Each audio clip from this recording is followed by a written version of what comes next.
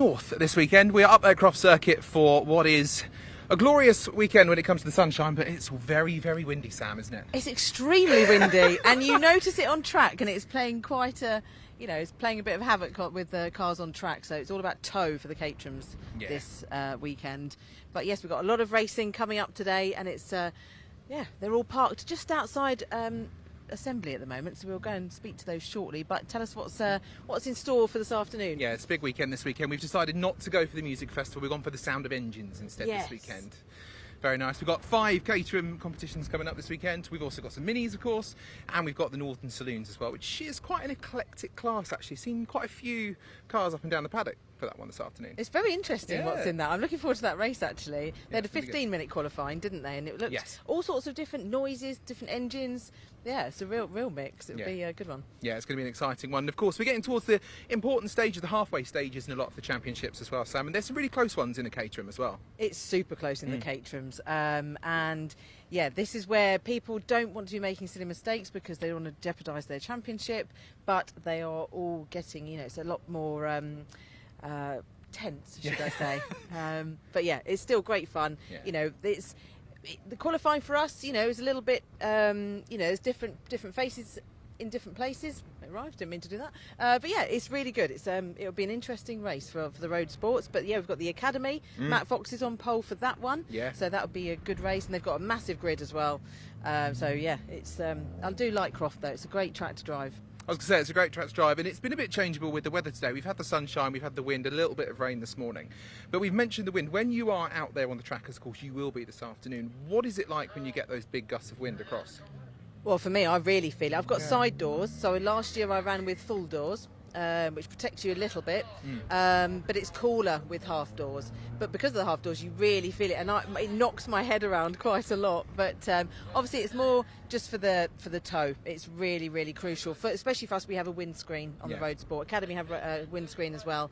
And then you go up to 270, they've got an aero screen, and 310 and 420s do as well. But so we need someone to be punching a hole in that air in front of us. Exactly, quite useful. Just looking across, we haven't got the cars quite down here yet.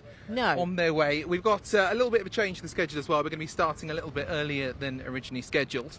So I'll have a look here.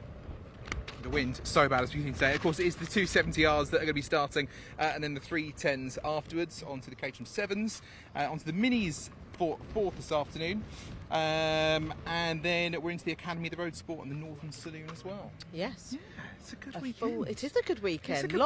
Lots to watch. Yeah. And I feel like this big JCB here is going to be very busy. Going into this gravel trap, but it is the only gravel trap here at Croft. It's an issue because Croft hasn't got huge runoffs either, has it?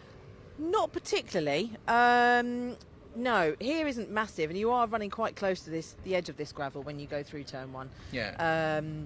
But yeah, there's a fair bit of concrete out over on the side of when you come through the Jim Clark S's towards Barcroft. Yep. But the white line at the edge of the track is the edge of the track, and if you go over that, that's track limits. So got to be very careful on those. That's the only bit there's sort of quite a bit of room. But yeah, if you go off at Tower, which is turn 3, yep. You're going to a field, and we won't see you again probably. And that's it for the rest of the weekend. They are off and gone. Yes. And thinking about the other tracks that we've got, obviously across the season, the other circuits there, is Croft one of your favourites? What is it that makes this one stand out in the calendar? I like Croft because I think it's got a little bit of everything. It's got the hairpins, it's got some slow sections, it's got some really fast, like through the Jim Clark S's, it's really fast. For me, it just flows really well. I really enjoy driving it. I did Academy last year, and we did our first ever race here. Oh, really? Last year. So it's the only track on the calendar for Roadsport that have. This is the only place we've been to before.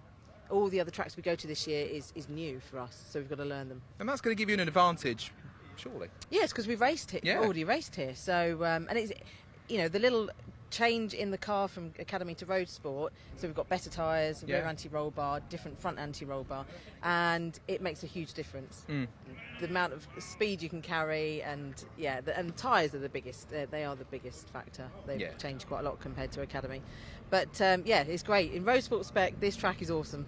Right, we like that one. It's Yeah. going to be an awesome weekend of action as well as we wait for the cars to make their way in for the first, as we said, of the 7 races today. 17 races across the weekend, 7 competitions. Gosh, really? I know, it's a full one, isn't it? That seems a lot. Yeah.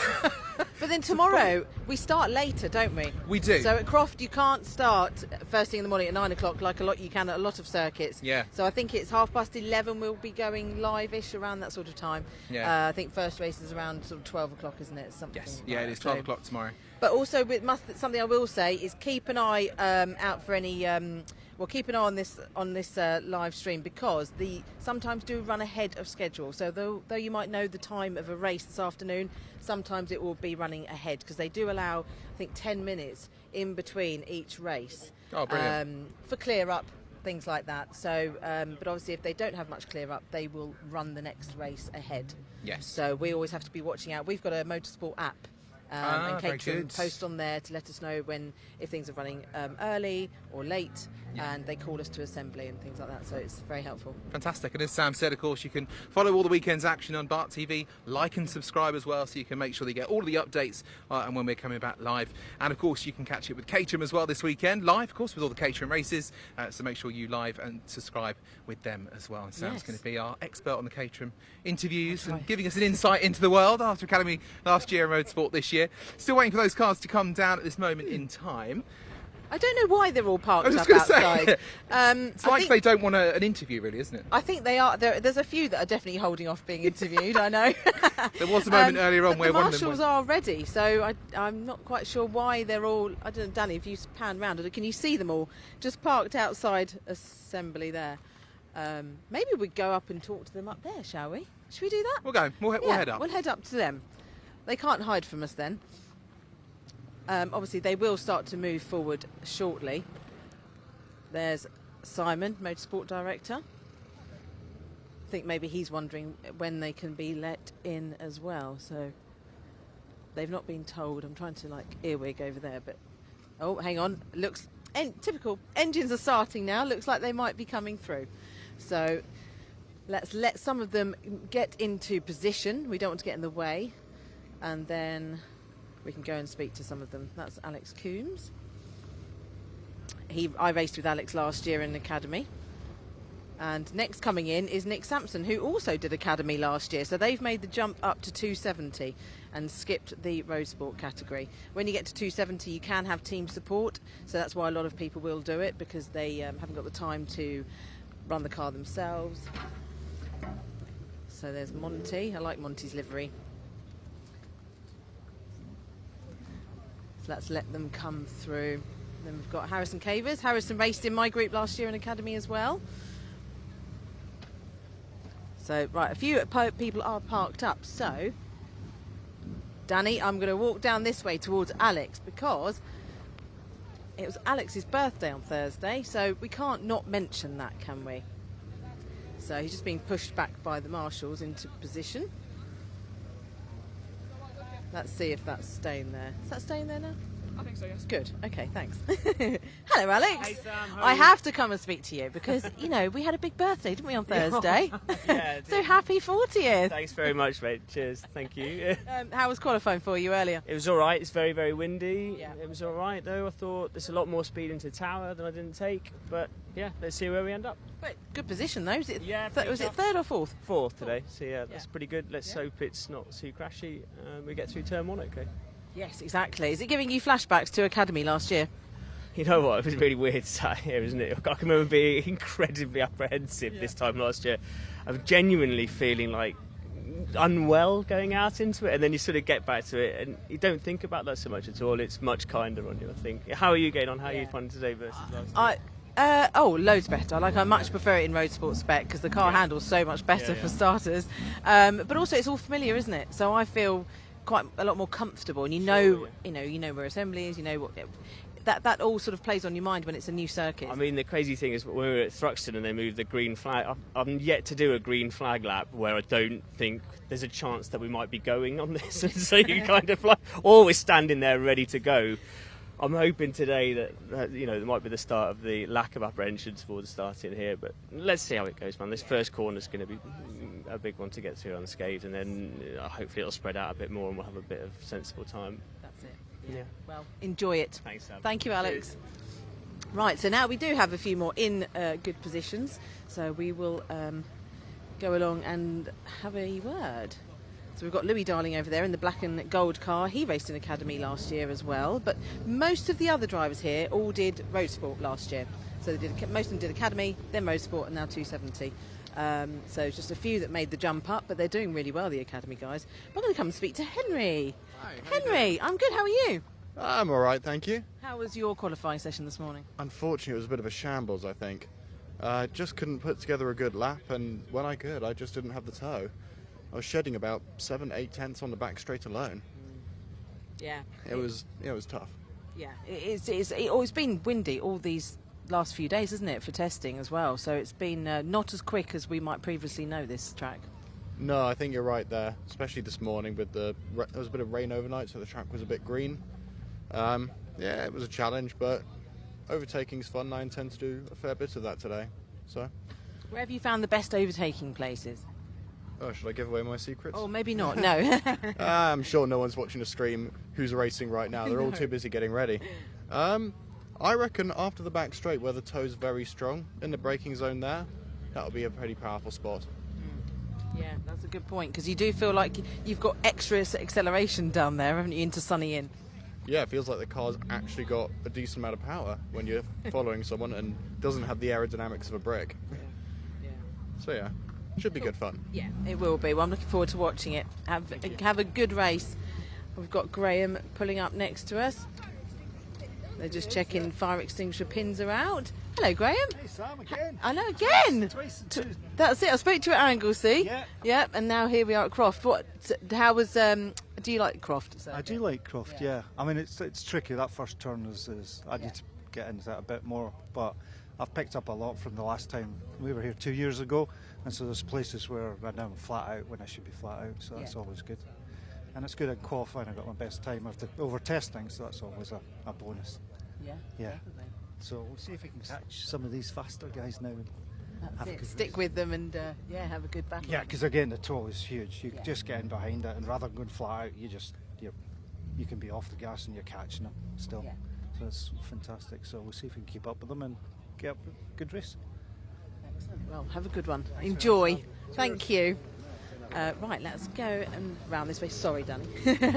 Getting quite close to you there. We'll go and speak to Andrew Bailey. Haven't spoken to Andrew for a while.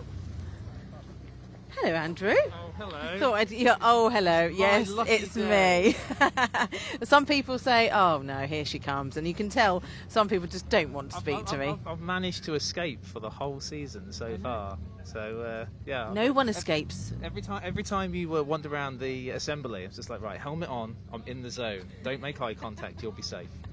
But yeah, That's it. It's the eye contact. Don't make eye contact with me. Yeah. Have reflective visors, and then no one can see what you're thinking.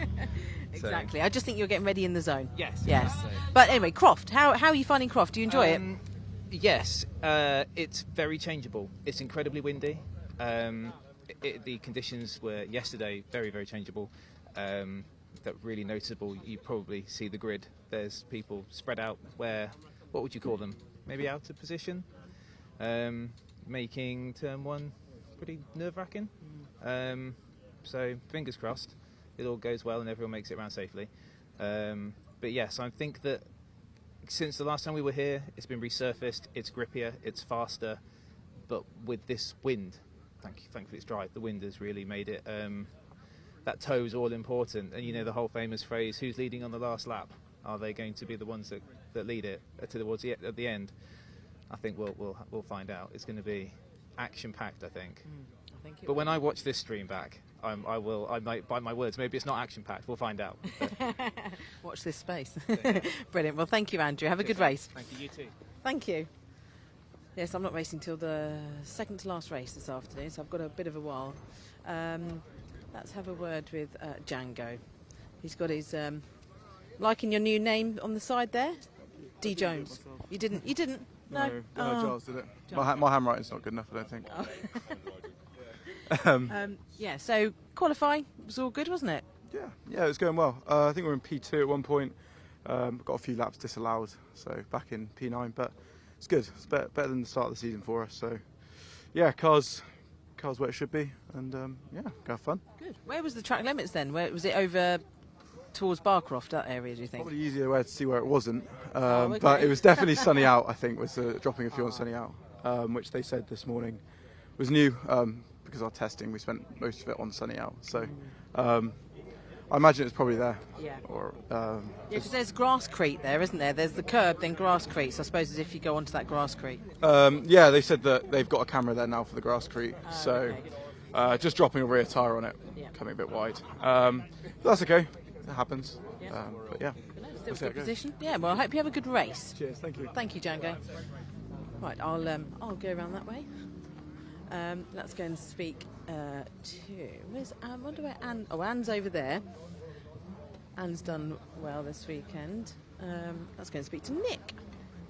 Nick Hinton. He's having a photo taken. Concentrate for the photo, Nick. How are you doing, Nick? I'm good. Enjoying? Yeah, I'm good, thank you. Enjoying Croft? I love the circuit. Yeah. I think it's quite a tough qualifying. It's quite a towy track, isn't it? I didn't really get good track position, so I struggled a little bit really. But P7, I think, try and do something from there. Yeah. No idea where to overtake. 2 straights, I think. That's about it. So yeah, it should be good. Looking forward to it. Did you like it? You came here in academy year, didn't you? In Yeah, your we did. academy year. Binned it on Yeah. the first corner. Oh, did you? The one and only crash. No, not now. It was my only crash in academy. Oh. But yeah. Good circuit though, isn't it? It's a great circuit. I think it really flows. Like, we've been quite fortunate. We've had Anglesey, which was great, I and loved then Anglesey now as Croft. well. Yeah, I loved this is Anglesey. Similar, I'd say. It's similar circuit, not the elevation change, but really similar in terms of complexity and speed. Yeah, it's good. Yeah. Enjoyable. Brilliant. Well, Hopefully move up a little bit. I hope you do. Yeah. Well, enjoy. Thanks Have very a good race, and we'll see you on the other side. I think they'll be going out very shortly. Everyone's got their helmets on now. Oh, nearly everybody. Lionel's still doing his. So, and then so you can see this wind. It's so strong today, and it's like big gusts of wind.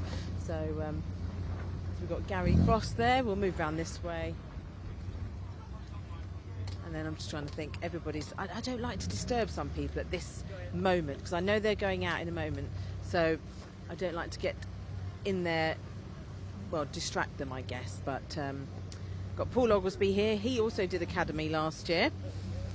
So there's quite a few Academy drivers that have done that jump up to 270. Get away from Paul. There you go. He's probably like, don't come and talk to me.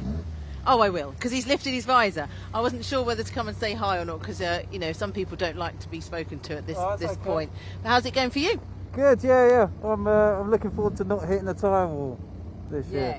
Yeah, but I'm enjoying it. Pressure's off me, so I'm looking forward to getting out there. Yeah, just have a good fun race. Yeah, thank you. Yeah, there's lots of quick people in this group, so There is. yeah. It's going to be good. Right, I'll let you go. Have a good race, Paul. Right, so so as you may have heard him mention, he in Academy last year, he was in the Academy white group. I was in the green, but after the checkered flag, there was an incident and he hit the tyre stack. So he had won the race, but yeah, not the way he wanted to finish that. So coming back here, obviously, I guess that plays on your mind a little bit. But anyway. Cars are going out, so now I will hand over to our commentators, Dave Goddard and Chris Hutchinson.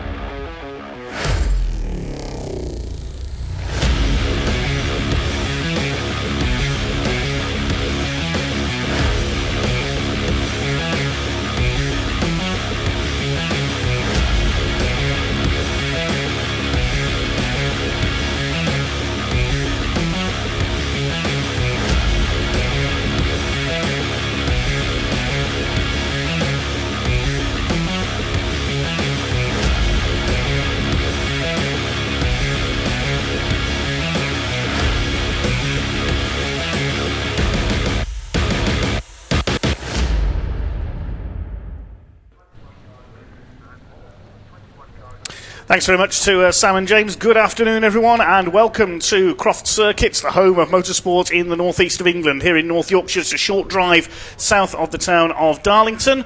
It is great to be here on a blustery but thankfully dry summer's day. My name is Dave Goddard. I'll be taking you through all the action across the course of the weekend here with the British Automobile Racing Club and with Caterham Motorsport. And alongside me is former Caterham champion and Caterham racing expert Chris Hutchinson. Chris, good afternoon. Great to be here. As you say, everyone's mentioning the wind today, but we can see all the clouds flying along in the background, and that really will affect these cars. Remember, they only weigh just over half a tonne, so they really do get moved around by that wind, and you've heard everyone talking about the tow as well. But yeah, all 5 steps of the Caterham ladder with us this weekend.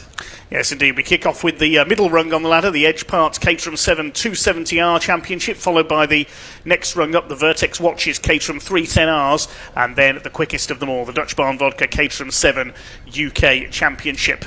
One of our support classes next, the Vertu Mini Challenge Trophy. BMW Minis here in good numbers. They've got 3 races this weekend. The moobob Caterham Academy Championship for our novice racers this season. And then the Bilstein Caterham Roadsport Championship. Our own Sam Parker will be racing in that series today. And we've also got the Northern Saloon and Sports Car Championship, the locally based series promoted by the Darlington and District Motor Club. You can use, well, as long as it's not a single seater, you can race just about anything you like in that championship. And I'm really looking forward to their eclectic mix of cars later on. But we begin with the Edge Caterham 7 270R Championship. Let's have a look at the grid after the qualifying session earlier on. It is championship leader Ben Wheatley, number 53, who has qualified on pole, with Nick Sampson, who missed the previous round at Anglesey, alongside him.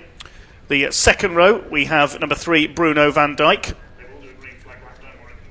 alongside 21, Alex Coombs. Row 3 is the marvellously monikered Lionel Tolmash, alongside Paul Oglesby. On the 4th row, Nick Heighton and Gary Cross, with Django Jones and Tim Hardcastle rounding out the top 10. The 6th row, we have number 48, Jasmine Shaw. Good qualifying effort by her, alongside number 31, Andrew Bailey. Row 7, Louis Darling, second in the championship. He'll be a bit disappointed to be back on row 7, alongside 76, Monty Hind. Harrison Cavers and Henry Speaks, also regular front runners, back on row 8. Then Graham Finlayson from Scotland, alongside Andy Palmer on row 9. The 10th row, Andrew Mackay and Brian Joyce, and number 62, Anne Hall, rounds out the 21-car grid. Chris, I think the wind conditions, very blustery as we know here today, certainly affected things in qualifying. Quite a mixed-up grid. Yeah, there's going to be plenty of stories all through the day, and obviously we can go over where they are in the championship, but absolutely the front runners, or many of the front runners, are starting firmly in the mid-grid. We've had, I really hope that this 270R race is everything it can be, because they've had a couple of races where they've had the issues earlier in the season, and they've got a lot of drivers, like I say, out of position and will be looking to move forward. But as you say, Louis Darling right down there in 13th, but we've also got Monty Hind, Havers, Speaks and Bailey as well. So all of those drivers who are right up there in the championship, further down the orders. You see them coming around the Jim Clark S's here at the back end of the circuit. It's a really, really fast, open flowing. It's just over 2 miles around this the circuit, and it's has 2 characters. So you have the fast flowing bit in the early part of the lap, and then towards the end it gets to the sort of complex, small, more technical corners. So we'll see how they're all going. You can see how blustery in the background those trees are really getting rocked about, and we'll see also where the overtaking opportunity is going to be today. It can get really difficult to overtake in the middle part of the track, but towards the complex we're definitely going to see some action there. Cars up at the far end of the circuit there. That's sunny corner, sunny in and sunny out. Then it's back in towards the complex at the back of the paddock, as we see now. The left, then the right, and then up to the very tight hairpin to end the lap here at Croft. The Croft Circuit, 2.1 miles in length, was rebuilt in the 1990s to host the British Touring Car Championship. Prior to that, it mainly hosted the sport of rallycross, which sadly doesn't race here anymore. You'll see on the infield in the first part of the lap where the old rallycross course used to be. But they pull up on the pit straight then with Ben Wheatley, the light blue and black car, on pole, looking for win number 7 this season. Had hat-tricks at Snetterton and Anglesey earlier this year. Nick Sampson, the red and white car, alongside him, who missed the last round at Anglesey, so looking to make up the deficit in the points. Second row, Bruno van Dijk, the Londoner, in car number 3 in the black car, And alongside him, Alex Coombs, the sort of metallic turquoise-coloured machine. Row 3 is Lionel Tolmash. Good to have him back. He missed Anglesey as well in the black and gold number 22. The 18 of Paul Oglesby, the bright green car, will be alongside him. Had a win at Thruxton earlier this season, where Louis Darling had a couple of wins. He'll be coming through from further back on the grid. This will be a 20-minute race then for the Edge Caterham 7 270R Championship. 270 brake horsepower per tonne, these cars. Ready to head down towards the first corner at Clervaux, which is certainly not going to be for the faint of heart. Waiting for the revs to rise, and away we go then down towards that first corner at Clervaux. And who's going to get the whole shot here? It looks like it is Ben Wheatley, who's got away well down towards that first corner. There's been some contact in there already. A couple of cars go off into the gravel. We'll identify those in a moment when we can see their numbers. The yellow flags will be out at Clervaux. And it's through the short left flick, and then it's the longer right-hander at Hawthorne. It is Ben Wheatley who's got the lead as they head into the back straight for the first time. Sampson is in second place with a couple of cars jockeying for position behind. I think the safety car might be being scrambled because of that off on the first corner. I can see the lights flashing there on the marshal's post. Yes, the safety car is going to be scrambled. The car's slow as they come through Tower Corner. It's a deep gravel trap, that one, in turn 1. It takes a little while to extricate the drivers, so that's the number 23 Gary Cross caught up in that incident. Then his car doesn't look like it's going to be moving any further forward. But yeah, Ben Wheatley getting a great start. He had the perfect Anglesey weekend with 3 wins and 3 fastest laps. Is there anything that anyone can do about it? It was great to see Nick Sampson back here on the grid. So it's also the 69, that's Louis Darling. That's our second place in the championship, got caught out, sort of trying to make moves early on out of position, but it also looks like his car is not going to go any further. So really bad start for his race weekend. Obviously he will be back on the grid for race 2 once they've got that all fixed, as we see the rest of them filtering on through. So they'll try and move those cars out of the way, get them in position of safety, and then we can get this race back up and up to full speed. But Ben Wheatley is really running away with the championship at the moment, and it is up to the others to try and see what they can do. Nick Sampson is in the best position to try and do that, and Bruno Van Dijk, nice to see him back here as a guest driver in the championship, just seeing what he can do throughout the course of the race. But yeah, it's not a great start then for Louis Darling. Can see he's already lost some rear wing there as well on his 270R machinery. Not what we need for the championship. No, because Louis Darling, a double winner at Thruxton earlier this season, second in the championship, although 44 points already behind Ben Wheatley. 3 rounds of the season gone. This is the 4th weekend of the season for Caterham Motorsport. They go to Zandvoort in the Netherlands at the end of July. Then it's on to Alton Park, and then the finale at Silverstone on the international circuit. Gary Cross being towed in there as well, the Cheshire-based driver in car number 23. So it's Ben Wheatley who leads ahead of Sampson, Van Dijk in 3rd place, then Alex Coombs and Lionel Tolmash rounding out the top 5 at the moment. Graham Finlayson was delayed on that first corner as well. I think the Scotsman in 49, he was at the back of the field. Yeah, he came across the gravel trap, but he did manage to get through and out the other side, so that won't. They didn't quite make it to clear those cars before, but I think we'll see the lights going down as the safety car heads out into Tower Bend this time, because I think we will get back up and running. Great work by the marshals there, and let's hopefully we'll see. So you can see the lights on the safety car as it comes down towards us.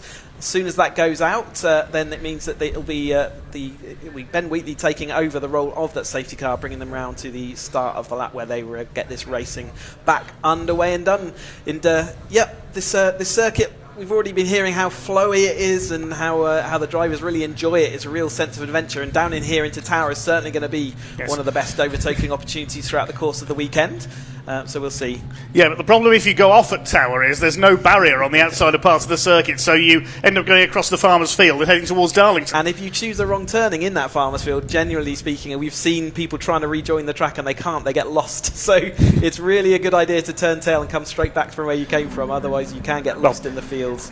Have a bit of a replay then. Yes, that was Louis Darling who bounced up the inside. I think he bounced off somebody and then into the side of Gary Cross. And there's Graham Finlayson going through the gravel as well.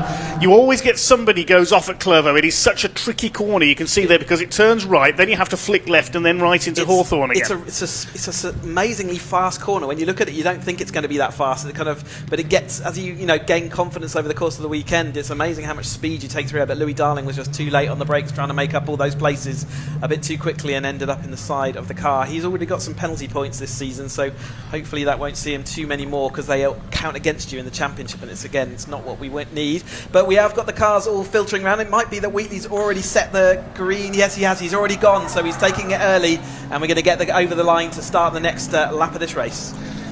Thanks a lot to our volunteer marshals and the safety car crew as well, Daniel Blander and David Glanville-Davies, our safety car crew this weekend. But the pack is about to be unleashed then. There's the green flag, and we're back racing here at the Croft Circuit with our Edge Caterham 270R Championship. Down towards Clervaux they go. Ben Wheatley ahead of Nick Sampson. Bruno van Dijk is in third place. Through Clervaux, you have to place the car so precisely through there, especially to avoid that tyre stack on the inside. Coombs in fourth place, then Tolmarsh, Nick Heighton, Paul Oglesby is next through. One car making a move up the inside. That's Graham Finlayson recovering from his off on the first lap, wasting no time in making up a couple of places there. One car that I don't think took the start of this race, showing at the bottom of the timing tower there, is Andy Palmer, number 63, so he probably wasn't on the grid. As a move there from Nick Sampson. Did he get round the outside there, down the back straights? Bit of a lock-up from one of those cars. I think that's Mackay in the 65.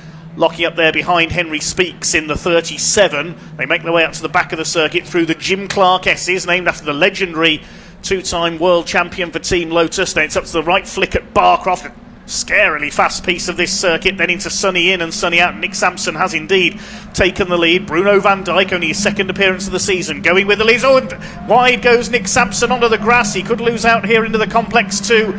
Ben Wheatley's lost momentum there. Wheatley has a look up the inside. Oh, they've all tangled up. All three of them have gone. Goodness me. All three of the leaders go off. Well, 3 into 1 certainly didn't go into the complex there.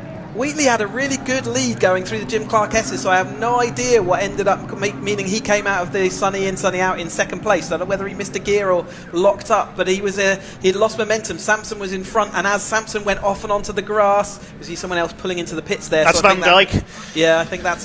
so as it all came together, didn't they? The concertina, and they made contact, and that was the end of that lead battle, which means Alex Coombs, who was slightly off that lead battle, now finds himself in front and in the lead, ahead of Lionel Tolmarsh, who's not doing every single round, but he's done extremely well at any round he's been part of. And Heighton has made his way all the way up then into third.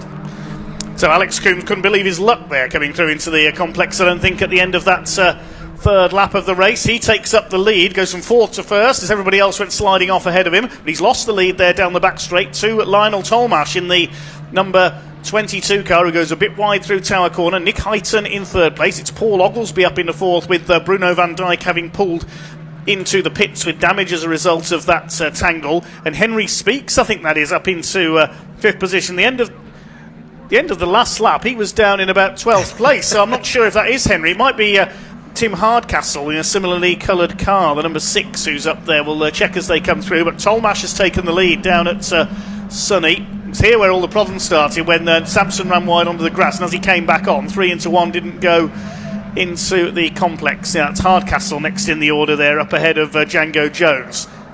Leaders come through the complex. It's Tolmarsh who leads the way, looking for his first win of the season. Likewise, Alex Coombs in second place through that very tight left-handed hairpin.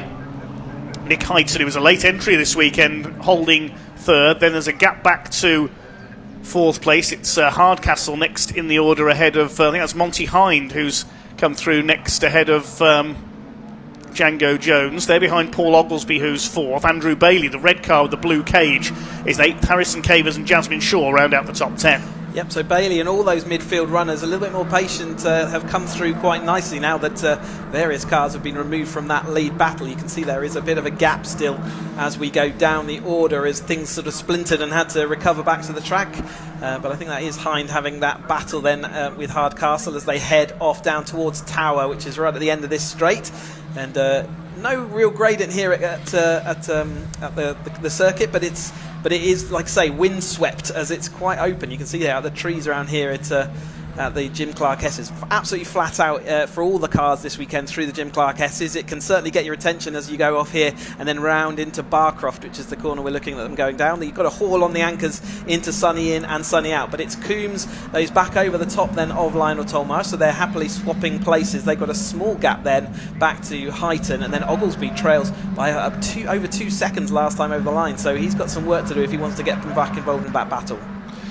So the first three have certainly pulled away. Alex Coombs has retaken the lead from Lionel Tolmarsh. There's Paul Oglesby is rather on his own in fourth place, the lime green car. Monty Hind has taken Tim Hardcastle, moved up into fifth position. Hardcastle under fire from Django Jones. Some great names in this championship, aren't there? And he's being followed by 31, the red car of Andrew Bailey. This is the battle for 5th, 6th, 7th and 8th. We're already coming up towards half distance. We lost a bit of time, of course, due to the safety car period. Just over 10 minutes this Edge Caterham 270R race to go. Coombs leads by just under half a second. New fastest lap that time through, 134.222. Through Clervaux come the midfields. That's Harrison Cavers, the light blue car there, just ahead of Henry Speaks, who's now up into the top 10. And there is Wheatley. You can see the front wheel guard there just knocked askew.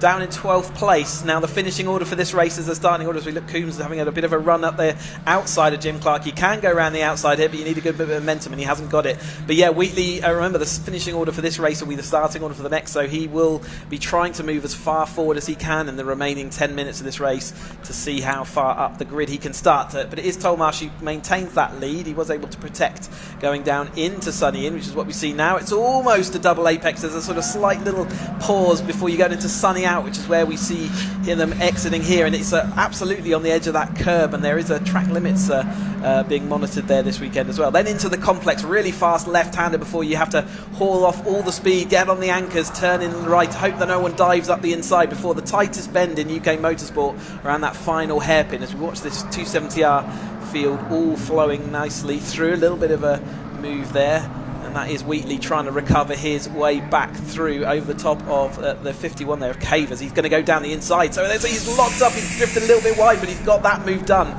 It's a risky move, but he's got it done. He's keen to get as many places forward as he can. Well, Ben Wheatley, six-time winner this year. He's had those 6 wins at Snetterton and Anglesey. Had 2 podiums and a 4th at Thruxton as well, so he's not been out of the top 4 all season. He's determined to get back up there. As Andrew Bailey battling it out with Django Jones. That's for 7th position. Let's have a look what the 2 leaders are up to. Tolmarsh took the lead last time through into Tower, and Alex Coombs repays the compliments this time through in that beautiful metallic turquoise car through the right-hander out to the back of the circuit. Nick Heighton staying with them in that 3rd position. Paul Oglesby still on his own in 4th. He's nearly 4 seconds down now. There's the lime green car in that 4th place through the Jim Clark S's. Very, very fast part of the circuit this is. If you have a lose through there, it could have serious consequences, as we saw a couple of weeks ago in the TCR UK Championship when Steve Laidlaw got a touch through this part of the circuit and went off backwards. Out of Barcroft, the right-hand flick then into Sunny. It's Hardcastle coming under fire from Jones and Bailey. The battle for 6th place. Ben Wheatley's back up to 9th. Harrison Cavers, his family background is in Porsche racing. He rounds out the top 10. Then Speaks, Shaw and the rest of them.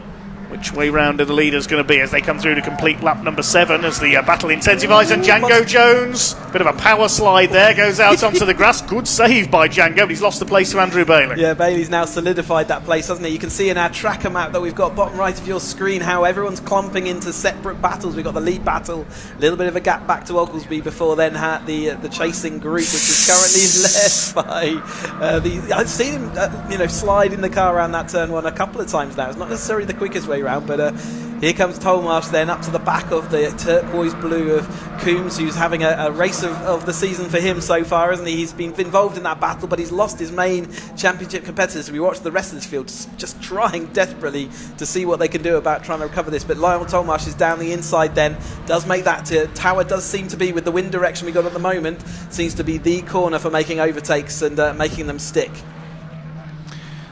Out towards the back of the circuit. Once again, 1 or 2 drivers reporting that the circuit was a bit slippery in qualifying earlier on. So Tolmash taking the lead back again. Tower Bend seems to be the favoured overtaking place so far today. Look at the speed of these cars as they head down into sunny once again. These aren't even the fastest cars we've got here this weekend. Wait till you see the Caterham 7 UK Championship cars out a little later on. 420 bhp per tonne from those cars as they head back towards the complex once again. The three leaders well clear. It's Monty Hind in 5th place, Hardcastle 6th, Bailey 7th.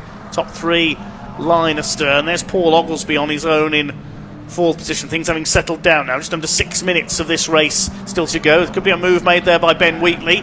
Up on the inside of Django Jones takes the place. Kicking up some dust behind them is Harrison Cavers up towards the hairpin. So Wheatley, I think, now up into P8 on his recovery drive after that tangle at the complex early on. Bit of damage to his front wing there. The right front is sticking up in the air slightly.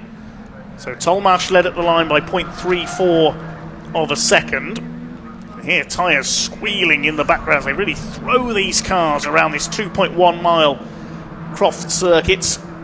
Ben Wheatley's charge through the order has been the highlight so far after going off early on. His next target should be Andrew Bailey.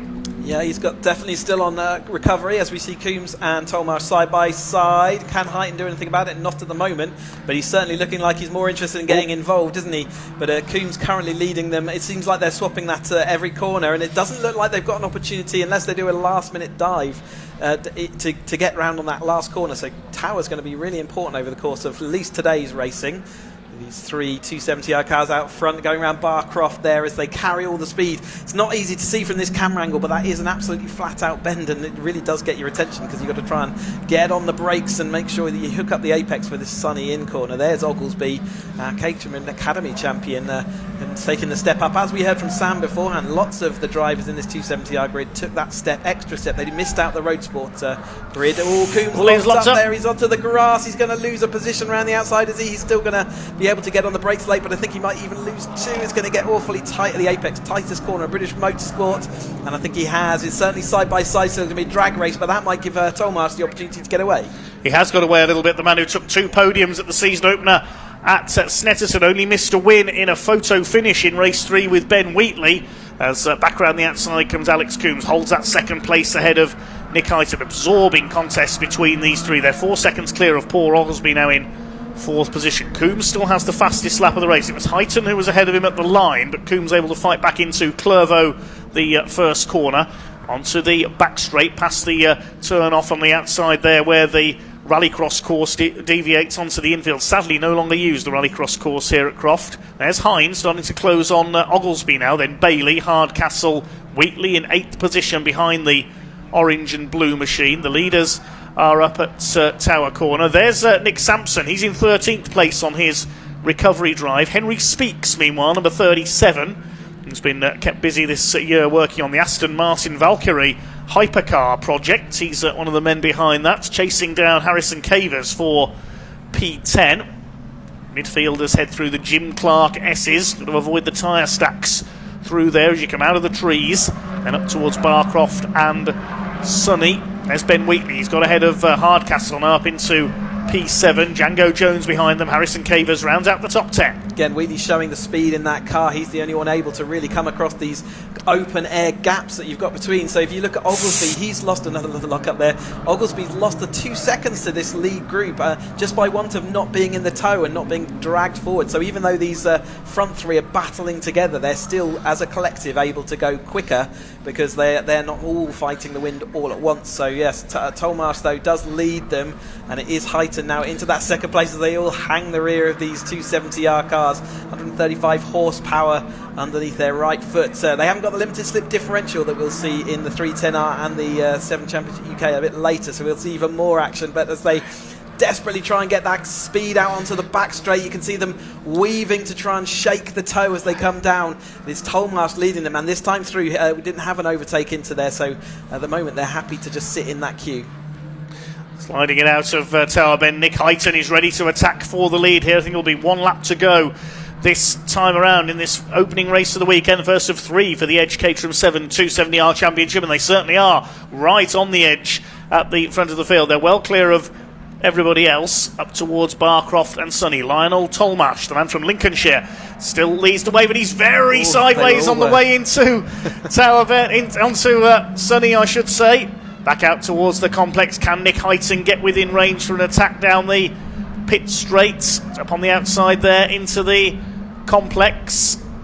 Alex Coombs, has he lost the draft here, as they say in American racing? Is he able to get back into the slipstream as they come up into this tight left-handed hairpin? Coming up to start the last lap of this race. Nick Heighton is within range for an attack, but Tolmash gets his foot down the pit straight. These three going clear of the man in fourth place, which is still Paul Oglesby. There's the fight for fifth, sixth and seventh, timed ahead of Bailey. Ben Wheatley is in seventh. There's a good scrap a little further down the order as well. Wheatley, we've got a car onto the grass there. Is that Speaks? Is that Henry I think it Speaks? is, yeah. It looks like he just got on the accelerator a bit too much and unfortunately just ran out of road as soon as he hit the dirt. It doesn't have any grip. I wonder whether Wheatley's got enough to try and get over a second gap to Bailey and make one more place up before the race is over. There is the 37 of Henry Speaks. Tolmash, though, has got a comfort gap now. Coombs is the one looking like he might be able to do something about Hind, but we can ignore Tolmash for the championship, and actually both Heighton and Coombs, this will be great for their championship, as their main rivals have struggled a little bit, but they did have a sufficient gap that it's not going to affect the order. But as they come through then, this to head three of this grid, who is going to, and what order are we going to have? Is Tolmash done enough already? Has Heighton got anything to defend against from Coombs behind? Well, we see some slipstreaming coming out of the final hairpin here. The clock has counted down to 0. Well, Coombs goes grass tracking as they come out of Sunny up towards the complex. Has Lionel Tolmash done enough for his first win of the season? He's not a championship contender, of course. It's only his second appearance out of 4 rounds this season, but Nick Heighton wants his first win. Here they come up towards the hairpin for the last time. Can Nick Heighton get right up into the slipstream? He clips the back of Tolmash's car. He's got to put his foot down hard from here. I don't think he's going to do it. It's going to be the number 22 of Lionel Tolmash. Takes our first win of the weekend here at Croft. Nick Heighton second, Alex Coombs third, and then a line of cars across the line before it's Oglesby fourth ahead of Hind, Bailey, Ben Wheatley, the championship leader, down in seventh. Then Hardcastle is eighth, Cavers ninth, Django Jones 10th, Henry Speaks dropping back to 12th behind Jasmine Shaw. Nick Sampson down in 13th. And I think if on-track betting was allowed here at Croft Circuit, you've got fairly long odds on that result. Yeah, it was. They kind of did it to themselves, didn't they? Took it to each other out. Louis Darling in that first lap, and then the lead battle. Van Dijk, Sampson and Wheatley all taking themselves out. Wheatley managed to recover back to 7th, but he will and actually extended his lead, probably, given that his main rivals didn't finish. But a shame that we were that was a bit stolen away from us, wasn't it? But nevertheless, Tolmash doing a great job, as did Heighton. Coombs unfortunately slipping to that 3rd place, but he would have been, I think, probably pretty happy with that result. And Oglesby just had a bit of a lonely race in 4th place there. But it is Lionel Tolmash who takes his first win, I think, since graduating from the academy. Yeah, I think he's had some races, but nevertheless, he's always up and thereabouts. But today he was able to sort of break free of the rest of those normal people he races, and it's good to see him, like you say, on the top step of that podium once more. So Tolmash the winner by just under half a second ahead of Nick Heighton up there in 2nd place. That's his best finish of the season. He was on the podium at Anglesey last time out, but that was a 3rd place. That's his best ever finish. Tolmash takes his first 270R win, and Alex Coombs in the 21, that's his first podium of the season. Here's some highlights from that very incident-packed early on race. We saw Louis Darling and Gary Cross go into the gravel on the first corner, so that was one championship contender out of the race. Then Nick Sampson got ahead of Ben Wheatley on the restart with Bruno Van Dijk in 3rd, but it all kicked off when Sampson went wide onto the grass.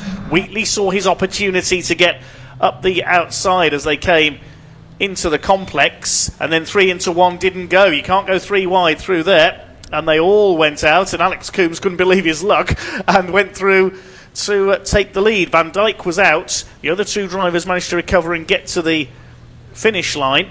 Then there was a stirring battle between Alex Coombs, Lionel Tolmash and Nick Heighton. This was really the pivotal moment where Alex Coombs got sideways through the complex and Tolmash was able to take a lead. He would not lose for the rest of that race, with Nick Heighton then battling his way past Alex Coombs to take 2nd. Henry Speaks had a grassy moment coming out of the hairpin. Nick Heighton, try as he might, could not quite get ahead of Lionel Tolmash, who went on to take his first win of the 270R season. Provisional result of that one then. Lionel Tolmash the winner by just under half a second in that one, ahead of Nick Hyton, with Coombs in third. They were clear of Paul Oglesby in fourth. Monty Hine topped the battle for fifth ahead of Andrew Bailey. Ben Wheatley fought back to seventh ahead of Hardcastle, Cavers and Jones. Nick Sampson came back through for 13th place. Well, I think cars are now in Parc Fermé, so we can head down to Sam Parker to hear from our race winner.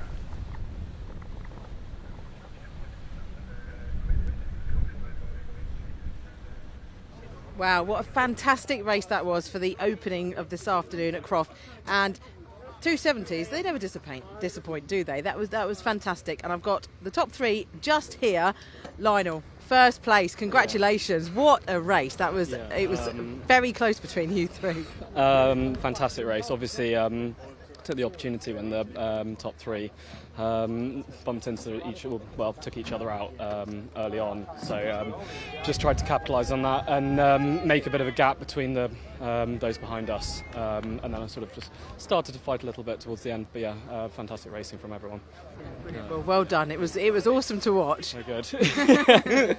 Yeah, exhausting for some reason. It is. It's quite hot though, isn't it, today? Yeah, exactly. I almost completely forgot what to do at the end. I was like, oh, it's been a while. Very well deserved podium. Well done. Incredible. Yeah. Nick, congratulations! You've made it past turn one. We mentioned it before in the interview before the race. That's why. His last race here 2 years ago, he didn't finish. So it was really good fun. Really clean racing with Alex and Lionel up front. So obviously it helped us by having I don't know what incident was on lap 1 or 2. Yeah. After that we just kind of went, the three of us I think, and then it was good. Yeah. Nearly got a win. I know. Close. The thing is, with the toe, all three of you were so close. It could have been any of you. Yeah, it was really close. Really good racing, actually, really clean. Apologise to Alex, I missed fourth gear on the back straight, and I drove straight into the back of me. Oh. But no, really good, really enjoyable. Yeah, on to tomorrow. That's it, yeah, another one tomorrow. Excellent. Really good. Well done. Alex, yay, fantastic, well done. And yeah, it was, oh, there we go. It's got the fans over there, just turn round. The support crew, giving you lots of love. Yeah, a year later, back in third. That's amazing. No, it was good. I don't know what happened in front of me, but all of a sudden I was in the lead, and I didn't quite know what to do there. I was like the dog that finally caught a rabbit, and I was like, oh no. But yeah, times are pretty good. Very clean with these guys. Like the first 10 minutes of just trying not to fight each other. Very friendly, after you, you after you, and then yeah, unfortunately. Nick jumped through and then he missed a gear, and I just dropped 50 metres back and didn't have another 2 laps to do anything about it. So anyway, delighted. Third's great. Yeah, brilliant. Roll on tomorrow. Cheers. Well done. Yes, that was awesome for him, birthday boy. So yes, we've got the 310Rs up next. So they are still in an assembly. I think nobody's gone out on track yet. So I think they're doing a bit of clear up. So I might just see if we've got some time to speak to some other drivers. Let's go and do I speak to Ben? He had a bit of a disappointing race, but let's have a quick word. Sorry, Laura, am I right to speak to Ben very quickly? Yeah. Hello. Disappointing for you, but well done to bring yourself back. I was really pleased with the fight back, actually.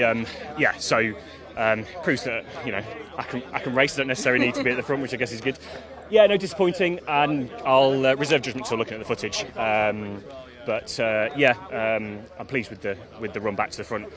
And actually, I think, 6th, 7th I finished. Yeah. We can race from there. So, there's 2 more races to go. So, I'm sure I'll be all right. Yeah. Oh, you'll be fine. Well done, Ben. Right, going to have a quick word with Paul. Paul, I've seen the checkered flag that the guys have made up. Let's have a look at this. Look, this, because last year, obviously, Paul did crash on the after the checkered flag. So they've made this flag for him. I actually don't think it's funny at all. No, I really worked hard to see the checkered flag today, and I found it. Yeah. Brilliant. No, good race for you. Thank you. I'm happy. The 3 boys in front, they were just towing each other along. I missed a gear, they got away, and then I was on my own. So I enjoyed seeing the 3 guys go off ahead. Sorry, unfortunate for them, but easy 3 places. Yeah. Well, it's still positions, isn't it? So you'll take it. I'll take it. Yeah. I'm happy. Thank you. Good. Well done.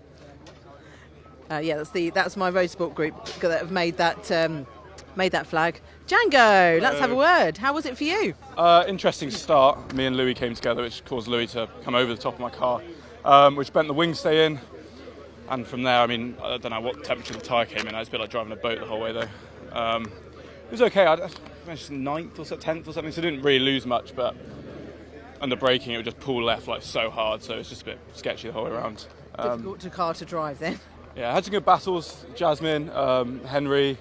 So yeah, it was good. It was still a good race. Yeah. But I'm glad to see Louis' car's all right, because I'm not sure if he came across or he was slending it down the inside off the start. I mean, we'll see in a minute at the Clerks, but yeah, it's good to see he'll make it back out tomorrow. Yeah, exactly. Well done. Cheers. Thank you. Right, I will. They want to get on with the podium now, so I'll hand back to Chris and Dave, and hopefully the next race isn't far away. See you in a bit.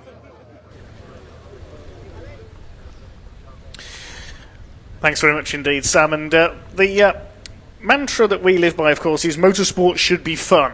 And it's proven there by that checkered flag. That's great to see that people don't take it too seriously in Caterham racing. But anyway, we move on to the next race, the Vertex Watches Caterham 7 310R Championship, the next rung up the Caterham ladder. It's the two men who've divided up the wins between them so far this season, who are on the front row. Taylor O'Flanagan at number 11 on pole alongside Lars Hoffmann, the man from Germany, in car number 70 alongside. Second row, the Maltese driver Philip Bianchi in car number 16 starts alongside 21 Charlie Lower. Row 3, number 5 Ben Lopez Appleton and 88 Ryan Wilby. Row 4 is 77 Harvey Lawrence alongside 20 James Empson in the Kermit the Frog liveried car. Completing the top 10, 49, which is Steve Lancaster, starting alongside 38 of Jeff Price. Then on row 6, we've got 96 Peter Mott alongside 67 Richard Coop, and 66 Oliver Kibblewhite rounds out the grid. Good luck to Oliver, making a move up from 270Rs this weekend, his first appearance in the 310R Championship. Absolutely. Welcome to the grid, Oliver, and let's see how you get on. He's going to find it's another step beyond that 270 which we've just been watching. It's interesting always these steps up that you take, but it is Taylor O'Flanagan in that pole position though as they get waved off onto their green flag lap then with Lars Hoffmann alongside him. As you said, they've been sharing the honours, but it's not been all their own way. Philip Bianchi has been up there and thereabouts most of the race weekends, and Charlie Lower, who we saw him having a bad Anglesey with a tyre infringement. Unfortunately, he started from the back of a couple of the races. He fought all the way back through though, did a great job, and he will be there in that 4th place looking to see whether he can start taking wins away from our front two. But Taylor O'Flanagan in the yellow car, Lars Hoffmann in the Mottle sponsored red and white machinery, and it's definitely looking at the moment, there they are as they head down into the tower. Then it looks like the championship's going to be between them. We've also got the AM Championship to contend with, and I think it's Harvey Lawrence maybe leading that. We'll do a double check on that, but he is on the podium, actually the outright podium last week. If he does that too many more times, he will be pushed up into the Pro-Am Championship at the front of the field. Not the highest number of cars, but the quality of racing at the front of the grid has been spectacular, and it'd be good to see how Oliver Kibblewhite gets on in his first outing. But and also we'll keep an eye on that Pro and the Pro-Am Championship. But Taylor O'Flanagan looking to see whether they can do it again over the top of Hoffmann. Yes, it was O'Flanagan and Hoffmann who've divided, I should say, the wins up between them so far this season. Opening weekend at Snetterton, it was 2-1 in favour of the motor liveried car of Hoffmann. Then it was 2-1 in favour of O'Flanagan at Thruxton, and again at Anglesey in favour of the yellow number 11 car. So while O'Flanagan's got 5 wins to 4 over Hoffmann, it is Hoffmann who leads the championship by just 3 points. Coming into this round, they're 21 points clear of Charlie Lower, third, but his charge through the field from last to second in race 2 at Anglesey was certainly a highlight for me. Charlie Lower. Philip Bianchi getting closer and closer to his first win all the time. He had a couple of second places at Anglesey, and it's Harvey Lawrence who rounds out the top 5, the leader of the AM Championship. But of course, if he gets any more overall podiums, he'll move up to Pro-Am status, and the AM Championship lead will revert to Peter Mott in number 96, who's quite a way behind him at the moment. So cars coming up to the grid then for this 20-minute race for the Vertex Watches Caterham 310R Championship. The yellow car of Taylor O'Flanagan on pole alongside the red and white Motul livery for Lars Hoffmann. Also in white and red is Philip Bianchi on row 2 alongside the Dayglow yellow and blue machine of Charlie Lower. Row 3, number 5 is Ben Lopez Appleton, the grey car, alongside 88's Ryan Wilby in the bright orange and grey. Then Harvey Lawrence is in yellow, blue and white, and James Empson in the green and red car with the Kermit the Frog motif in the wrap on his car. Certainly an eclectic mix. Green flag then at the back of this this grid, 5-second board showing to the drivers, so with lights up next. Red lights will come on, and when they go out, we'll be underway for 20 minutes of racing for the Vertex Caterham 310R Championship. Away they go, down towards Clervaux for the first time. All 13 cars get away well. Looks like it's Taylor O'Flanagan who's just about got the advantage. Hoffmann tries to tuck in behind him on the run into Clervaux. Bianchi side by side with Lower as they swing into the right hand. There's a little left flick. It's very difficult to avoid running over the gravel there. Ryan Wilby was briefly into the gravel and running wide there. Charlie Lower loses third place to Philip Bianchi there, all through the right-hander at Hawthorne. Okay, then back to the left through the chicane and onto the back straight up towards Tower. Hoffmann moves out of the slipstream out to the outside for the upcoming right hand, but he's got the move done well before it. And Hoffmann into the lead in the Motul car. Side by side briefly for fourth there. Lopez Appleton was having a look around the outside of Charlie Lower. Bianchi ahead of them in third. Then it's Ryan Wilby. Jeff Price with a decent start. He's next ahead of James Empson. And then the number 49 Steve Lancaster in the Dutch Barn Vodka sponsored car. Yeah, Jeff Price was slightly out of position. He didn't get his full lap in qualifying, so lost out some time, but looking to see whether he can do that. Charlie Lower, really racy start then from that fourth position, but overall I think he's cost himself a little bit of time with just trying to push a little bit too hard maybe, and Bianchi doing a great job to hold and resist that pressure, and does see himself in that third place, but it will all come back together. You can see these 310 are very experienced drivers, 155 horsepower under their right foot, so plenty of juice to play with. Limited slip differential as well, and all the experience he's driving. A little bit of contact there between Bianchi and Taylor O'Flanagan. That's actually helped Taylor O'Flanagan. Bianchi's now on a back foot. Charlie Lower seeing whether he can switch back to the inside. Going to try down the inside then as they head into Clervaux this time through. Hoffmann leads them. It is that battle for third place. It looks like Bianchi might have the momentum around the outside, and does.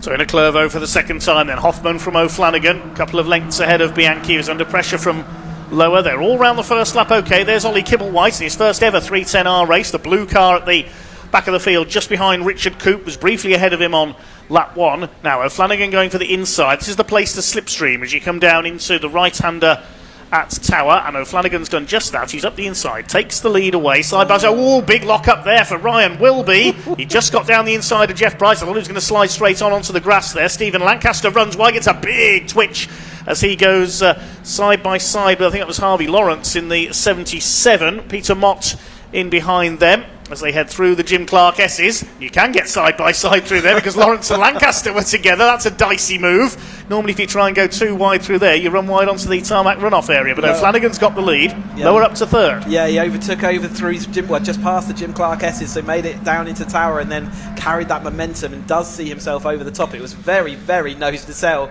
between him and Bianchi, Lower, and Ben Lopez Appleton as well. And now Ryan Wilby, after that lock up into Tower, he'll be putting everything back together and checking he's all okay, but he's over the top of Empson and into that chase group now. So hopefully he won't have too many flat spots on those Toyo AAA tyres. But it is Taylor O'Flanagan who's still leading us then this time through over the top of Hoffmann, but it looks like you get an easy pass down into Tower, so there's definitely going to be some chess about who and where wants to be towards the end of this 20-minute race. Still got plenty of time to think it out, work it all through at the moment, but Ryan will be looking to see whether he can get across a small gap that's appeared, and as we got the tail end of these cars, so Coop and Kibblewhite are going to have their own personal battle at the rear of the field. Charlie Lower's really on it here. He's on the fastest lap of the race, 132.155 as they head up towards Tower this time. Can he get down the inside? Well, Hoffmann's going for the inside on O'Flanagan. Leaves the move fairly late, but takes the lead away. Lower could get a run here as well. Bianchi's going with them, and Ben Lopez Appleton, rather, in the number 5 car is next in the order. Then it's Ryan Wilby. The first 5, though, have broken away very slightly as they head up towards Sunny once again through the right flick of Barcroft. First of all, now up towards Sunny. A spectacular shot here as they come towards us. Still Hoffman who leads the way. Wilby leads the second group for 6th ahead of Emson in 7th. Down to 8th is Jeff Price in the 38s. It should be the 49 of Steve Lancaster next. Harvey Lawrence rounds out the top 10. Then Mott, Coop and Kibblewhite round out the 13 runners in this Vertex Caterham 310R Championship race up towards the hairpin. Lower was, I was going to say, he had a little look in the entry of the, he got absolutely squeezed up. I thought he might try for a move out the inside there. It really wasn't on, was it? He got pushed onto the curb, and but it was a last minute dive, and you could see that his mental state was, I want to get through past Taylor O'Flanagan. Taylor O'Flanagan not having any of it, and now he's having to defend from Bianchi once more. But that Charlie Lower car, the yellow car there in 3rd place, is yellow and blue car I should say, is really looking to see whether he can move forward, and he's willing to put his car into positions that the other drivers don't necessarily want it to go, and O'Flanagan that time through said, no, you're not doing that, this is my line. O'Flanagan pulls out, so does Bianchi. We could see a couple of places change here as they go up towards Tower. Round the outside, O'Flanagan's got the lead, and yes, Bianchi is through into 3rd place as well, desperate for his first win in the category. Round the outside goes James Empson. That's a move that rarely works that late into Tower Bend, but he might have the inside for the Jim Clark S's on Ryan Wilby here and go up into P6. Has he done it? They're still side by side on the way in, but yes, Empson has got through. Good move there by James Empson up to P6 as the 4 leaders come down towards Sunny. O'Flanagan now back in the lead. Tower certainly the passing place today. Ben Lopez Appleton keeping pace with them in the number 5 car, trying to stay on the coattails of Philip Bianchi in that 4th place. Then the battle for 6th, bit of a lock-up from somebody there going into the complex. It was Hoffman in the number 70. That's allowed O'Flanagan to get away by a length or two. They come up to the hairpin. Is Charlie Lower going to lunge in this time? No opportunity. Hoffman covered it off that time, didn't he? He just put it that car width to the left, and I think also Charlie probably thinking, I learnt my lesson from the last time through. He's still okay and safe from Bianchi this time through, who's just that chase group. But Ben Lopez Appleton also there back in the battle after having been dropped just slightly. Empson was wide out of Sunny out that time, nearly gave Wilby another way through, but he decided he wouldn't push the issue as they went through into the complex. But here comes Charlie Lower then. I think he's going to get that position over the top of Hoffman, because he's going to be in the prime toe position, and he might even be able to get a secondary toe from Taylor O'Flanagan out front. So here comes Charlie Lower then. Is there any opportunity for him as they go into Tower? Up towards the right-hander. Here's Lower on the inside. He's left it late to attack Lars Hoffman, who moves across to cover. I thought there was going to be contact between the two of them there. That was close. Lower still keeps the nose down the inside, but no, Hoffman has covered it off. He holds that 2nd place. This is backing them up into Bianchi and Lopez Appleton as well. You can see the grey car has closed right up on Philip Bianchi now. They're clear of Empson in 6th place. Then Wilby, Price, Lawrence and Lancaster your top 10 as they head towards Sunny.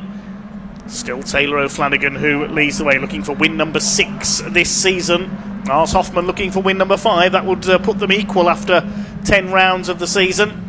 Will we see a new winner? What can Charlie Lower do here? He was frustrated at Anglesey when he had to come through from the back of the grid on 2 occasions after a tyre infringement in qualifying saw his times disallowed. Up towards the hairpin. Is he going to have a look this time? No, he's not. Bianchi's having a look though. He's desperate for that first 310R win. He came close on 2 occasions with a pair of podium places at Anglesey. Lopez Appleton's just thrown away some momentum there. He put a wheel onto the grass coming out of the hairpin. Just over 12 minutes of this race to go. 1.3 seconds covers the top 4 places. Less than 2 seconds covers the top 5 as they swing their way into Clervaux. And Charlie Lower is getting ready to try again here on the tail of the man from Neuwied in Germany. Charlie Lower comes from Seaford in the southeast. He's ready to attack here and get in the slipstream. You can see O'Flanagan has got away slightly now out of the toe in front, so he'll be safe, I think, in the lead this time. Here comes Lower. He's up the inside. He tried this a lap ago and Hoffman was able to move to cover it. He tries to cover again. They almost bang wheels. Side by side towards the Jim Clark S's, but I think Hoffman is going to hold the place. He moves across there. They almost bang wheels again. This is terrific stuff. But all the time they're losing time to O'Flanagan. And Lower up the inside. He squeezes Hoffman wide onto the curb. This is terrific stuff. As he got through, they're up towards Sunny in. I think Hoffman's going to hold the place. Brave brave racing by all three of them there. Bianchi had a head of steam trying to see what he could do with it. He couldn't do, but he absolutely got involved. I thought Hoffman was going to lose that time through because he didn't have as much as a toe as they headed into Tower that time, because Taylor Flanagan has disappeared off there, still side by side as they go into the complex this time though. Hoffman's going to go down the inside. Charlie Lowe is going to swoop round the outside, and it does eventually sort itself out. But that was a overtaking manoeuvre that went around the whole course of that lap. Hoffman having to protect to the inside, Charlie Lowe losing the rear of that car as he goes around the tightest hairpin in British motorsport, over the line once more, and a position made up. And now Hoffman's got his wing mirrors full of Bianchi's car, and that's not going to help his speed down the back straight. But he was just about able to resist, but only just. Don't usually see cars going side by side through the section down the back of the track, and fantastic to see these drivers just about managing to hold it all together. Tightest hairpin in British motorsports. I think Mallory Park might contend that with Shaw's hairpin, but there's no time to debate that now because we've got that fantastic battle going on for second place. So Flanagan said, well, if you're going to squabble this much, I'm going to clear off into the distance. He's 2 seconds clear now of this battle between Lower and Hoffman for second place. Lower's brilliant move round the outside into the complex is a rare sight here at Croft, but round the outside now goes Hoffman back into P2. Bianchi's closing up, and look, James Emson's been able to join. That's 5 of them for second place now. Ryan will be in 7th place behind, then Price, Lawrence, Lancaster, Mott, Coop and Kibblewhite, the rest of the field. O'Flanagan getting away. He's heading for win number 6 so far this year, but we're only just over halfway through this race. It could all change yet through Sunny in and Sunny out. Lars Hoffman holding that second position. Philip Bianchi is all over the back of Charlie Lower here, chased by Lopez Appleton and James Emson. Hoffman takes the tighter line into that complex section towards the end of the lap. Now is Charlie Lower going to have a go here in the hairpin? He moves out to the right. He's going to try and cut back across underneath. Bianchi tries the same thing at the same time. No change in position at the moment. So Bianchi's got the better run there out of the hairpin. He's up alongside Lower. Lower gets his boot down as they come over the line. Moves across to cover. Good defensive work by Charlie Lower. The black and white flag is out there for somebody. Couldn't see the number. That's the driving standards flag. Possibly a warning for exceeding track limits. We don't know who that was, though. Taylor Flanagan's going to be grinning from ear to ear as he looks in his mirror and sees this chase pack all still absolutely nose to tail. On our tracker map at one point there was Taylor O'Flanagan out front, then 5 dots all one on top of the other as they're heading down into Tower. You can see how they really are as close as you can get. Charlie Lowe has got that position done though as they head down into Tower. Hoffman's going to see whether he can do anything about it, but he's left that door open for Bianchi to get his nose stuck in there, and we saw how brave he was last time through.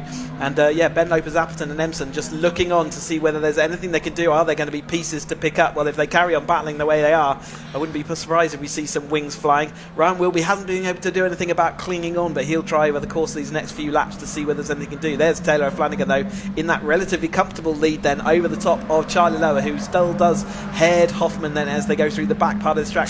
Charlie Lower looking and willing to shove his car in places like I say that others aren't, and he's giving it a go everywhere he can. He's in second place at the moment, but will that last to the end? It doesn't look like it. It's a battle pack that's needle is growing as we come into the second half of this race.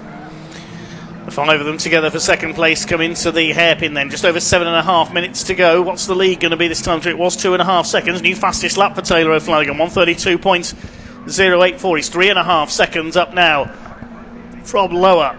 Then it's Hoffman. Then the battle between Bianchi and Lopez Appleton. Bianchi's been backed up there. He's slower out of the hairpin. So Lopez Appleton and Emson have been able to close in. I think he must have missed a gear or something, because he did drop back quite significantly out that hairpin. It's very easy to do. It's hard to get all the gear changes done exactly in these Caterhams and their Mazda boxes that they've got in there. That's a 5-speed manual box in these 270Rs cars. As we've got Jeff Price and Harvey Lawrence having a nice battle in the Pro-Am class. In the Am class there as they're heading up then, and Hoffman now leading Charlie Lowe once more. So no one's able to break clear of this little group, and no one seems to have the extra bit of speed. No, Flanagan in clean air is able to actually make more benefit and is going faster than these drivers. They're nowhere near the lap records today. I think the wind is putting paid to any threats towards those lap records, but Hoffman is still leading this chase group, and of course every single point's going to matter in that championship. He does head O'Flanagan very, very lightly as he came into this weekend. They're going to hit the halfway mark of their season as they get to race 2 today. So yeah, it's important. All these points are going to be absolutely vital for their second half and trying to gain and keep the momentum they've got. Still 5 of them together for second place as Bianchi has a look up the inside into the hairpin. He can't get alongside Charlie Lower, but Hoffman's back ahead of Lower this time around. What's the gap to our leader? 3.9 seconds this time through, so still Taylor O'Flanagan continues to pull away, heading for win number 6 from 10 races this season. He's only been off the podium once this year. That was in the second race at Snetterton at the season opener, as Lower has a look to the inside there at Hawthorne. You don't very often see overtakes made there. He'll wait to the back straight going towards the right-hander at Tower Bend. Out of the toe very quickly then. That's going to give the chase car of Bianchi a really good opportunity to get a double toe off them. He's going to close right in as they head into Tower. Still side by side as well between Hoffman and Lower. So he was just a little bit too close as they went through the chicane that time. He wasn't able to make maximum use. In fact, they're going to squeeze each other. Bianchi's going to have a look and see if he can make it 3 wide. They tried this once before and just about did it. It's not easy to do. And in fact, Ben Lopez-Appleton's also going to see whether he can get involved. That's a lot of cars to fit through this absolutely flat out section of the track. And Ben Lopez-Appleton down the inside of Barcroft. You can't overtake down there. He's done it. That's a sensational bit of driving by Ben Lopez-Appleton. Where did he find the room from there? You can't go 3 wide through Barcroft. I've not seen that in anything. That is the move of the season so far from Ben Lopez-Appleton. He's up into P3 now behind Hoffman. Lower goes down to 4th. Bianchi's fighting back on the tail of him. Then Empson and Ryan will be starting to close up. We've still got just over 4.5 minutes of this race to go. Taylor O'Flanagan's missing all the fun. He's cleared off in front. Everybody else is trying to be second. It's Hoffman and Lopez-Appleton with that sensational move. I'm looking forward to seeing a replay of that one coming through into 3rd. High risk move there, but it absolutely paid off for Ben Lopez-Appleton. He had a head of steam over the top of everyone as they were tripping up each other, and he saw a little route through on the inside, and he somehow made it through wide and got through Barcroft, which is, like I say, you're on the absolute edge of what these tyres can give around that section of the track. As Ben Lopez-Appleton drifted a little bit wide that time through the this right-hand approach to the chicane. It's absolutely flat out again, only just able to keep those cars flat out, and you often see them kicking up dirt, but I think Ben Lopez-Appleton's going to lose a place to Charlie Lower as he's going to go to the outside. Here's the replay then as they come out of the chicane 3 wide, and then Ben Lopez-Appleton just down the inside of everyone. Just there was a little gap that opened up, and there he went. Unbelievable that he made that stick. So we watch the rest of this field then coming through. Here are our second place battle. Taylor O'Flanagan has disappeared off, but here's Hoffman, who's comfy for a couple of corners as the rest of them try and sort it all out. Lopez-Appleton still holding 3rd. He wants to have a go at Lars Hoffman for that second place. Lopez-Appleton down in 8th in the championship at the moment. He's yet to finish on the podium this season. Charlie Lower trying to fight back. Here comes Bianchi as well. We can just see the yellow car in the distance there. That's Taylor O'Flanagan. Ryan Wilby, I think, has toes up now onto the tail of James Empson. So Empson's having to defend. That's why he's dropped back from the second place fight. Harvey Lawrence heads the second group, at the next group ahead of Price and Lancaster. Charlie Lower, big lunge up the inside into the hairpin. Oh, he's tagged Lopez-Appleton. What a shame after that great move earlier on. Lopez-Appleton goes around. I think there was contact there between the two of them. It looked like there would be side-to-side, wheel-to-wheel contact, and that was just enough to send Lopez-Appleton around. That is such a shame for Ben after his great effort. He rejoins in 10th place. He's just not got the luck going for him at all this season. He had a reverse grid pole earlier this season. I think that was at Thruxton, and then he got shuffled back on the opening lap. Now he's having a go at Stephen Lancaster for second place. Ben will be very frustrated in there, and now we'll see him fight back. He's only got 2.5 minutes to do so, though. Got to let the adrenaline sink down a little bit, otherwise you can have incident following incident, so hopefully he'll get that all back under control. But it is now Hoffman and Charlie Lower back into that battle then. Empson has got now Wilby, who has come across that gap, although he drifts all the way onto the grass. You can see relatively comfortable ride for him actually out there, so it was not as slow as you might think. But Hoffman does lead Charlie Lower then. It is O'Flanagan out in front of Agrat by quite a good gap now, 5.7 seconds the last time across the line, and extending every single time they come across the stripe. So it is Hoffman though resisting the force of Charlie Lower. He needs those points in this championship. Will be now, after that grassy moment, has lost a bit of that momentum. Taylor O'Flanagan then heading surely for win number 6 this season. I think they'll be possibly going on to their final lap this time around. Could be tight, isn't it? It will be tight as they cross the line. A quick lap takes about 1 minute 32 on this 2.1 mile Croft layout. All about the battle for second. Hoffman versus Lower now. They've dropped Bianchi, Empson and Wilby.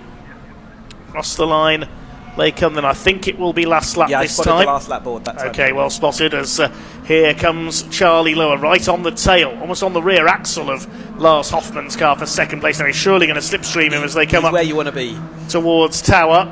Hoffman actually runs a little bit deep there through the number 70 of Hoffman, out of the old chicane past the rallycross course. Again, really early to overtake, and actually Hoffman might get the second bite of that. I think he maybe have manipulated that, and he's going to try for the second toe, and he did it. He's going to try around the outside. It's not going to work for him this time through. Nearly outthought Charlie Lower, but didn't quite work out for him. Can he do anything about it in the Jim Clark S's? Philip Bianchi is waiting in the wings. Should anything happen to the two in front of him, they go side by side through the S's. Hoffman, has he got the move done? He has. Unbelievable. That really was something impressive from Lars Hoffman, but Charlie Lower is fighting back. This is tremendous stuff. Taylor O'Flanagan's heading for his 6th win of the season, but all the action has been behind him in this sensational race, the Vertex Caterham 310R Championship. Watch the hairpin. Up towards the complex they come. This is going to be a grandstand finish for second place. O'Flanagan's going to win it, but who is going to be second? They're into the complex now for the final time. The rest of the cars string through behind. Checkered flag will be ready this time. Here comes Taylor O'Flanagan out of the hairpin. He comes up to take his 6th win of the season, but who's going to come through in second? Is it going to be Hoffman or Lower? It is going to be Lars Hoffman with Lower on his tail, then Bianchi, Empson and Wilby, so no change of position out of the final hairpin there. 7th place will go to Harvey Lawrence. He'll win the amateur class ahead of Price, then Lopez Appleton a dejected 9th, and Stephen Lancaster rounds out the top 10. My goodness me. 5 cars for second, down to 6, covered by 2.1 seconds. And absolutely another brilliant 310R race. It's been fantastic to watch them. It's, like I say, not the highest numbers on the grid this year due to the way that things have worked out, but actually the racing at the front there is absolutely spectacular and unbelievable what they're doing with these cars to make you can't go 3 wide through those chicanes, but they all managed it. So the championship lead is down by my reckoning to 2 points because O'Flanagan gets the 25 points for the victory. 23, I think it is, for second for Lars Alexander Hoffman. 5.8 seconds. No, down to 1 point because Charlie Lower gets the point for the fastest lap in 3rd place as well. Then it's Bianchi, Empson and Wilby as quickly as that over the line. Harvey Lawrence 7th wins the AM class, then Price. Ben Lopez Appleton, you have to feel for him after that great overtake, ends up being spun out and goes down to 9th. Then Lancaster, Mott, Coop and Kibblewhite on his 310R debut, rounding out the finishers.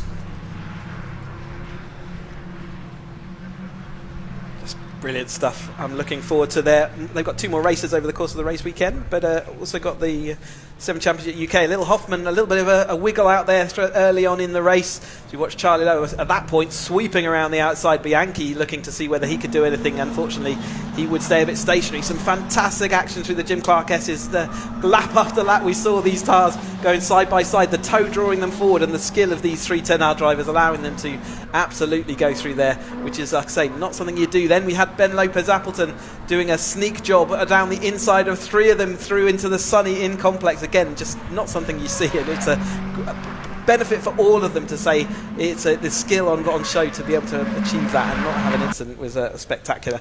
I know we'll have some wounds licked later on. There was the contact between Charlie Lowe and Ben Lopez. I'm not sure if there was. It was going to be tight. He certainly dived in. I wouldn't be surprised if there was just the lightest of touches, and that's all it takes at that point. But there was Ben Lopez Appleton getting taken around. There is our winner, though. Resplendent out front, Taylor O'Flanagan. I think we can shortly hand down to Parc Ferme to hear from our 310R contenders and our race winner with Sam in Parc Ferme.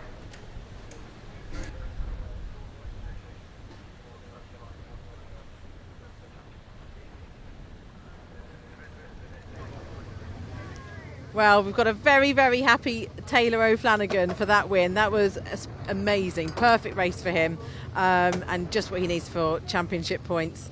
And obviously the battles behind, he obviously didn't know anything about those. They were quite spectacular battles.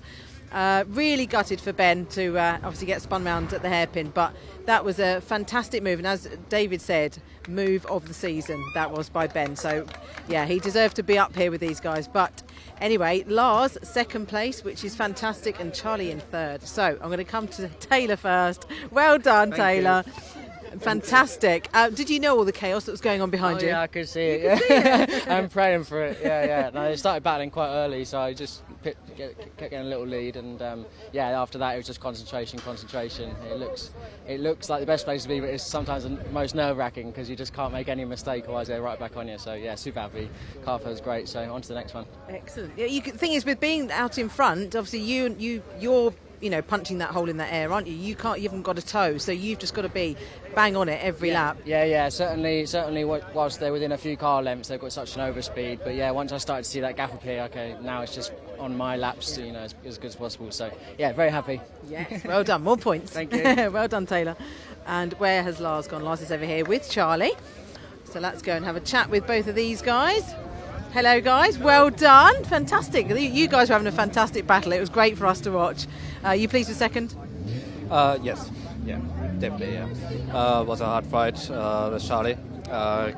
Maybe cost us P1, but yeah, that's racing. Yeah, it is.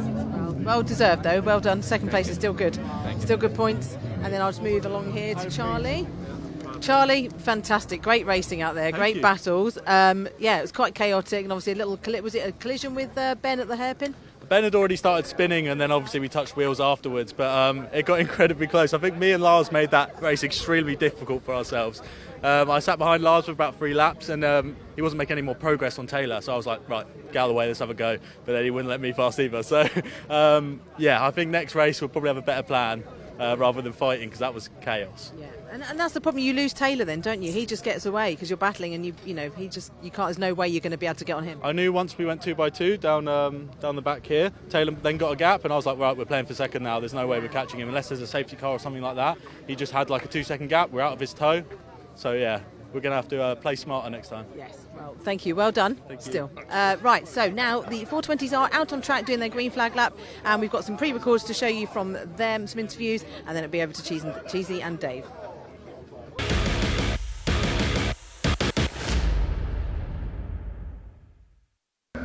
So I've got Harry Senior here. Now, Harry, got pole position earlier, didn't you? And obviously you get a point for that, which is all very crucial at this point in the season. It's a bit too close, isn't it?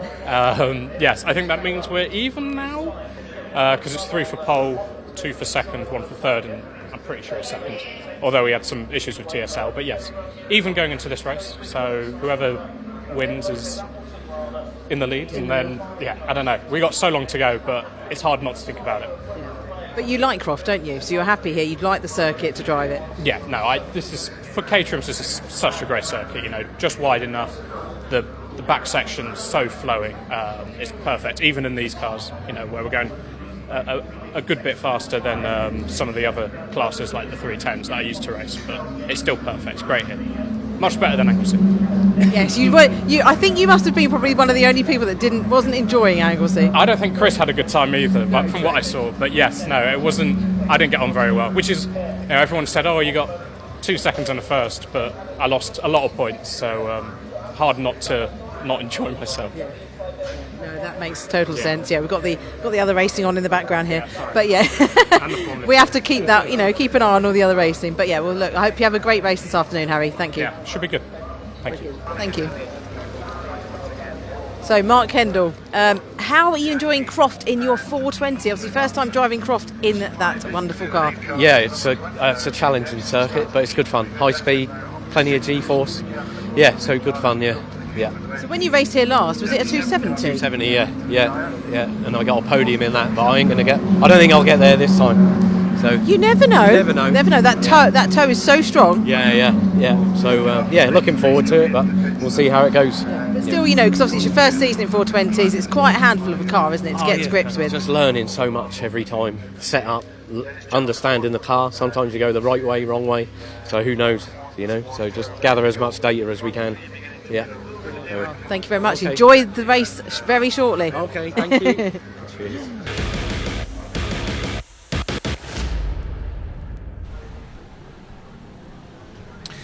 Good to hear from a couple of our drivers out for our Dutch Barn Vodka Caterham 7 Championship UK. First of 3 races this weekend. The grid set earlier on. The top 5 took part in the Super Pole shootout, and it resulted in a pole position for Harry Senior alongside Matt Armstrong, the 2 championship contenders at the top of the points chart at the top of this grid. Craig Story, one of our AM class drivers on row 2 alongside Henry Heaton, and on row 3 it's Harry Cook and Justin Armstrong. Row 4, Chris Fraser, the man behind Dutch Barn Vodka, the championship sponsor, starts alongside Paul Donkin, who'll be a bit disappointed to be back on row 4, completing the top 10, Tom Eden and Harry Landy. Row 6 of the grid, 62, Darren McCormack alongside 35, Mark Kendall. 7th row, number 6, Dale Head, missed the last round at Anglesey alongside 98, James Hall.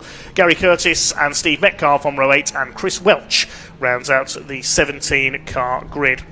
Well, the wins have been divided up largely between 2 drivers so far. Matt Armstrong has had 4 wins, as has Harry Senior. The other winner at Snetterton on the season opening weekend was Paul Donkin. He's back on row 4 of the grid for this one in the quickest cars that we will see here this weekend. These cars are not related really to any of the other cars on the Caterham ladder, Chris. They fundamentally are exactly the same car. They've just got a 2-litre Duratec engine in them. They've got a 6-speed sequential gearbox, slick tyres and uprated suspension, so they are all the same DNA, and in fact they drive very similar to the other cars, but obviously just take it up that extra edge. You can see how edgy these cars are as they go around, and they're just in their sequential box, they're just pulling for gears, so whereas they don't need the clutch even on the way up through the gears, the slick tyres just give them that sort of new, the sort of different power and just aspects of it. But as they head up then into the complex, we're going to see a lot of these issues, a lot of drama and racing in this, as we've already seen today, as they all battle this wind as well. The slipstream becomes slightly less as you get into the extra power of these cars. 180 horsepower they've got with them. But there is the Dutch Barn Vodka is the sponsor of this, and many thanks to them and all the other sponsors who allow us to go racing. So we watch the marshals waving their green flag, but they're going to come down. 3 races for them, all 20 minutes over the course of this race. So we're going to have the first time then for them. Who's going to get the better of it? Harry Senior and Matt Armstrong has certainly had the best of the season so far. Can they continue that good effort? Can Donkin do anything from all the way back down on those 3rd row of the grid? What's happened to our pole sitter? He's pulled over onto the grass. Drive shaft broken. Maybe he's got an issue in that car. There will be an aborted start, I think, or a delayed start, and they'll get that car out of the way. That looks like it might be a drive shaft. That's kind of what would happen if a car has lost a drive shaft, and we've seen that several times over the course of the season for various drivers. Not the start that Harry Senior wants. So Harry Senior, the light blue car there with the red cage, qualified on pole through the Super Pole shootout, which the top 5 take part in after the main qualifying session, but he's pulled onto the grass. It's not something the marshal's going to go and find out. Thank you ever so much to all of our marshals. We see them doing all the various roles, but unfortunately changing a drive shaft is not an immediate fix, and therefore that will be the end of Harry Senior. They will likely do another, unless they can get this away. It might be another green flag lap. Let's keep an eye out for that. But they can also just delay the green lights. They're going to get him hopefully through a gate in the side of the pit wall. Is there a gap for them to aim for? There is indeed. Yes. So what a shame then. I think they will get this race underway then. Watch for the green flag at the back of the race, and then a 5-second board before they get to the green light. Okay, so on his own now on the front row is the championship leader, Matt Armstrong, the blue and red car. The yellow and pink machine is Craig Story. And then alongside him on that 2nd row, we've got Henry Heater, the number 10, the turquoise coloured car. So I think we are going to get underway this time. Then 20 minutes for the Dutch Barn Vodka Caterham 7 UK Championship, the fastest Caterhams we have here this weekend. Revs will begin to rise, and then we will be underway on the charge down towards Clervaux for the first time. Bad luck to Harry Senior, the pole sitter. That's going to be another green flag. Yes, another board comes out. I thought that was the 5-second board. We couldn't see the other side of it, so I think we are going to have, in fact, another green flag lap. Yes, there's the 30-second board, so the start being delayed there. These cars are on slick tyres, so just to keep the heat in them, we're going to have another formation lap. Yep, so another chance for them to just get some heat into those slick tyres then as they head off around this 2-mile Croft Circuit. Again, the top flight of British motorsport. This is the fight for the title of British Caterham Champion. So a prestigious championship, and these cars absolutely fly around this Croft Circuit. It'd be fantastic to see how they battle with the wind and the track conditions out there.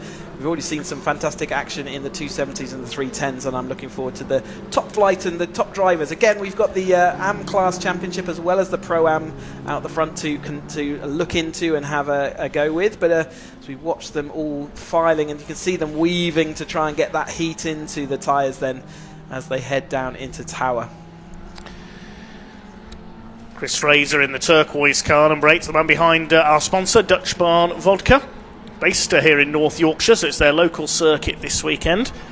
And I believe that comedian and TV presenter Ricky Gervais has been an ambassador for them as well. Any chance we could get him in a Caterham in return? It'd be great to see what he thought about having a Caterham ride out there. It's an exciting thing. If you've never had the opportunity to have a go in a Caterham, whether on the road or on the track, there's no such thing as a slow or incapable Caterham. They are absolutely fantastic machines.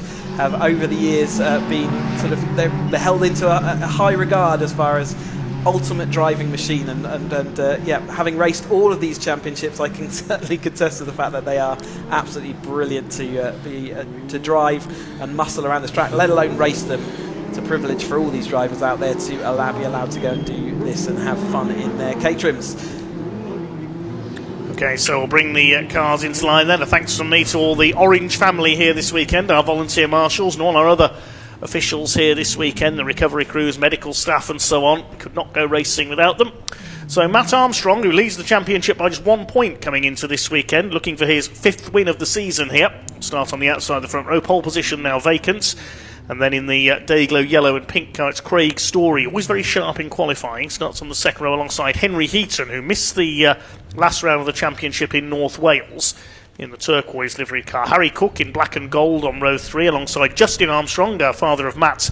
He's in the blue and yellow car on the third row. Chris Fraser in turquoise and white alongside Paul Donkin in the red and white, number 24. Watch for him coming through.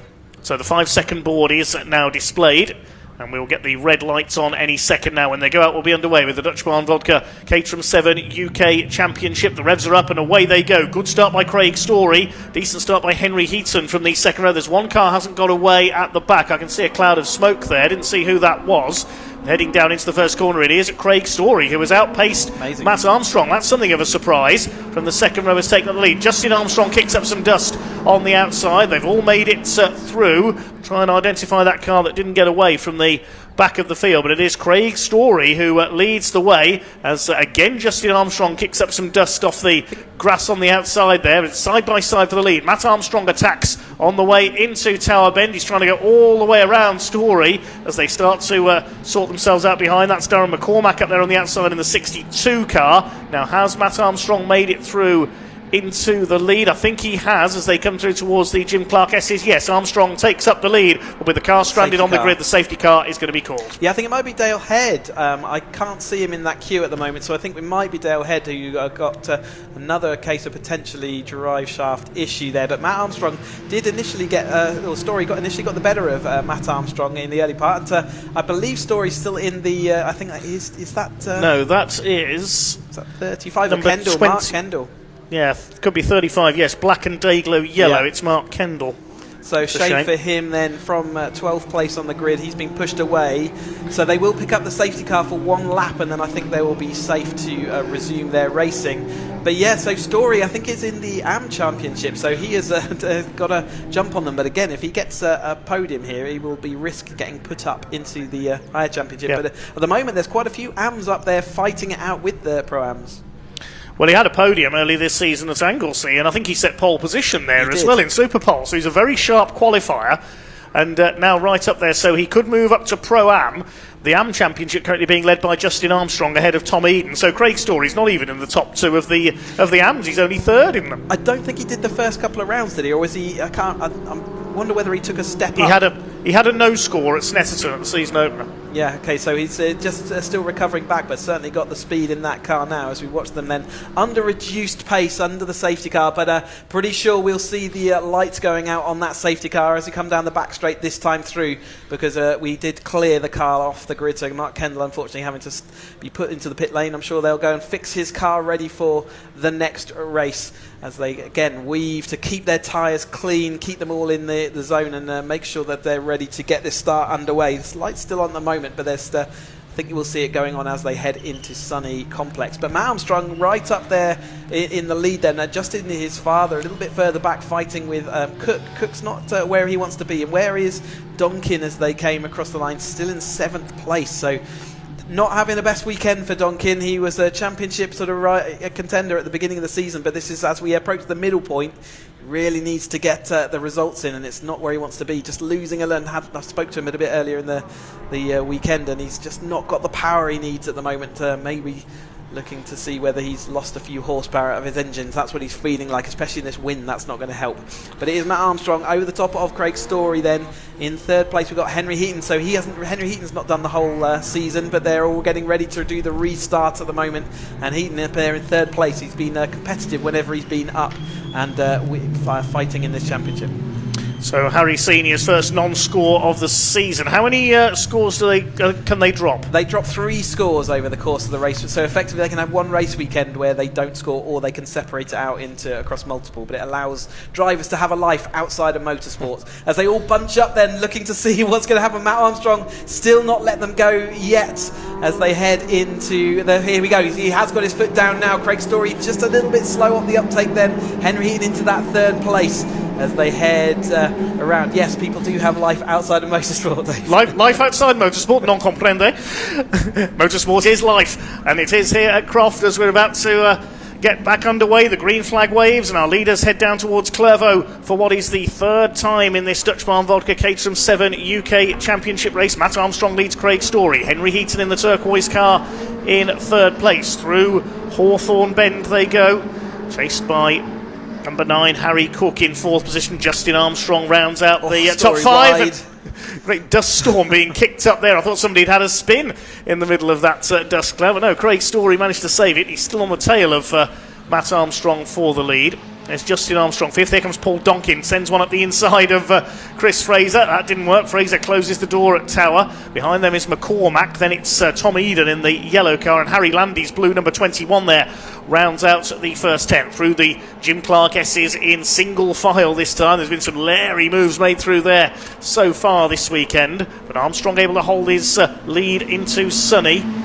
Great Story in 2nd place in that Dayglow liveried machine, kicking up dust again as they come off Sunny towards the complex. He had to go defensive then from Henry Heaton as well. Harry Cook just behind Henry Heaton looking to see whether he can do anything, and then comes Justin Armstrong just chasing on. It's all compressing up here. Matt Armstrong having a little bit of an easy time out front as the rest of them have a little bit of a to and fro and a kerfuffle. Story absolutely on the raggedy edge of several corners around that lap, so he's really wringing the neck of his 7420R car as Cook now looking to defend from Justin. Does look like he's going to get that done. Justin very late on the brakes there as they fling it through. A little bit of a bump at the apex there of Clervaux, the turn 1, and it does upset the cars. You can see there as Cook's car, absolute description of how the rear end just said, no, can't do that for you. Is Story going to make it on inside the track? He did, so he didn't go wide this time, but it does look like Henry Heaton's got a nice run of speed over the top of him as they head down into Tower this time. He's gone around the outside and got it all done before they even get onto the brakes. Cook still managing to hold on over the top. There is Donkin making a move, and Eden down the inside. McCormack there really late. A little bit of a squeal of that front left tyre as he locked up, and then chasing up behind him, Harry Landy in the blue car. So Donkin's up to 6th. Tom Eden with that lunge is up into 8th, and he got the fastest lap of the race last time around, as well as Henry Heaton does a Ben Lopez Appleton there up the inside at Barcroft. And Henry Heaton thought, I think there, well, if a 310R can do it, a 420 can do it as well, and takes the lead away. Third to first in the space of half a lap for Henry Heaton. He's looking for his first win of the season. The toe is so strong around that back part of the track, but normally there's just no opportunity to use it. But I guess Matt Armstrong just gave him a sniff of the apex, and he said, right, I'm going to use this head of steam, and I am going to shove it down the inside. So Henry Heaton is now sort of blasted off into the lead. Matt Armstrong's now having to look at his rearview mirror over the top of Craig Story, and Cook just seeing what he can do. He's got a little bit of a comfort gap this time through over the top of his Justin Armstrong. I know Henry Heaton has got some of the most vocal supporters in Caterham racing. They'll be at full voice right now, having seen him take the lead in that spectacular move over on the far side of the course. Now here comes Paul Donkin in the 24, the man who's raced everything from Porsches to Citroen C1s in his career, but now carving out a Caterham career, and he's having a go at Justin Armstrong for 5th position. Next in the order is Chris Fraser, then the battle between Eden and McCormack, with Landy still rounding out the top 10 places. Dale Head is next. He missed the last round in North Wales in the black car with the blue cage. Behind him, James Hall in the 98. Curtis Metcalf and Welch round out the 15 runners as the leaders head out to the back of the circuit, the far end of the circuit from the paddock really at Sunny. Matt Armstrong trying to fight back. He's looking for win number 5 this season. Henry Heaton looking for his first win of 2025.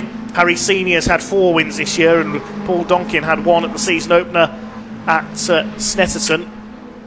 Craig Story looking for his second podium, and seeing a little bit of a twitch there from Craig as they come through the complex. Harry Cook is on his tail in the number 9. They're really starting to close up now. We've got 7 cars together potentially now on the next lap for the lead. Yeah, and it's proving a little bit harder in these top flight Caterham cars to overtake. Not only that, the tactics of the drivers is going to be that little much more advanced. But as they're going down into Tower, it's a much less a surefire move than we saw in the 310s a little bit earlier.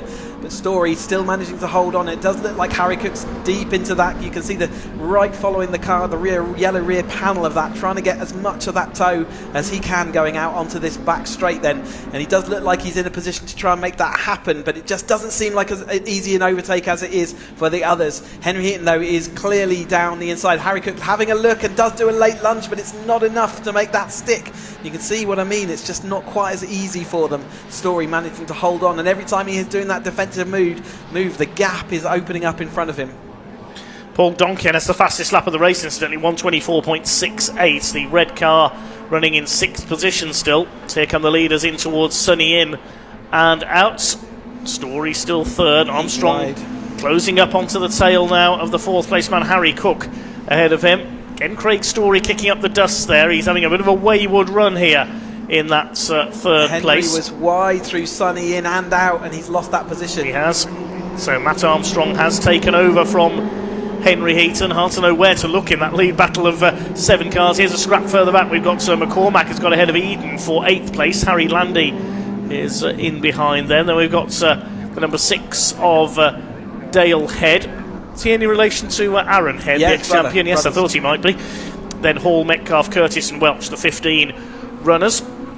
As the leaders head through, Matt Armstrong just about holding on to his lead. We're just over halfway through this first race of the weekend for the Caterham 7 UK Championship, sponsored by Dutch Barn Vodka. Through the old chicane. Here comes Henry Heaton out of the slipstream as they head down the straight. Can he get the move done before they get to Tower Corner? He's round the outside. Yes, he's done it. Henry Heaton back into the lead. And here comes Harry Cook up the inside for 3rd place. He's through to P3 on the inside at Tower. The British Fossils car moves into P3. Done that time through. He just had that little bit of extra speed as he went down. The toe round this back part is going to keep Craig Story interested in seeing what he can do, but I think Harry Cook will be wise to that, and in fact it looks like Story's going to have to defend from the inside because Cook's wanting to take that place away from him as well. Matt Armstrong and Henry Heaton then going absolute sort of wheelbarrow racing together, aren't they? Nose to tail and swapping positions sort of every other lap at the moment, but it is the British Fossils car now up into that 3rd place. Can he do anything about drawing these cars back to this lead battle? It certainly looks like it, and it is this front gaggle of 6 cars who have just got a bit of a comfort gap.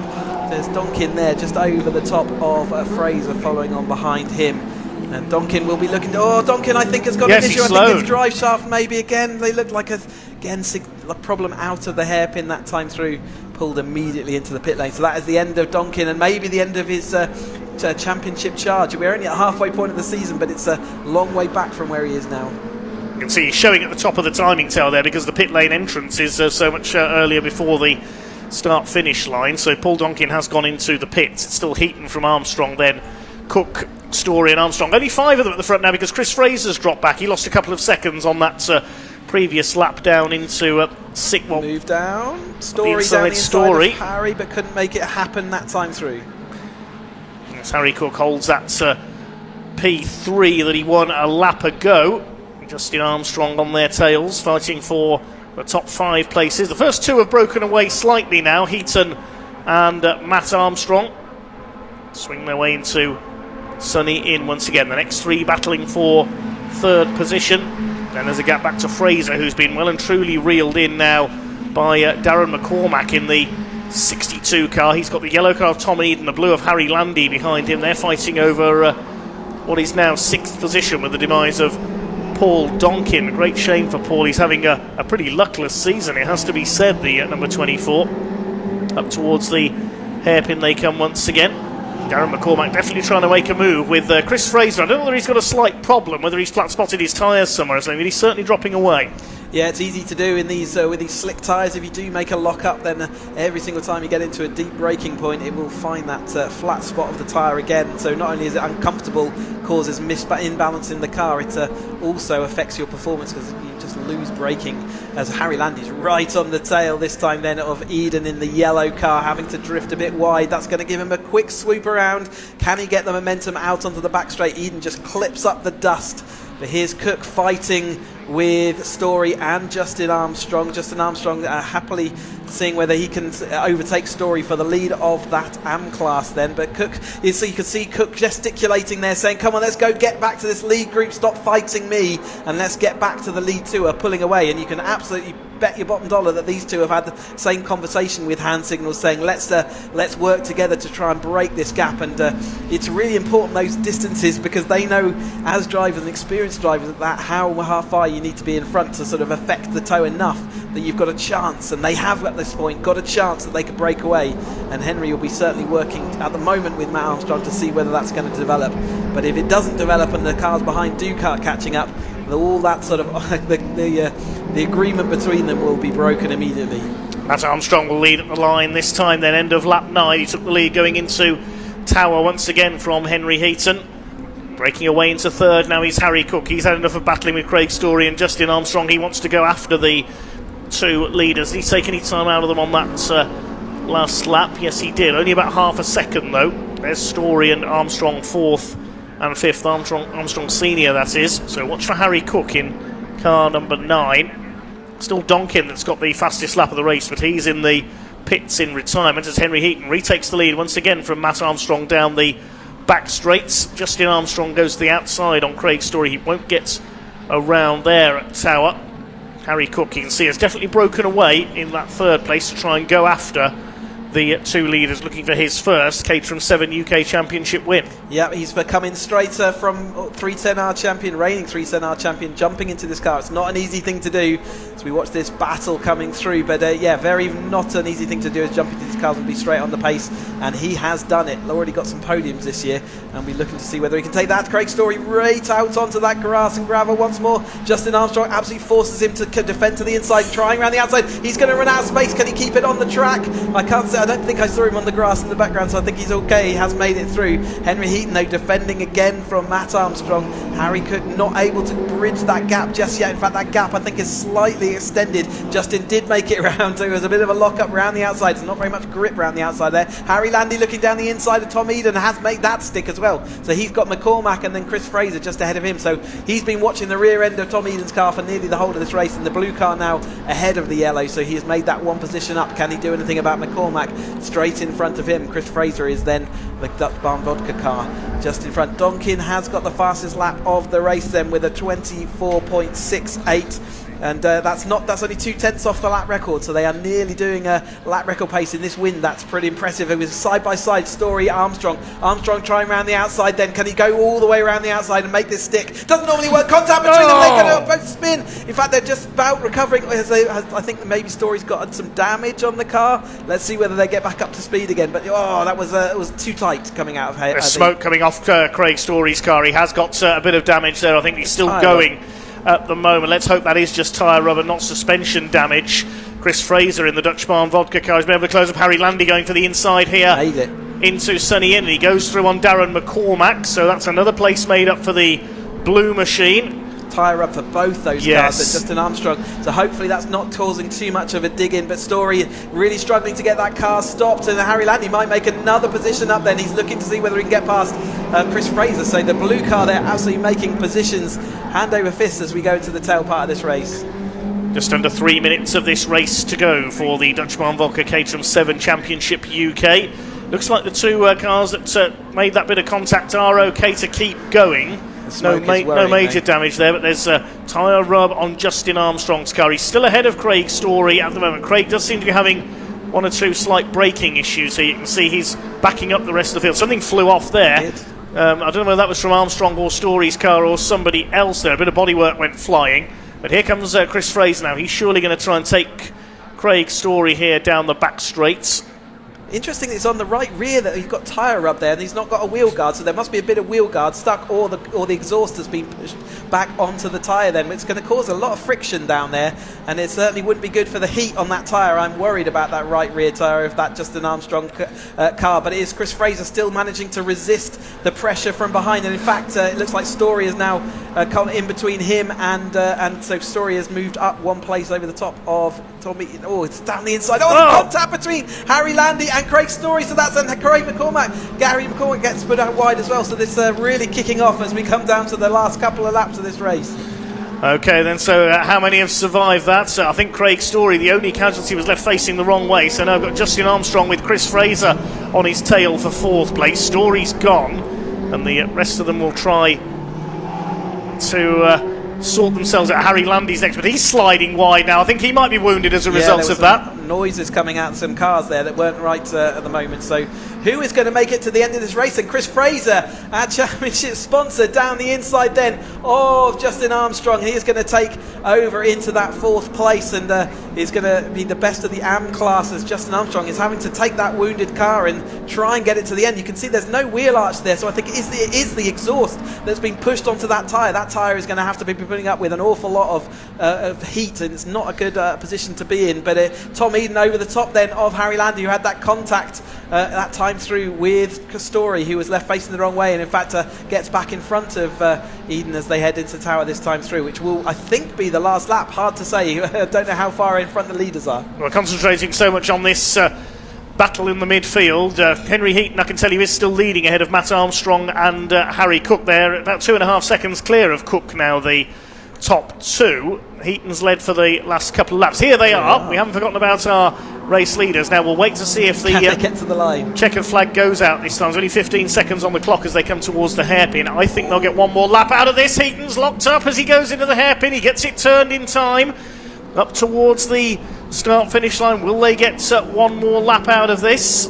Yep. Yes, they will. They're across the line with just a couple of seconds on the clock, so one more lap to go. Harry Cook behind them in 3rd place. He's 3 seconds back on the leader, so 2.5 seconds back on Matt Armstrong. Then this fight for 4th. Somehow Justin Armstrong is keeping that wounded car going. He's under fire from Harry Landy for 5th place. Chris Fraser ahead of them in 4th. Tom Eden is 7th. McCormack has recovered from his off in 8th position. It's James Hall and Dale Head, and Craig Story got going again after he was spun out in 11th position. Can see a line round Justin's tyre as well, where that heat and the rub is causing friction, and can see the smoke pouring off. He's definitely slowing him in a straight line as well, isn't it, as Harry Landy gets past him very easily, and Tom Eden looking to see whether he could do the same, not managing to do it that time through.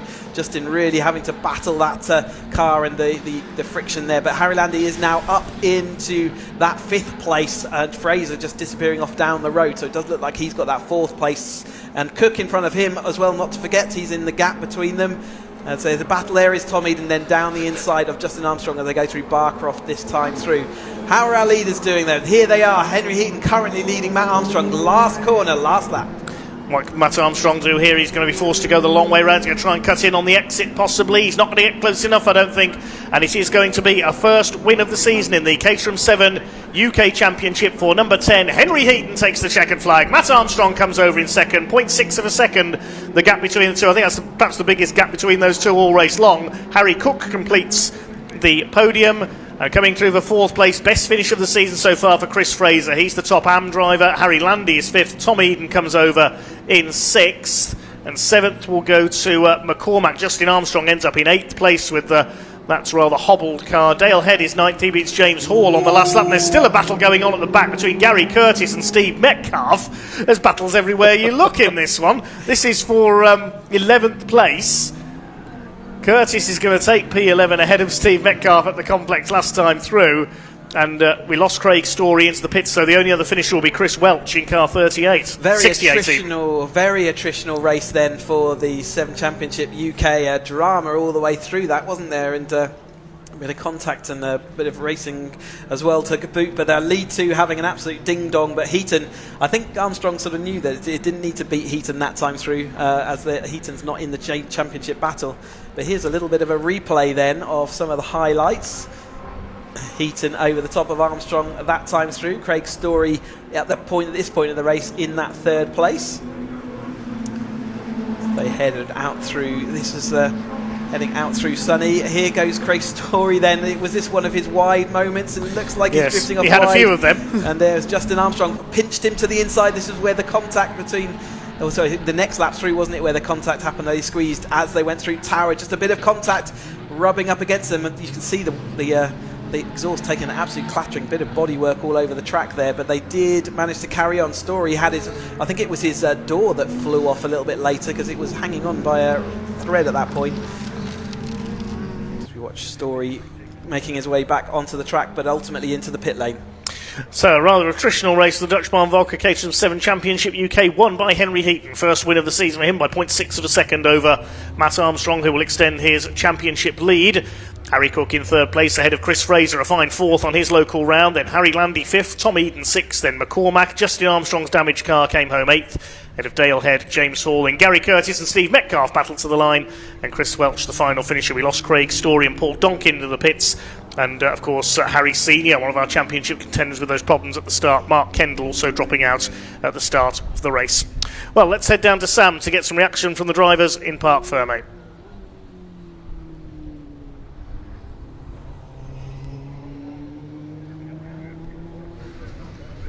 Well, we keep giving lots of action this afternoon, don't we? I mean, the 420s are not normally that chaotic, but goodness me, it was eventful. But this man, Henry Heaton, he will be absolutely delighted with this, and he's been wanting a win for a long time since coming back to the championship. Just wait for it. There we go. Earplugs are out. Henry, congratulations. You enjoyed that one, didn't you? I did, yeah, I did. Matt was putting the pressure on. We were just... it seemed like we had a bit of space. But I felt like I had very good pace there. Matt had a go at me at the end. I could see that he was picking his moment. We got side by side towards Tower and just about managed to keep my nose in front, late on the brakes, and parks it for the rest of the lap. So there's a win. Yes. A win in the 420R.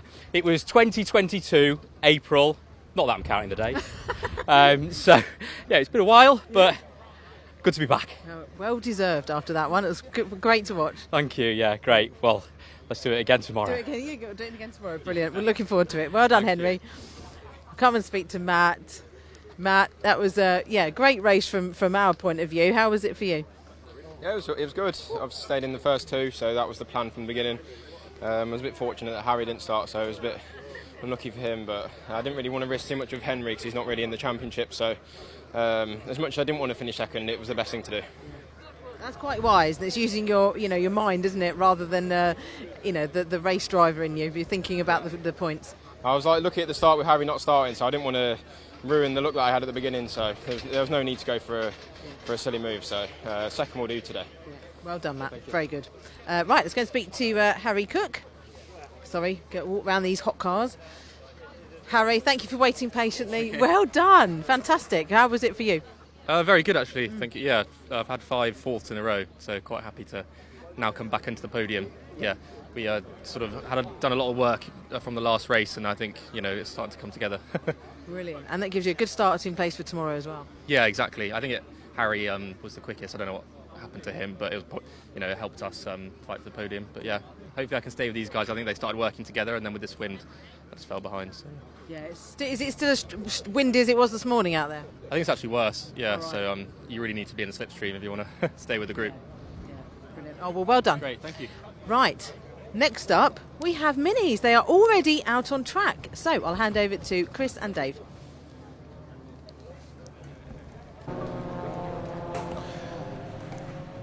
Thanks very much, Sam. Yes, it's on to the Vertu Mini Challenge Trophy category next up then, one of our non-Caterham classes here this weekend. They're always very close indeed. The touring car stars of tomorrow in their identical 1.6 litre, 130 brake horsepower BMW Mini Coopers will be out on track next. We've had 9 races so far for them this year, and already 8 different winners. I'll give you the grid for this one. It was set by the qualifying session this morning, the second fastest time for each driver in the Minis, because the fastest time set the grid for race 3. The Minis do it a bit differently. So pole position is Olivier Algieri in car number 38. Now he's only 10th in the championship at the moment.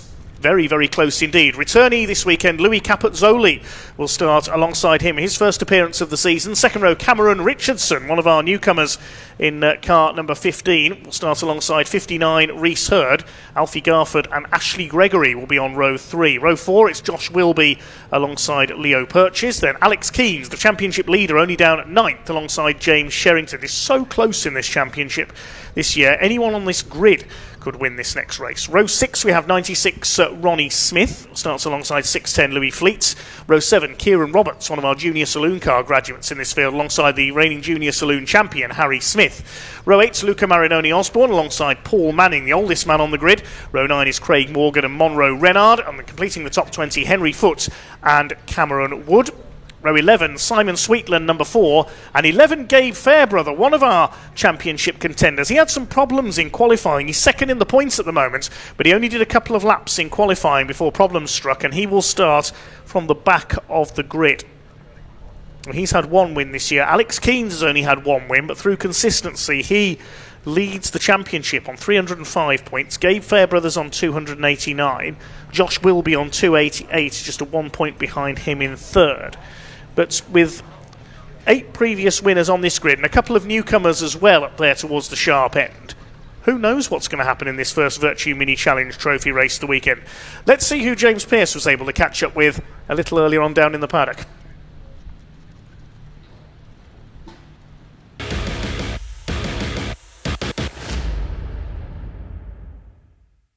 Alex, obviously leading the championship at the moment, but a bit of a tricky morning for qualifying out there, wasn't it? Yeah, it wasn't easy. We've been quite used to longer qualifying sessions as of recent, but the 15 minutes I thought I'd just go for it, and seeing as I was first out in championship order, I thought I'd just make the most of the clean air, but I think the wind was quite high this morning, it still is, and yeah, I think the tow was pretty massive. Sorry. Yeah, we just sort of struggled to get a good lap in with the tow, so down an 8th, but it's not impossible to climb back up, and we've not had great qualifying sessions so far this season, so yeah, we've always been fighting through, and we've done that every round, so yeah, we're not too worried about it. I was going to say, what is the strategy now that obviously you're starting from P8 on the grid? How are you going to get back up the front and keep that championship lead? I think just make the most of it at the start before like the pack breaks up, and yeah, like sort of big gaps form, so yeah, just sort of first 2 laps get quick moves in, and just make sure we're near the front towards the end when it all sort of kicks off properly. Fantastic, best of luck. 3 is Alex. Olivier, congratulations on the pole. Good qualifying session out there. Yeah, it was a successful quali. Obviously we sat here on pole, so nice clear track. Hopefully we can get a gap and get the job done. Fantastic. In terms of the strategy for the race, obviously leading off from the front of the grid, how are you going to make the most of that going around? Well, I think I've got the pace, so if we get a nice clean start and then just try and bang in the qualifying laps and then try and pull a gap. Yeah, and we've seen the wind be a bit of a problem as well, a few coming together in the car. Is that worrying for you guys in the Minis? What's that, sorry? The wind obviously quite strong out there on the track. We've seen a few cars coming together today. Is that something you guys in the Minis are concerned about? Yeah, and obviously with the wind direction it makes the tow and the slipstream quite strong, so you've got to be wary and just try and race hard. Fantastic, good luck out there. Cheers, Olivia.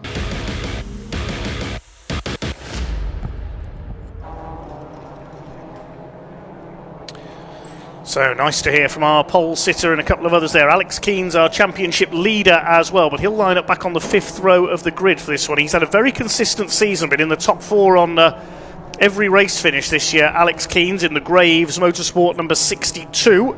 Comes from Liphook in Hampshire. Cars weaving to warm up their Goodyear tyres.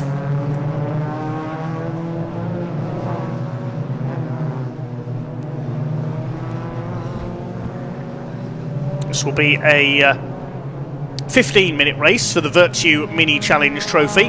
Watch for Gabe Fairbrother there, the number 11 car from the back of the grid. He had problems in qualifying, only got a couple of laps in, having to start from the rear of the field. Has had 2 wins this season so far, I think. Just looking at the points, I know he's had 1 win at Thruxton.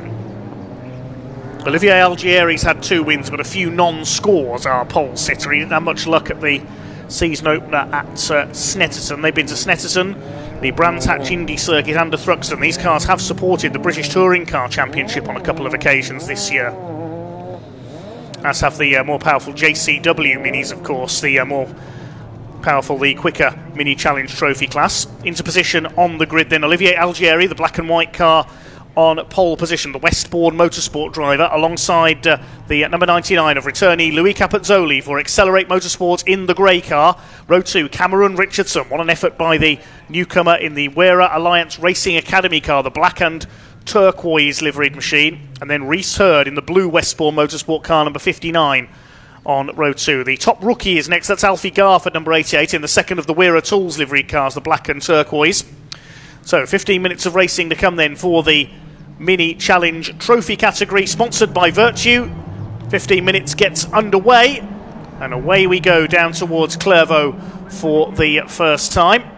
Everybody is off the grid cleanly. Now, who's going to get the lead as they go into Clairvaux? It is our pole sitter, Olivier Algieri, who's made the best start. He leads the way. Second place, well, was the number 99, but he's into the gravel. Very sideways there for Louis Capezzoli. Gets it going again, but he's lost about 3 places there. The rest of them all funnel their way through behind, and they've all made it round. Gabe Fairbrother already making up 1 place ahead of Simon Sweetland in the number 4 around the outside, but it's Algieri who leads the way. There's 1 car going a bit slowly there on the inside. Everybody else is single file. We'll identify who that is if we can.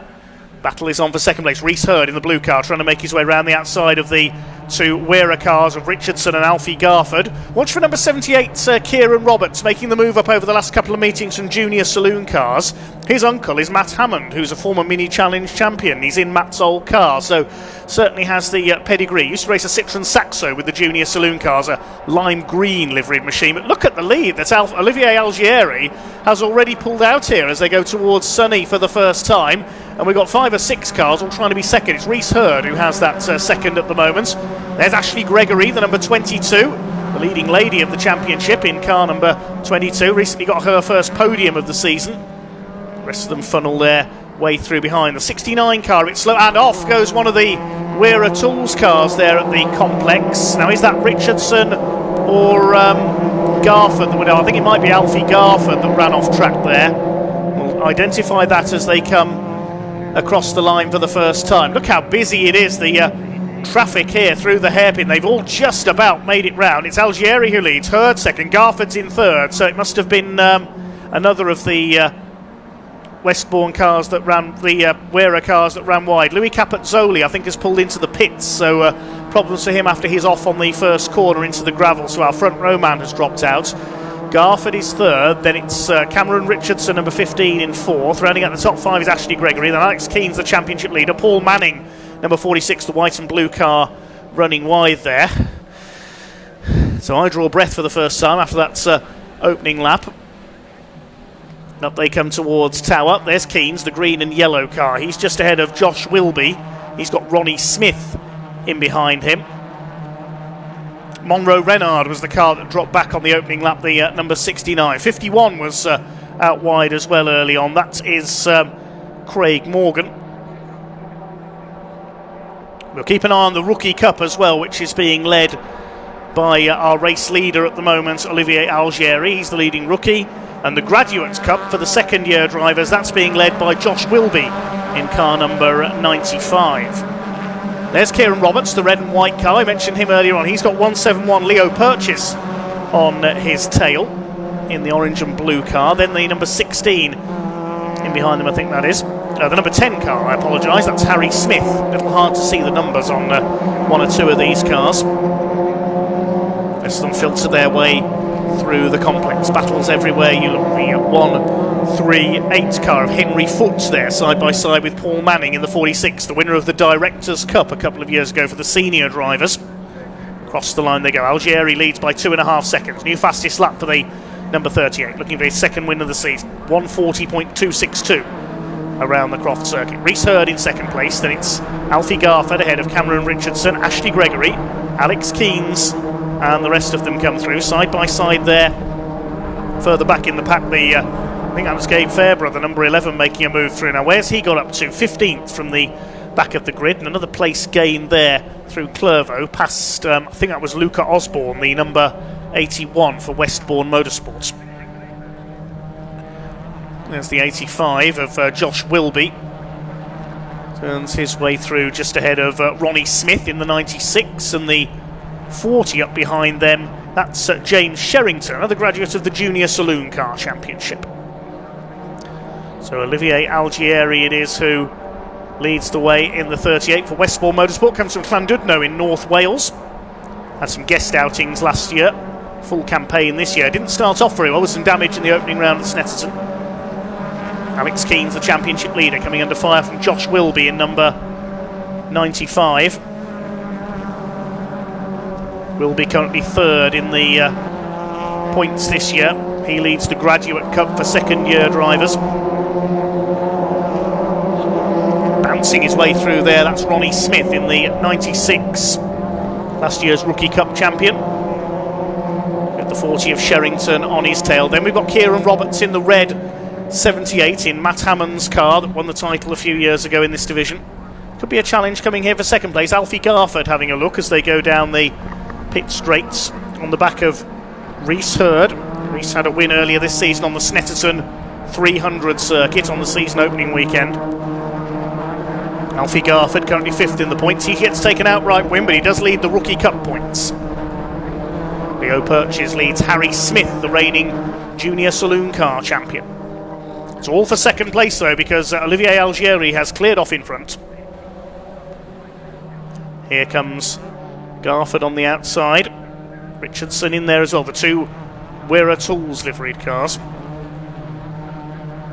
Rest of them charge their way through behind. Somebody's got their number plates hanging off there. That's the 51 car of Craig C.J. Morgan. He's got Paul Manning in behind him.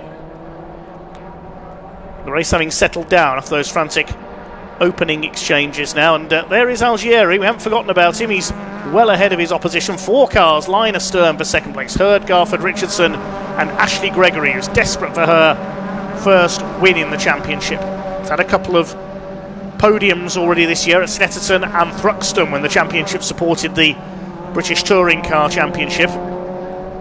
We could well see some of these drivers in BTCC in the next few years. Alex Keynes, in 6th place, our championship leader, has said he wants to go into historic racing. The Hampshire driver looking to race someday in a Shelby Cobra is his dream machine in motorsport.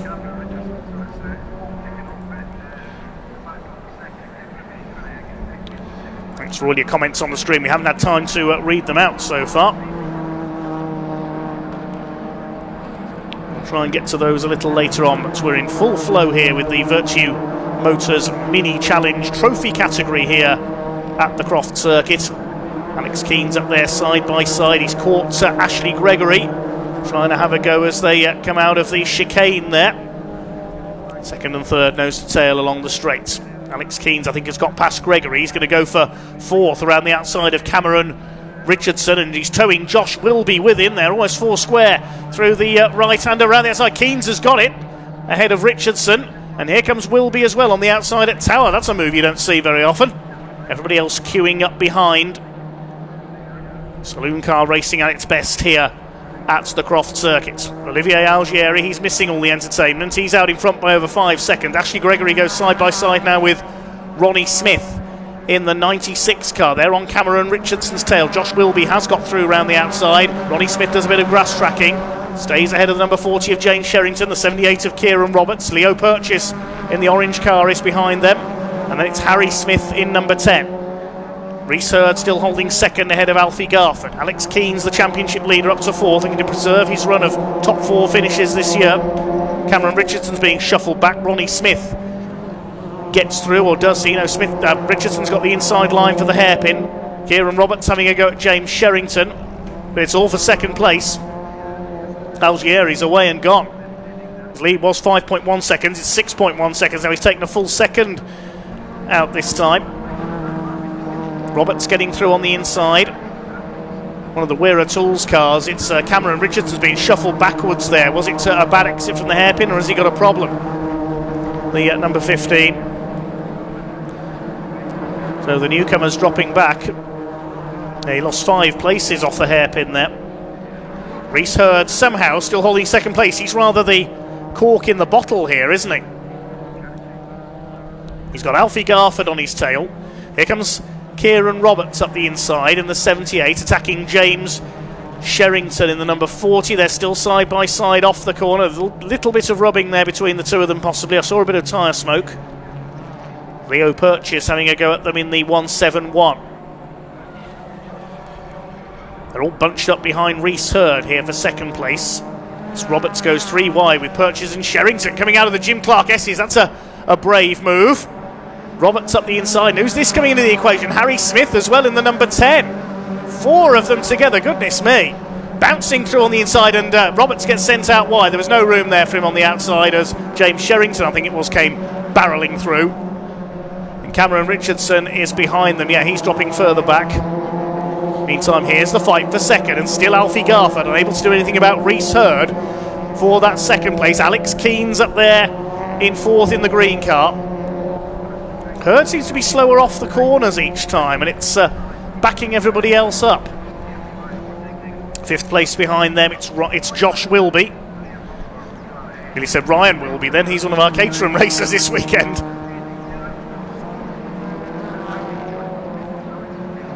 Still leading overall is Algieri and the Rookie Cup. The Graduate Cup is led by Josh Wilby in fifth.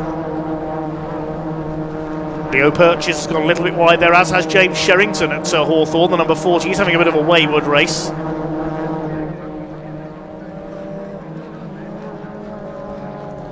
Down the back straights, who's that having a look on the outside further back? Well, never mind that, because Alex Keanes is going for the outside on Garford here. That could let Josh Wilby in for an attack there. This is for the minor places on the podium. Ashley Gregory is next behind them, then Ronnie Smith. Then it's Leo Purchase. So it's great stuff in the minor placings. But they can't seem to shift Rhys Hurd in the blue car from that second place. Alfie Garford's trying everything he knows here. All these young racers, most of them have just come up from karting or junior circuit racing.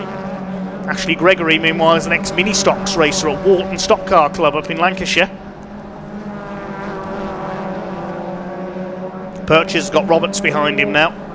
Look at these 4, line astern, like a road train for second place. They just cannot get round Rhys Hurd. He's driving the widest BMW Mini in the country right now. Garford again trying to cut to the inside, lifting a wheel out of the hairpin. You can see Hurd slower off the hairpin, but they just can't get the line away from him. What's the lead now? 8.4 seconds, Algieri ahead of Hurd. So Olivier Algieri is heading for victory in this first race of the weekend for the Mini Challenge. And Garford's having to defend now because he's got Alex Keanes on his tail. He's keen for a podium. Ashley Gregory up the inside. She could get into the top 5 here. Yes, she has, because Josh Wilby's made a mistake. He went across the chicane there. You're going to have to cede the place to Ashley Gregory, I think. Now, can Garford get a run this time on Rhys Hurd? No, he can't. Gregory's through to 5th ahead of Wilby after that slight mistake at the chicanes. A little bit of damage on the left front of Ronnie Smith's car, I noticed there. He's still there in 7th place. 2nd in the Graduate Cup behind Josh Wilby. 3rd in the Graduates is Leo Purchase, number 171. Ronnie Smith was the Rookie Cup winner last year. So Olivier Algieri is looking good for his 3rd win of the season. Josh Wilby back ahead of Ashley Gregory.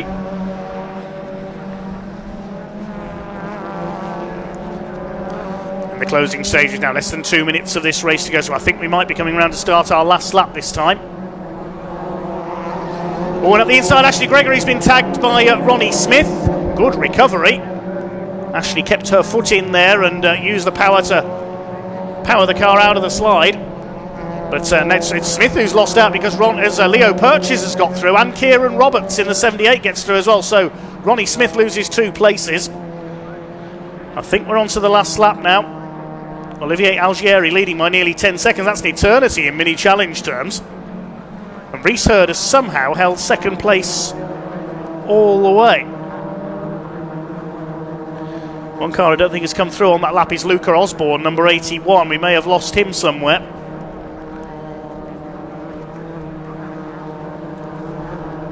Still everybody queuing up for second place. Can anyone shift Reese Hurd? Alex Keynes going for the outside.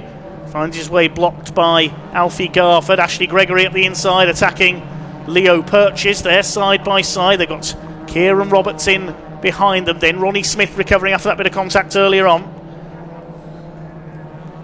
Olivier Algieri has done the fastest lap of the race as well. 1:40.262. We've barely seen him all race long because all the action's been in the pack behind him. There's a car pulled over there in the background. I think that's Luca Osborne. I think he's out of the race. Yes, he didn't come through on the last lap, so Luca has retired. So there's only a few seconds left on the clock now. I think it's going to be checkered flag this time. Clock counts down to 0 now. Olivier Algieri is surely heading for victory here. All the action is for second. Who's it going to be? Here comes Olivier Algieri, weaves his way across the line to take a dominant win in our first mini challenge race of the weekend. Is Reese Hurd going to hang on? Somebody's gone onto the grass there in the back. No, it's Alex Keynes. Alex Keynes, the championship leader, goes onto the grass, loses ground. Hurd second, third goes to Garford, then Wilby. Keynes lost 1 place there. He's 5th ahead of Ashley Gregory. Roberts is 7th, then Ronnie Smith, Leo Purchase and James Sherrington rounded out the top 10 over the line. The rest of them come charging home. A photo finish there between Gabe Fairbrother and Louis Fleet, I think that was. Dave Fairbrother from the back of the grid able to make it up to 12th place. Last couple of cars making their way home. The final finisher will be Monroe Renard. He comes across the line.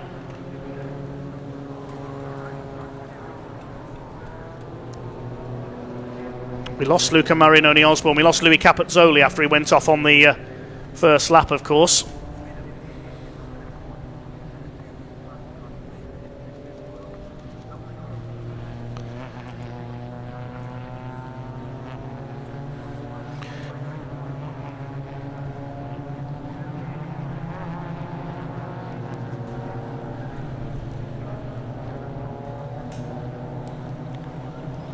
So Olivier Algieri takes, I believe that's his 3rd race win of the season. Reese Hurd and Alfie Garford completing the podium. Josh Wilby in 4th place wins the Graduate Cup.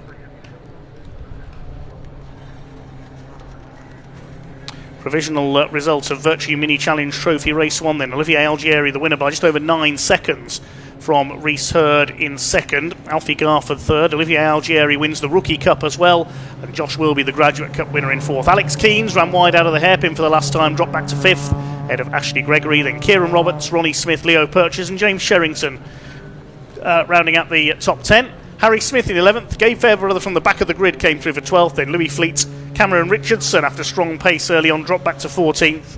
And the rest of them home were Henry Foote, CJ Morgan, Paul Manning, Simon Sweetland, the 43 of Cameron Wood, and Monroe Renard, number 69, completed the 20 finishers. We lost Luca Marinoni Osborne, he pulled up at the Jim Clark S's, and we lost Louis Capezzoli into the pits after his off on the opening lap.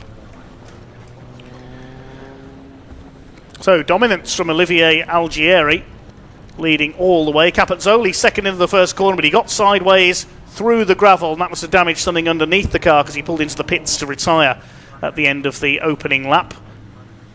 One of the Wera Tools cars went running wide early on as well. And then Reese Hurd able to hold off everybody else for second position as the rest of the pack slugged it out behind them. Cameron Richardson leaning on Josh Wilby, and Ashley Gregory getting involved in their dice as well. Kieran Roberts pulling off some good moves in the pack, as was Josh Wilby a little later on after he'd briefly dropped back. Harry Smith getting involved, and James Sherrington as well, which sent Roberts out wide coming out of Sunny. But other than that, no major incidents in that first race of the weekend for the mini challenge. Ashley Gregory recovering well after a knock from Ronnie Smith, as Olivier Algieri came home a dominant victor, weaving his way across the line.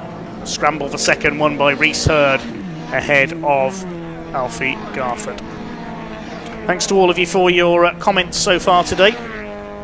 Hi to Tony, he's brother of Steve Harris, who we'll see out in the Caterham Roadsports a little later on. Hi to Dan Bartlett. Also to Sublogics, Dan Hughes, Chain Reaction, Richard Moxley, Jamesy Boy, and everybody else watching on today. I think now we can hand down to James in Parc Fermé to talk to our top three.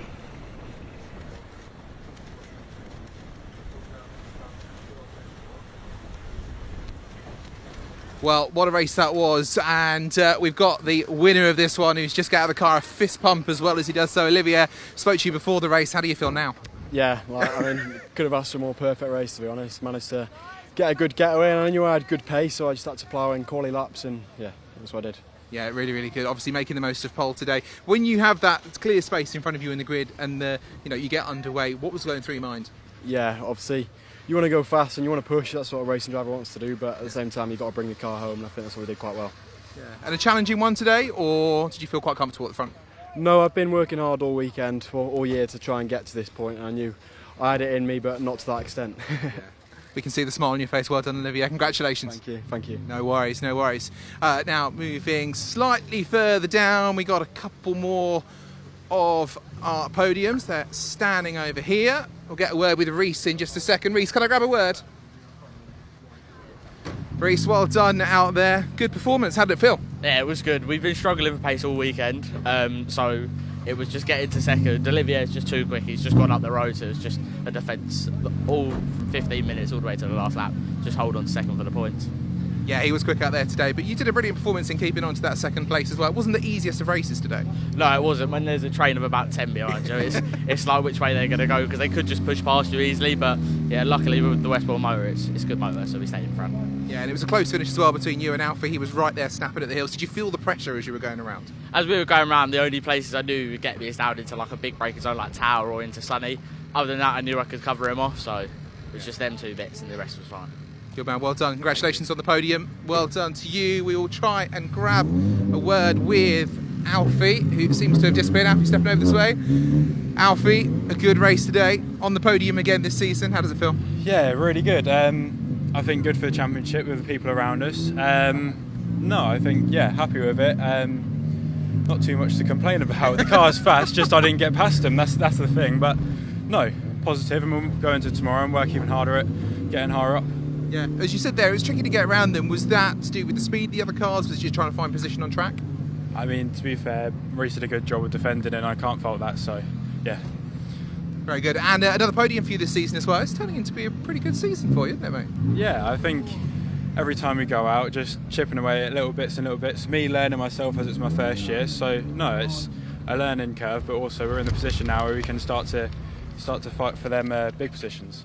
Yeah, and as you said, leading rookie as well in the championship, which is always good to see. Yeah. Congratulations. I'll go and let you enjoy the podium moments. Well done. So, as we can see, the cars have already cleared out from the Mini. What a brilliant race that was, and what a fantastic race from our top three. Incredibly close through the battles, and we've got plenty more still to come. So I'll hand back to Chris and Dave. Thanks very much indeed, James.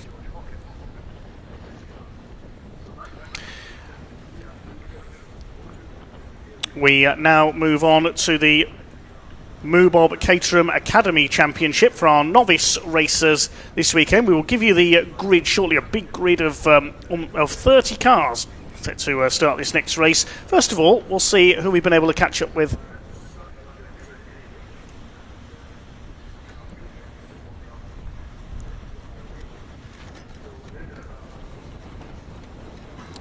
We can shortly bring you the grid for this one. I was waiting to see if we caught up with anybody down in the assembly area, but we weren't able to before the cars were ready. Apologies there. But the Academy driving is all up and coming then, so their first and only race of this weekend. So we saw them having a double header last time out, but they will actually... they will get to have their single 20-minute race today, and then they can pack up and watch and enjoy the racing for the rest of the weekend. But the story coming in here is it's a battle between Max Richardson and Matt Fox. And Max Richardson taking the early honours at the sprint at Kerber and Brands Hatch, but then only managing second place for the next three as Matt Fox has come off a good run of form, taking the last 2 wins. And we did catch up with some drivers beforehand, so we can go and hear from them.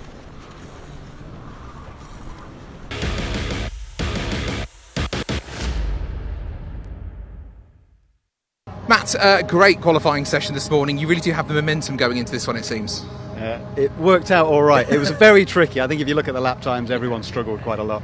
I got a bit of a nice toe coming in into Tower, which really helped out, and then able to not stick it in the wall at Sunny Out, which was quite tricky at the start. It was very, very slippy. Yeah, it seems to be quite tricky conditions out there today with the wind and the track as well. Yeah, it's totally changed. We've been here for 2 days. We've had a couple of sessions each day, and the wind is in a slightly different direction today, and I think that's making the car slightly less grippy than normal. And obviously we're getting to an important part of the championship as well, as we're getting into the second half of this one. And you're coming up the rankings, second at the moment, not far behind. And after Anglesey last weekend, you must be feeling pretty good. Yeah, Anglesey was mega, there's no doubt about it. It took probably a week to sink in, and then I started looking at the numbers, and it all kind of... it was pretty good. I can't say that. Let's hope this weekend's just as good. Matt, good luck out there. Thank you.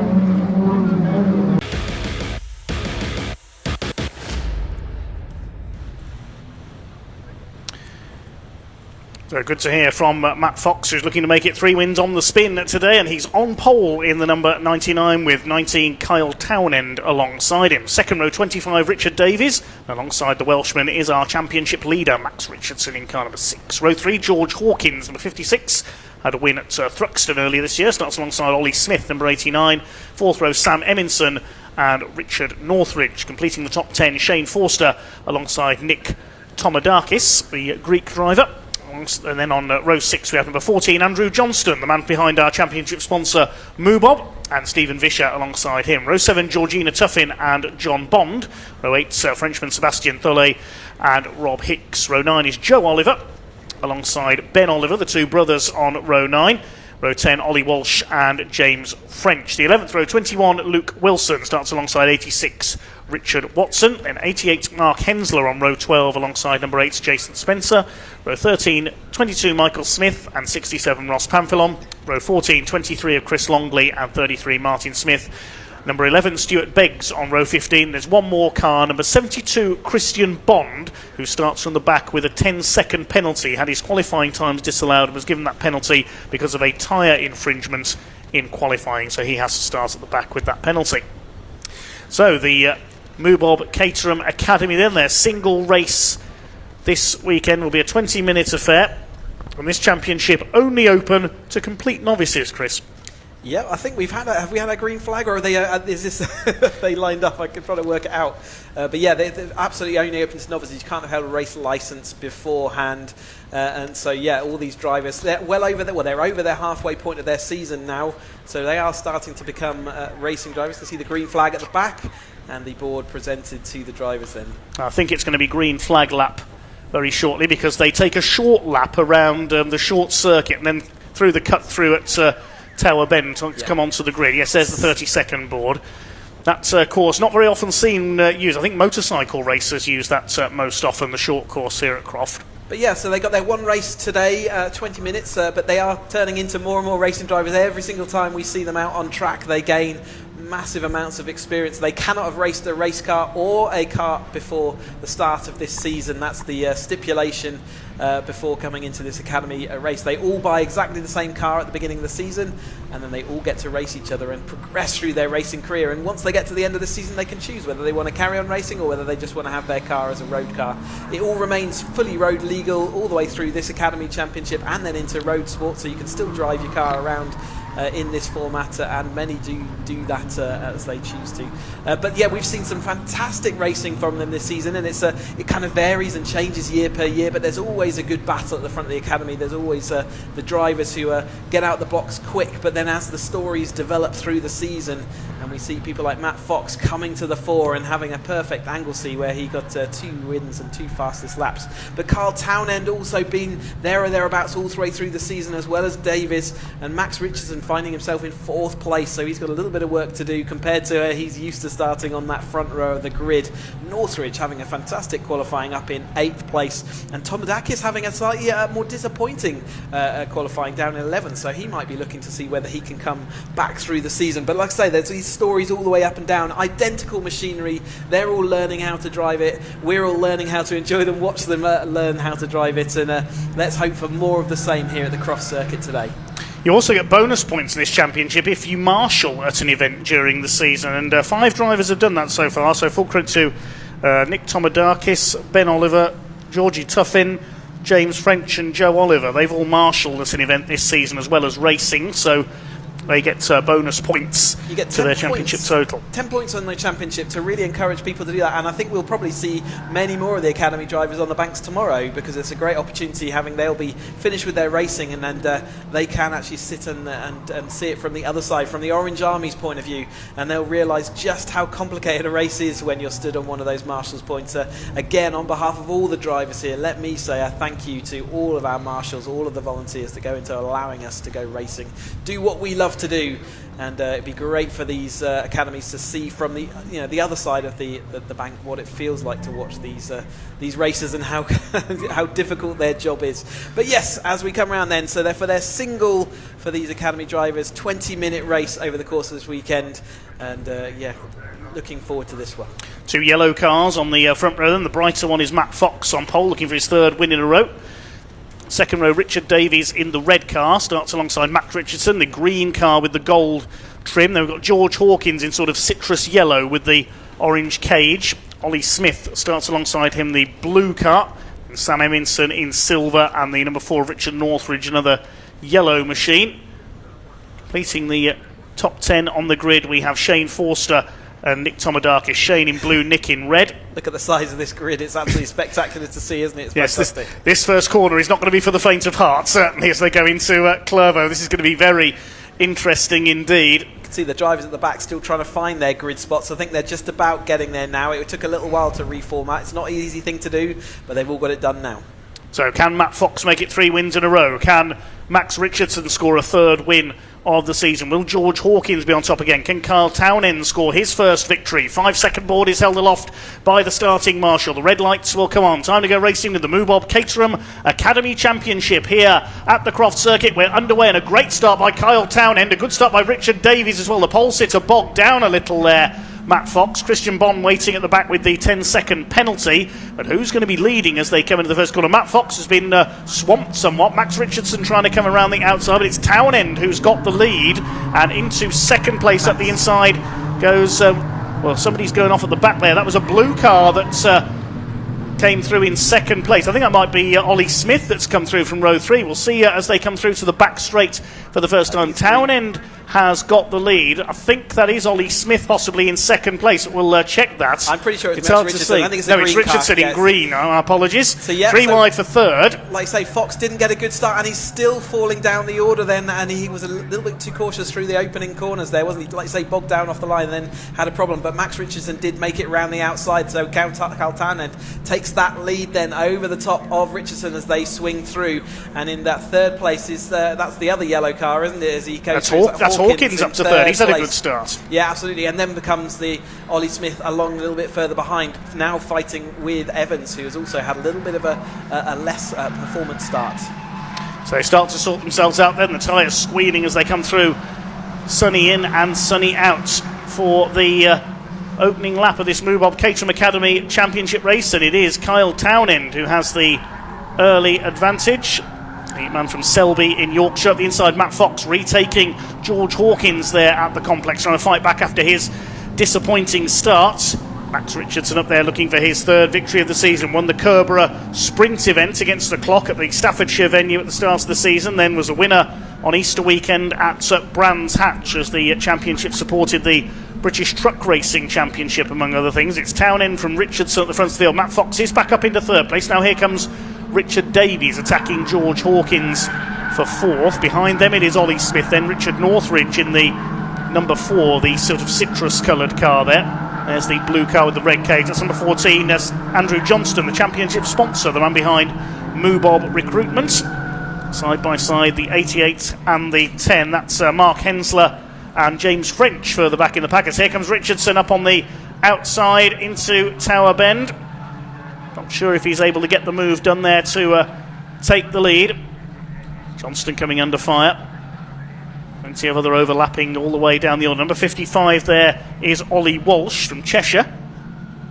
They've all made it round these opening laps okay, all 30 of them, which is great to see. Nobody going into the gravel on the first corner, which was an excellent bonus. We've had a change to the lead. He did get the move done. Max Richardson now up front. 125 horsepower then, and it's the lowest rung of our Caterham ladder. There's no such thing as a slow Caterham though. These weigh half a tonne and lots of horsepower under their right foot, pulling these from a 1.6 litre engine. They're running their own dedicated tyres here, so they're not running the same tyres as the other championships in the 310 and the 270 and the Roadsports that we're seeing.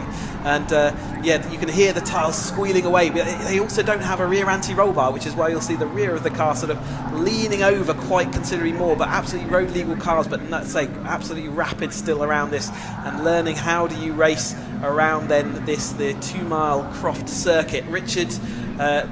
Max Richardson actually in the lead then as he went across the line, and actually pulled out 0.77 seconds over the course of that lap over Townend. So not what Townend wants to see. And I think the story of this race is going to be, can Fox get back to Max Richardson, or has he lost that opportunity? So we watch this mid-pace battle then.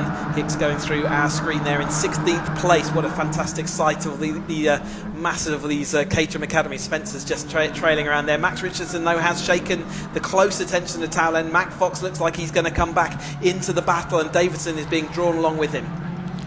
They make their way through towards Tower Bend, trying to make a move up the inside is Jaws. That's Georgina Tuffin in the number 62 car. She gets past number 14 of Hunter, it says on the number plate. That's Andrew Johnston, our series sponsor.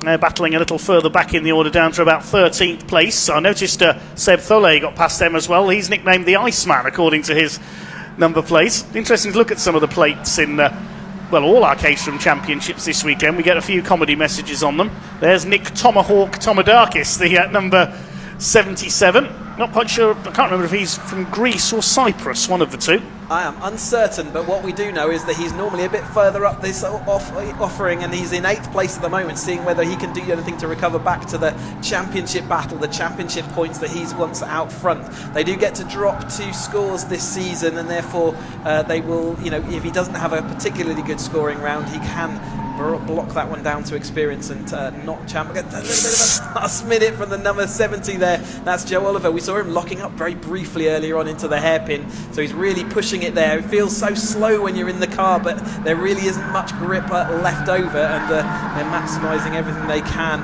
So they're going side by side. I think he's going to lose that position, isn't he, as they head into turn 1. Clervaux this time through. 14 and a half minutes left on the clock. Hicks just up the road. One of the drivers out and just a bit further back. A bit of a rough ride across the gravel joints. No harm, no foul. Number 55. Walsh. That was Ollie Walsh. Flyby, as it says on his number plate. He was certainly flying through the gravel there, but he's got it back under control again. We normally see him a bit further forward as well. He's down in 19th at the moment. He's 11th in the championship this year.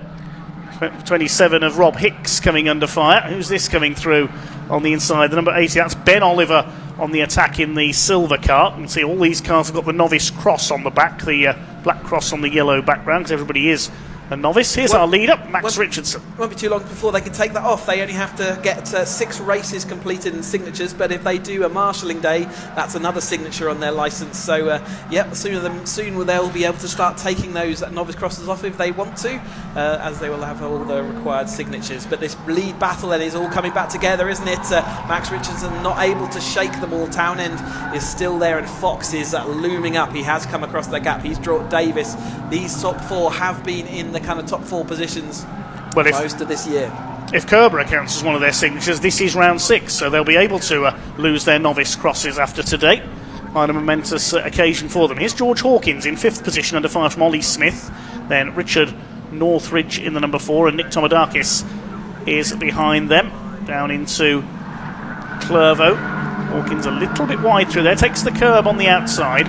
Very difficult to get your positioning right through there. Tricky little corner, that one. You arrive at high speed down the pit straight as well. George Hawkins, who took the win at Thruxton in round 3 of the Academy Championship, battling here for P5. These 4 ahead of them. Here comes Fox up the outside, attacking Kyle Townend. He's going to go around the outside. The 2 yellow machines side by side. Richard Davies, the man from South Wales, in there behind them, and he could get the inside run here on Fox, but the next one is the left-right flick through the Jim Clark S's, so I think Fox will just about be able to hold the place there. Max Richardson still holding the lead, but only just. He went wide. I think that does mean he's lost that position then to Davis. So he went wide around the Jim Clark S's, and that's lost him the position. So he's in that 4th place. Let's just catch up. Yeah, there is Evans ahead. Davies ahead.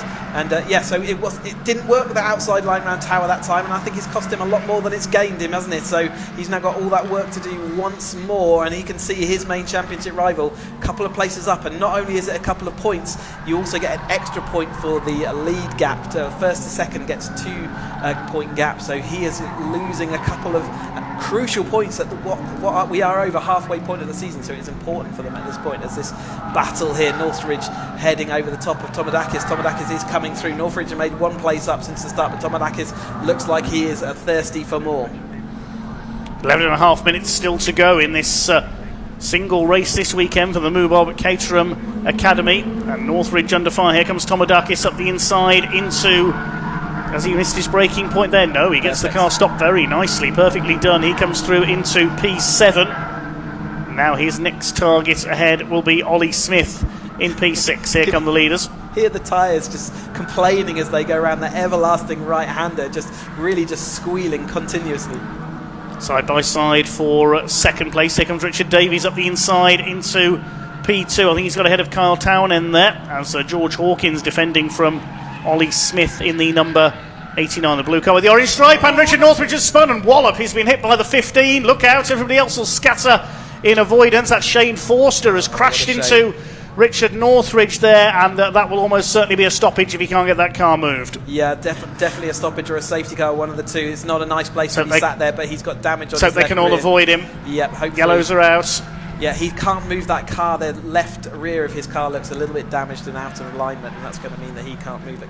What a shame for those two. They're having a nice little battle, but Northridge just lost the rear of the car, and nowhere for the number 15 to go. Forster, therefore, more contact. But let's keep an eye out for that safety car then. Still green flag showing on timing screens right now, but that car is in a position of danger. We're just going up to half distance in this race. Safety car. Yeah, safety car is being called. I wondered if that might be a red flag. Actually, we can see Richard Northridge's car there stopped in the background, so the safety car is being called.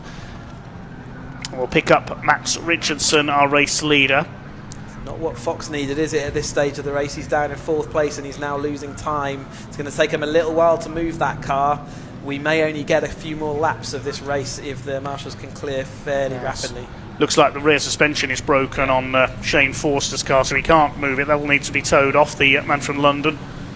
And Richard Northridge from Woking in Surrey, his car has pulled in further round, so he's managed to get that car out of the way. So it's just how quickly we can get this car manoeuvred away, as to say this is the fate of Fox, maybe even the fate of his championship at the moment, because he's got a maximum points between him, and he's now going to have to deal with Hawkins behind, who has also shown that he's got pace in that car. It's one of the wheel arches just sat there to the right of the screen. Here is the replay of that. You can see Northridge down the inside then of Ollie Smith. And he just lost the rear, didn't he, as he was heading towards the exit of Tower. Yes, coming through in just behind Tomadakis there. He's lost the back end. Round he goes and wallop. You can see all that impact on that left rear, which just meant that... Cars behind did very well to avoid those two as well. You're on the absolute edge of grip, and there's not much you can do. So, they did what they could, and they went to the outside. Yeah, fantastic for them, all of the drivers, to follow and not make contact with the Stricken number 15. That was Sam Eminson and John Bond, the two who were immediately behind them, so full credit to them for their avoiding action there But onto all the the grass, drivers and on yes, the grid. everybody else for obeying the yellow flags and slowing down to avoid the hazard there, because that could have been disastrous for Shane Forster. It wouldn't have been a comfortable place to be sat in that car, and it probably still isn't, but he's been asked by the marshals to stay there. Northridge just on the left of our screen, walking behind the barrier there with our marshal. So you can actually see it. It's the yellow car 2 to the right, so just out of our shot now, and you'll see him as he comes into tower. He's already lost the rear of the car, so you can see these two cars absolutely on the edge of grip. And here comes Northridge to the right of our screen, just behind Tomadakis. There he is, already lost it sideways. Takes his car just across to the middle, and there's just nothing that Forster can do, and just you can see the immediate, I think it was a radius arm, you could see snapping off there immediately, and that'll just bump his car.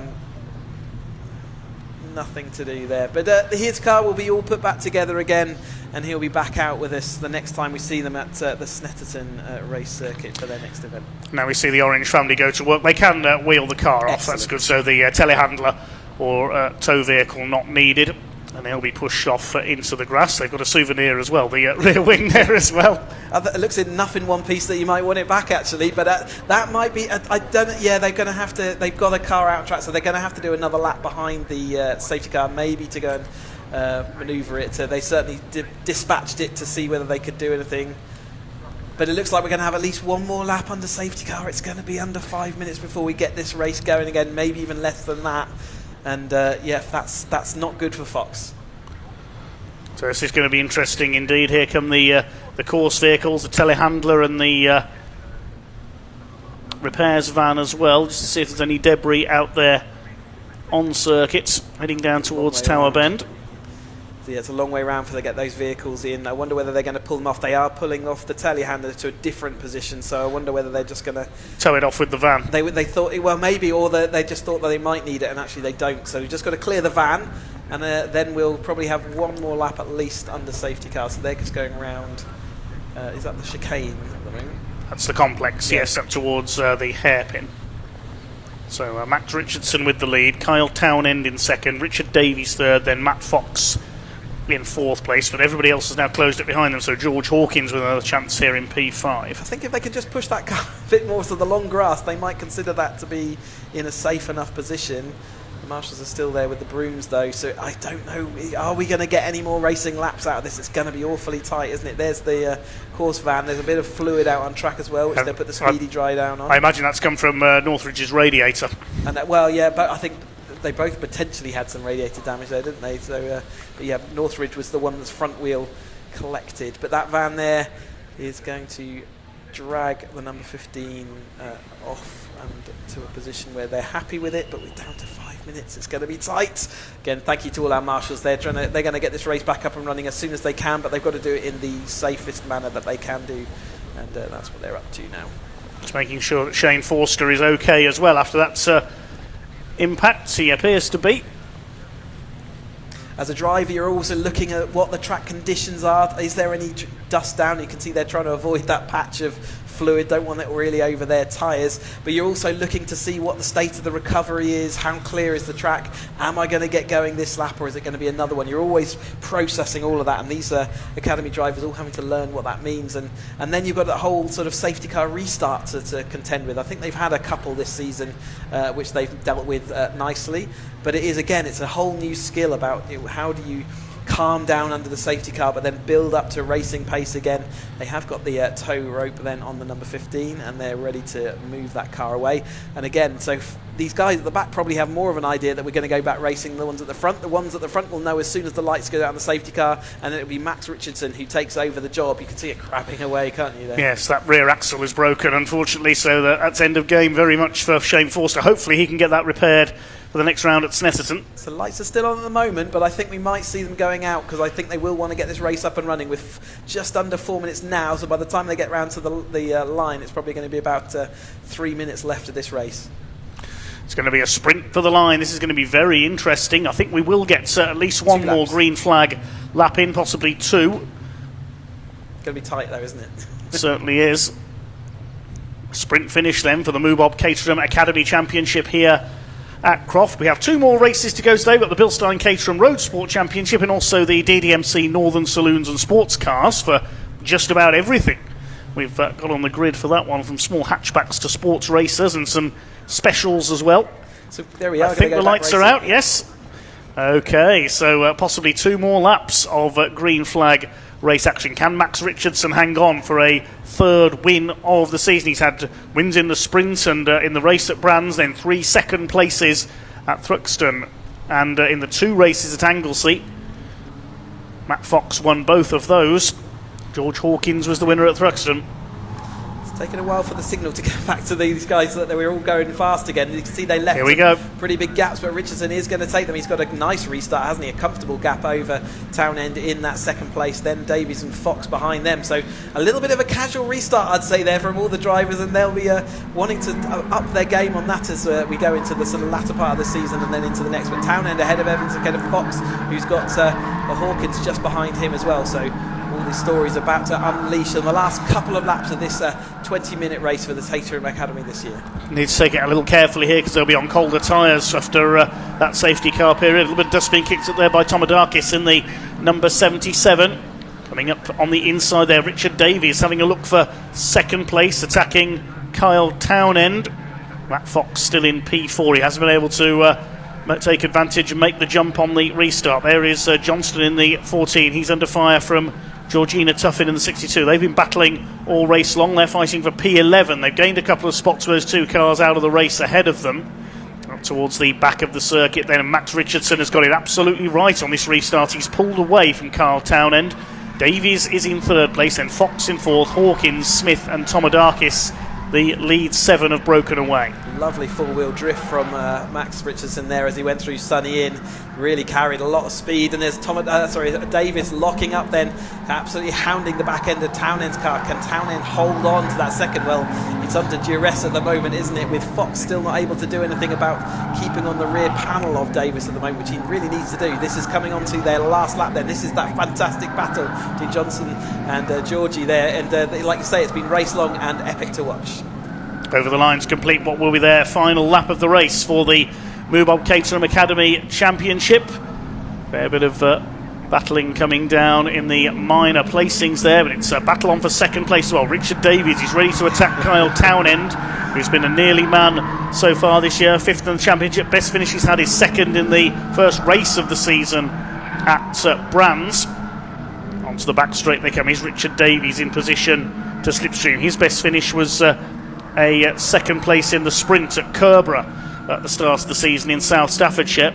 Trying every way to try and get by, isn't he? Just not managing. Hawkins down the inside, really late on the brakes, manages to do it. Has got Fox got the momentum around the outside. It didn't work for him last time he was around the outside. No, he's going to have to slip back another place. So George Hawkins through into 4th place, strikes on the restart. He produced a similar late run at Thruxton to take the victory, but he may have come up just short here. I don't think he's going to catch Max Richardson, who's pulled away again on the back section of the circuit.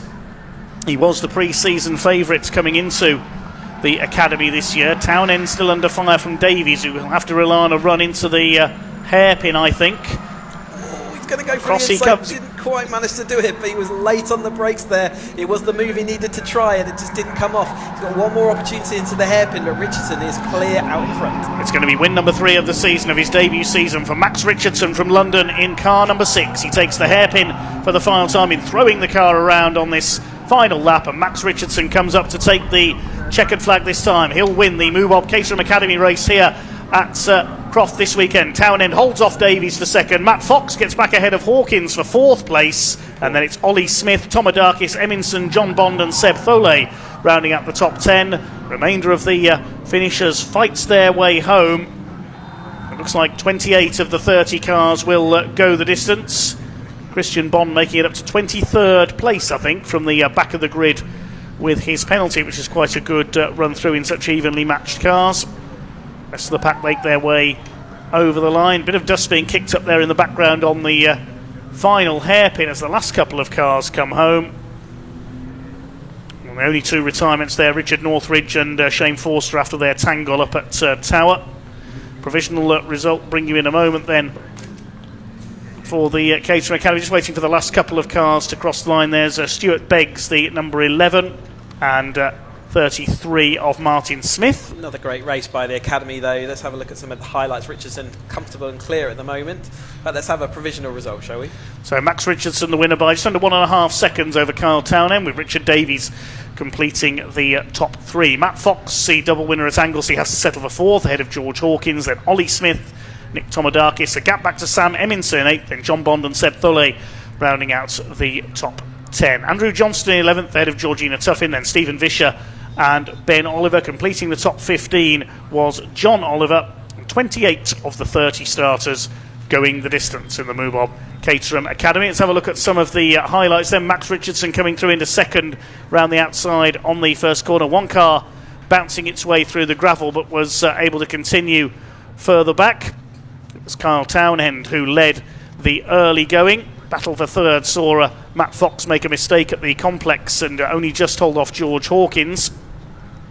Plenty of battling all the way down the order. One car running through the gravel. That was the number 55 of Ollie Walsh. He was able to survive that. George Hawkins battling with Ollie Smith, but of course the incident then came. Let's rather change the complexion of the race a little further behind them, coming through Tower Bend as Richard Northridge lost the back end of the number 4 car. Shane Forster nowhere to go and zonk into his nose, taking both cars out of the race and bringing out the safety car. Thankfully everybody was able to avoid Forster's stranded car in the middle of the road. On the 2-lap sprint for the line, it was Max Richardson who was able to hang on and take the victory. Kyle Townend holding off everything Richard Davies could throw at him. George Hawkins briefly getting past Matt Fox on the run through Tower. Fox taking the place back at the finish. So Max Richardson extends his championship lead, then he's looking good to win the Caterham Academy for this season. Yeah, absolutely. He's doing what he needed to do in that race. And yeah, Fox needing to now have a good one. But I think we can go down then to assembly area and let's hear from some of our drivers.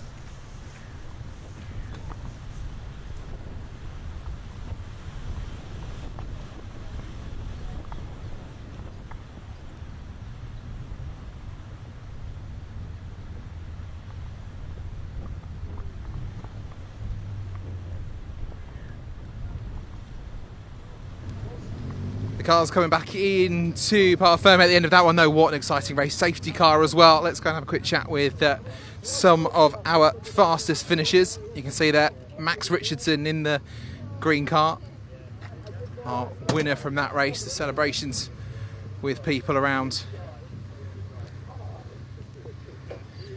Our championship leader, and he will stay so after that performance. Let's see, Carl Townend in second, Richard Davies in third. Celebrations between the drivers on the podium for the Academy. Where's the cross? You won me that race by... It's exactly what we want to see with these Academy drivers. We'll wade in and see if we can grab a quick word with Max. Max, celebrations there. What a brilliant race for you. Well done. Yeah, I don't know where the hell that came from, if I'm honest. I've been off the pace all weekend. I was a second off in quali, which is about where I've been all week. And yeah, got a great start, got up to second, and I was behind Kyle for the first lap. I thought, oh, I'll stay here, this is good, get a bit of tow. And I saw Matt Fox and Rich Davies coming for us, so I thought, no, I'll go past, I'll just try and hold it. And yeah, I don't know where that came from, but I'm very happy with it. Yeah. Hey, it happened when it counted, and that's the important thing, wasn't it? At top of the championship as well, you keep that lead. Yeah, so yeah, obviously Matt Fox is the next person behind me. Yeah. And so him qualifying first and me fourth, I was worried. I thought we were going to have a new championship leader by the end of this weekend, but yeah, no, there's some good battling behind. He's a happy man. Yeah. No, I'm very happy. Well done, I'll let you go and celebrate. Well done, Max. Let's wander over as well. As we can see, our other two there. We'll have a quick word with Kyle as well, very quickly. Kyle, how was it out there today? Hot, yeah, it was pretty intense that. Really disappointed that Max got by me, but you know, yeah, he did his thing and he didn't make a mistake after that. So yeah, it makes things closer at the top of the championship though. Yeah, I'll take your word for it. Yeah. I can't do the maths right now, but yeah, really enjoyed it. I had to absolutely defend for my life from Rich. It was absolutely insane. he was on me every corner. So yeah, all credit to him. Must have been fastest man out there today. Fantastic. Thank you very much, Awesome. Carl. Well Thank you. done for that one. So there we go, the Academy race, a brilliant one. So the safety car, the drama at the front as well. Time now to move over to more Caterhams with the Roadsport.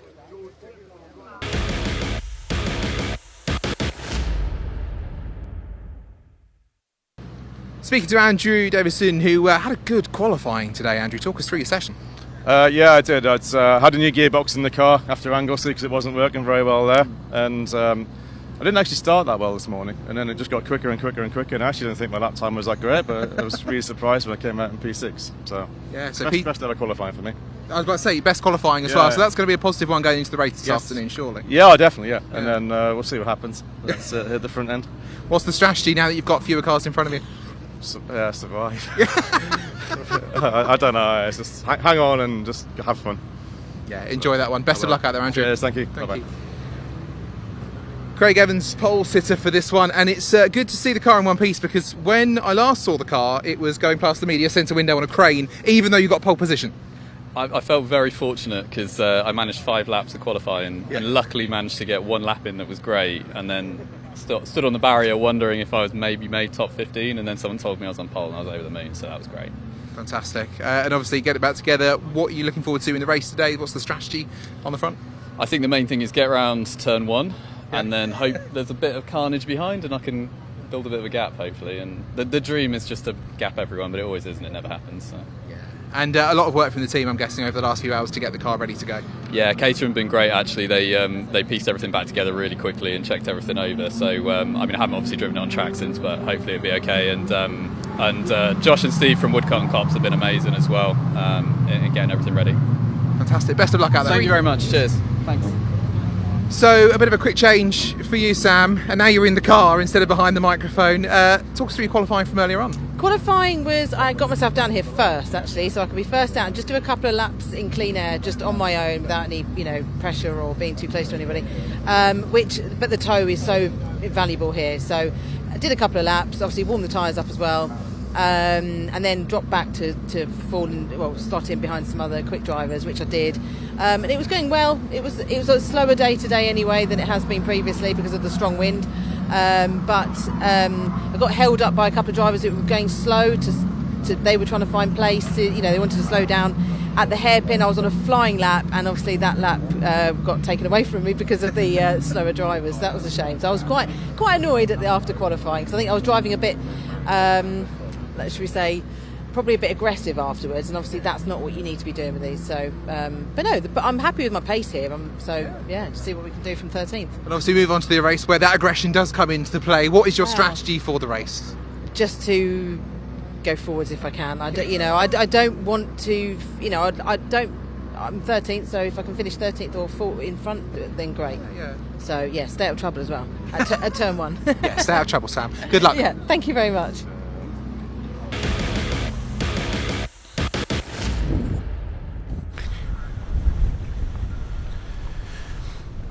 Good to hear from some of our drivers in the Bilstein Caterham Roadsport Championship there, including our very own Sam Parker. A bit of get your own back there. We interviewed her for a change instead of us doing her doing our interviews. So the cars are ready to set off on their green flag lap then. And the grid reads as follows. Craig Evans, despite some front suspension problems that saw him towed back in at the end of qualifying, is on the pole, alongside number 18, Mitchell Fasanya. Now, we're told it's Mitchell's first ever motor race here today, so very best of luck to him. And he stuck it on the front row as well. Brilliant effort in qualifying. Second row, the championship leader, William Harris, in number 14, alongside 33, Brian Thornton, the Irishman. Row 3, number 12, Alistair Morton, alongside Andrew Davison, we just heard from him. Row 4, number 17, Dan Crawley, and 42 of Scott Helm. Had a couple of wins at Thruxton and one at Anglesey, so he'll be one to watch. Completing the top 10, Ollie White and Steve Lorriman. Row 6, 96, Charles Harris, brother of William, alongside number 10, Aaron Oliver. On the 7th row, we have number 7, Sam Parker, and 38, Jimmy Way. Row 8, Luciano Caruso in number 88 alongside 36, Chris Buck. Row 9 is Ivan Searle, number 32 alongside 13, Liam Baslington. Completing the top 20, Chris Hicks in the pink number 52 car alongside 71, Richard Haig. Row 11, number 19, Chris Morling will start alongside Steve Harris, number 5, father of William and Charles. I know that Tony, one of our commenters from earlier on, watching from New York State in the USA, is a relative of the Harrises, so he'll be cheering them on. Row 12 is number 22, William Coop, and 74, Charles Chapman. Row 13, 58, James Platt, alongside number 6, that's Eduardo Pontes, the Brazilian driver. Row 14, 26, Zina Al-Jalili, 60, Mark Stancer. Row 15 is number 2, Tim Newman, and 4, Alistair Kinnear.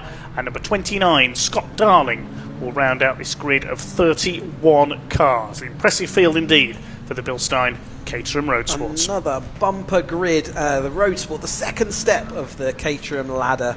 So take the Academy cars that we've just seen, put some Toyo 888Rs, and put a rear anti-roll bar on, and you get yourself a Roadsport car, which is several seconds faster per lap around the average sort of circuit than the Academy, just in the no small upgrades, but it still maintains its full road legalness, if that's a word. You get number plates as well, plenty in this grid, because they have to run a number plate. It doesn't have to be a road legal number plate, but again, they have to run one on the actual car, front and rear, and plenty of colours all out there on track as well. They've had a fantastic season. One of the things they get double header events every single time out that they go racing. So obviously you're coming from the Academy, you're already got quite a lot of racing experience under, and it really does accelerate through this Roadsport season. All supported by Caterham. So we heard from Craig Evans there. It's a Caterham who look after every single one of these cars out here, so it's absolutely even playing field. And yeah, it's you can't have your own team in Roadsport. Craig Evans proof positive that the Caterham boys do a good job. As we said, the story of qualifying was Fasanya in second place, and yeah, hasn't ever raced before, and only really done a limited number of track days as well. So this is going to be a brand new experience for him on the front row of the grid with 30 cars all lined up behind him. I can tell you what, he's going to have a bit of an adrenaline spike, isn't he? And then we've got William Harris with Thornton alongside on the second row. So lots of stories, and again we've got drivers out of position. So so it's going to be there's going to be stories all the way through this. Can Thornton hold on for the whole race this time? He starts in fourth. Can he stay in that lead battle towards the end? Once again, thanks to Bilstein for sponsoring this Roadsport and all the other sponsors that we've got throughout the rest of this Caterham ladder. Looking forward to them. The first of their 2 20-minute races over the course of this race weekend here at Croft. Onto the grid they come then. Will Harris is the championship leader. He's just 1 point ahead of Scott Helm, with Charlie Harris in third place. But it's the black and white car of Craig Evans, fourth in the points, who's on pole. The grey car alongside of is Mitchell Fasanya on his racing debut. The green and black is Will Harris on row 2. Brian Thornton in the blue and orange number 33 car on the outside of the second row. Row 3, Alistair Morton, number 12, grey, dark grey with an orange stripe, alongside Andrew Davison. He's in a silver liveried number 44 car in row 3. Fourth row, 17, Dan Crawley is in British Racing green and yellow, with Scott Helm alongside him. He's in black and orange. Watch for Scott Helm coming through. He's obviously right in the championship charge and is further back than he should be. Again, a few drivers possibly affected by the blustery conditions during qualifying earlier on. Watch for Charles Harris from row 6, as we say. Starts alongside Aaron Oliver, number 10, the yellow liveried car. 5 second board is held aloft then. Time to go racing. The Bilstein Suspension Caterham Roadsport Championship. 31 cars out there. This is going to be a good one. Revs are up and away they go. Decent start by our pole sitter down towards that first corner. Don't forget Mitch Fasanya, the debutant alongside him. He's made a reasonable start, but he's going to be caught on the outside line, I think, going into Clervaux for the first time. Brian Thornton trying to come through the middle. Will Harrison there's all. Fasanya is going to be tipped into the gravel. He keeps his foot in and slots back into the pack. He's avoided everybody. They all squeeze their way through. How they can see in that cloud of dust there, I do not know. Somehow everybody has made it through Clervaux for the first time. That is brilliant. 3 wide further back in the pack now. Let's see who's leading. There's somebody going off on the outside in the dust. I can't see who it is at the moment. Wheel arch went flying, so I think there might have been a bit of contact. It looks like it's just, maybe he's got back onto the track then, because I can't see any cars on the outside. You get green flag as they head into Tower, then racing resumes as they get this 30 odd cars through turn 1 somehow, and have managed to make it through Tower as well. Well done. Okay, I'll pick up who's leading as they come down towards the back end of the circuits for the first time. The midfielders going through the Jim Clark S's now. Who has got the lead? Looks like it is Craig Evans, the pole sitter from Brian Thornton. Will Harris is up there in third position. We'll pick up the rest of the places in a moment. There's just so many cars in there. It's hard to tell the order will pick out the individual colours at the moment. There's so many great battles all the way down the order. There is Will Harris in third position. There's Alistair Morton in fourth place. A bit of a lock-up there. Number 20 of Lorriman, I think that was coming under fire from Charlie Harris in the 96. Thornton in second, isn't it? So it's yes. We'll see where there's Fasania. It's in the kind of 6th-odd place. As they come across the line, we'll be able to call them out a little bit better. So it is Evans over the line, Thornton into second place, Will Harris, our championship leader, down third. Then we got Morton, Crawley, White, Fasania in 7th place, Lorriman, Charles Harris, and then Scott Helm in 10th. So that's your top 10 as they cross the stripe. Chris Buck under fire here in the 36 on the outside with the yellow wheels, but he holds the place there ahead of Liam Baslington in the number 13. They're fighting further back down the order. That's for 15th place. Somebody going wide onto the grass there. I think that was Fasania, so he's still learning the ropes here in that 7th place. Who was the big winner off the line? Well, Andrew Davison was the big loser off the line. He's dropped 8 places, gaining 9 places with Eduardo Pontes up into 23rd place. Lorriman heading up there, trying to defend from Fasania as he go up into the Jim Clark S's. There, our lead group then coming through, sweeping through the left and right. There is Thornton down the inside then of Evans to take the lead again into Barcroft, and not a place we generally see it, but we've seen it today with the tow. William Harris just watching to see whether there's any pieces of the puzzle to pick up. Can Thornton make it to the end of this race in that lead battle? We've not seen it so far this year. You can see how strong that wind is, those trees really getting battered around, and these half-ton Caterhams also do get that effect of the wind gusting them and pushing them across the line as we go round then through in the number 42 there of Helm. Helm we're expecting to see come back up through this field, but it's really struggling to make progress. Maybe just doesn't have or hasn't hooked up with this this Croft Circuit just yet.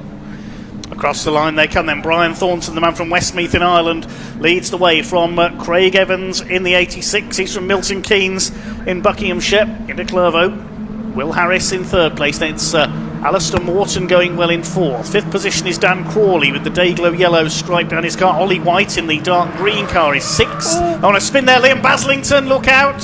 Are they all going to be able to miss the number 13? That was certainly unlucky 13. He's going to sit there and let them through on the inside. Yes, he does so. Good move there by Liam Baslington. Just stayed his ground until he had a clear space, and everybody luckily avoided him. Oh, Crawley losing out then to the number 24 That's of Ollie White. Ollie White just going down the inside of him then. Fasania's regrouping. You can see his novice flag on the back of his car. Lorriman just behind him as well. But Thornton still leading then this group over the top of Evans, Harris and Morton. Crawley doing a good job to hold on to that top 5 position at the moment and trying to push forward. So Thornton leads it. He always seems to qualify well, but then is out of luck in the races. So he's due a change of fortune here. Brian Thornton leads Craig Evans, who had a win at Anglesey last time out. Will Harris, only 1 win to his name, but he's not been out of the top 4 all season. He had a win at Snetterton in the opening weekend, as did his brother Charles. Scott Helms had 3 wins. And the top 4 in the championship are covered by less than 20 points. Very close at the top. There's Scott Helm, number 42. I love the number plates on his car. Help me, written upside down. So we're so used to seeing him right at the front of the grid that it's just unusual to see him so far back down the grid. But such is the competitive nature of this road sports that if you get out and it's a big grid, if you get out of position, it's really hard to fight your way back through. As Thornton just nicely clips that apex. There is a nasty bump on the apex curb here at Croft. They've managed to. There's the other Harris having a fight. Sam Parker just going through and out there. She's in at 13th place, so she did make a place, but she's lost out another position to Jimmy Way that time through, back to 13th where she started. And you can see her coming through. There's Thornton though out in front and still holding, and has done for the last couple of laps. Through come the midfields, and there's Aaron Oliver. He got sideways going through Clervaux that time through. There is Sam Parker, number 7, chasing now Jimmy Way, or blue flag as it says on his number plate. No blue flags needed for him at the moment, running up there just outside the top 10. Here come your leaders, Thornton, Evans and Will Harris in the green and black, number 14 in third place. Through Sunny, they've got Morton up behind them. It's White in 5th, Crawley 6th. Fasania still on the back of that leading group on his debut.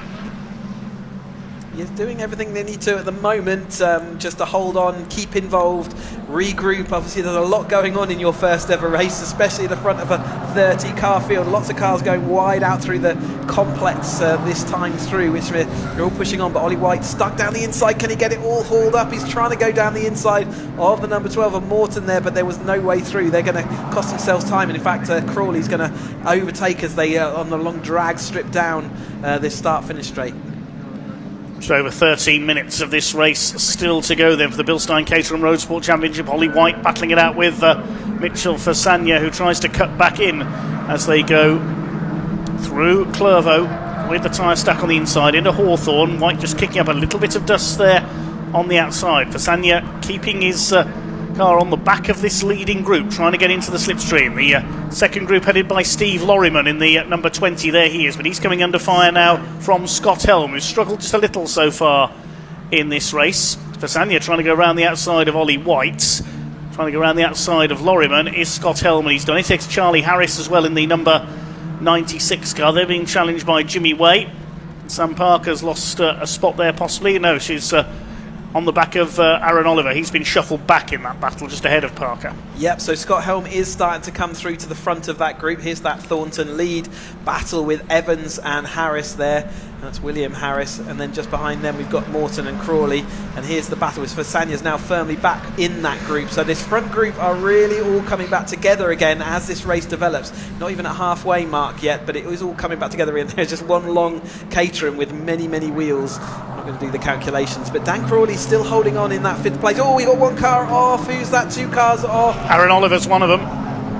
Who's the other one? Jimmy Way? Yes, I think it is. So so they came together as they were coming into the complex that time. They just got pushed wide onto the grass. They contacted their wheels, and they're both going to restart though, and we're up and seeing how far back through the field they can make it.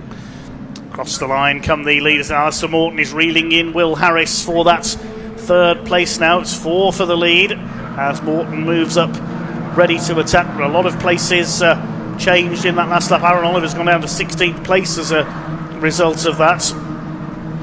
There is the number 17 of Dan Crawley. He's having a good run up there in 7th place. He's 6th in the championship. Best results he's had this year were a podium at a couple of podiums at Thruxton. Craig Evans still chasing Brian Thornton, but here comes Will Harris now having a look on the inside. Morton and that's Fasagna's come through into 5th place ahead of Crawley and White. So we're concentrating on that midfield battle. So Mitch Fasagna continuing to impress on his debut. Hopefully we can hear from him afterwards and get to know him. Out towards the back of the circuit they go. It's still Thornton into Sonny. Morton coming under fire from Fasagna. This is very impressive. Yeah, Evans did well to hold on to that. He went to the outside line around Tower because he was getting close to that lead, and but it just didn't pay off for him. He stayed wide, and that allowed William Harris to attack. Where have we got there? Someone flying through, a bit slow there through that corner at Sonny in and Sonny out, as they all make their way through this complex. Then you can see them all single file this time. No one out using the grass and the kind of more traditional line as we watch Way going through there. So you've recovered back into that group, but obviously lost a lot of positions as that happened. Watching that Dan Crawley, and is that is Helm made it across that gap then? So yes, Scott Helm had to fight his way through. He's in 8th place as he comes across the line this time, but he is actually well within attacking range of Crawley now, who's lost a couple of positions. Not needing us to help him at the moment is Scott Helm. He's fighting his way through, towing Charlie Harris behind him almost. That upside down number plate reminds me of Jeff Windsor when he raced a Ford Puma in Ford Saloons a few years ago. It had written on the boot lid upside down, "If you can read this, I've run out of talent." I thought that was quite clever. As the lead battle comes into the right-hander at Tower, Will Harris had a look on the inside. Around the outside, Dan Crawley trying to hold off Scott Helm. Now Scott wants to get forward here. He's 2nd in the championship, only a point behind Will Harris coming into this race. Charlie Harris is up there behind him, and his father Steve Harris is down in 25th at the moment. More side-by-side action as they were going into Barcroft that time. Hopefully they've got it all sorted out. Thornton has been persistently in front, hasn't he? But it's now Harris behind him. So it was side-by-side, and Harris has made up a position over the top of Evans that time through. Morton following behind then, Fasagna, White, Crawley, Helm and Fasania seems to have the speed in that mid-pack, seeing whether he can make his way back through. Now Sam Parker's right on the rear panel of Lorryman as they go into the complex this time, seeing whether she can make any more positions up. She's in 11, up a couple since qualifying, and so to see where there is that battle. Lorryman just holding off Sam Parker in the number 7. Chris Buck, another driver who we've seen at the front of the field regularly, so he's further back down than he would like to be at this point. Anyway, the battle continues then up and down this 30-car Roadsport field. 8.5 minutes of this race still to go towards the tail of the field. There's Tim Newman, only his second race meeting, chasing Mark Stancer in the number 60 car. As the lower reaches of the top 10 head their way through. Sam Parker under fire from Chris Buck in the number 36 there, just behind Steve Lorryman in the number 20s. That's the battle for 10th position at the moment, out of the chicane onto the back straights. Barriers used to be much closer to the side of the road at that chicane going into the back straight. I remember a couple of incidents in touring car racing back in the 90s when they first returned here. Here comes Parker up the inside, attacking the Union flag car. Steve Lorryman has gone wide. Chris Buck moves in wide as well. And who's this coming in behind? That's Andrew Davison, recovering after a slow first lap in the 44. So top 10 then for Sam Parker. Great to see her dive down the inside, and Lorryman just took too much speed in there. But Thornton was temporarily sort of side by side with Harris. Harris has made it past and looking like he is really going to hound for that lead. Can Thornton harry on? He's going to go, and that's a track limits infringement, so hopefully he's not done that too many times as he battles out front ahead of Harris. And then comes Evans. Fasania is still making that good progress out, although I think, we've still got drivers coming through, so Scott Helm still stuck behind Crawley, carrying the other Harris with him. And this is a fantastic battle for the lead then of this Roadsport race. Still 7 minutes of this to go.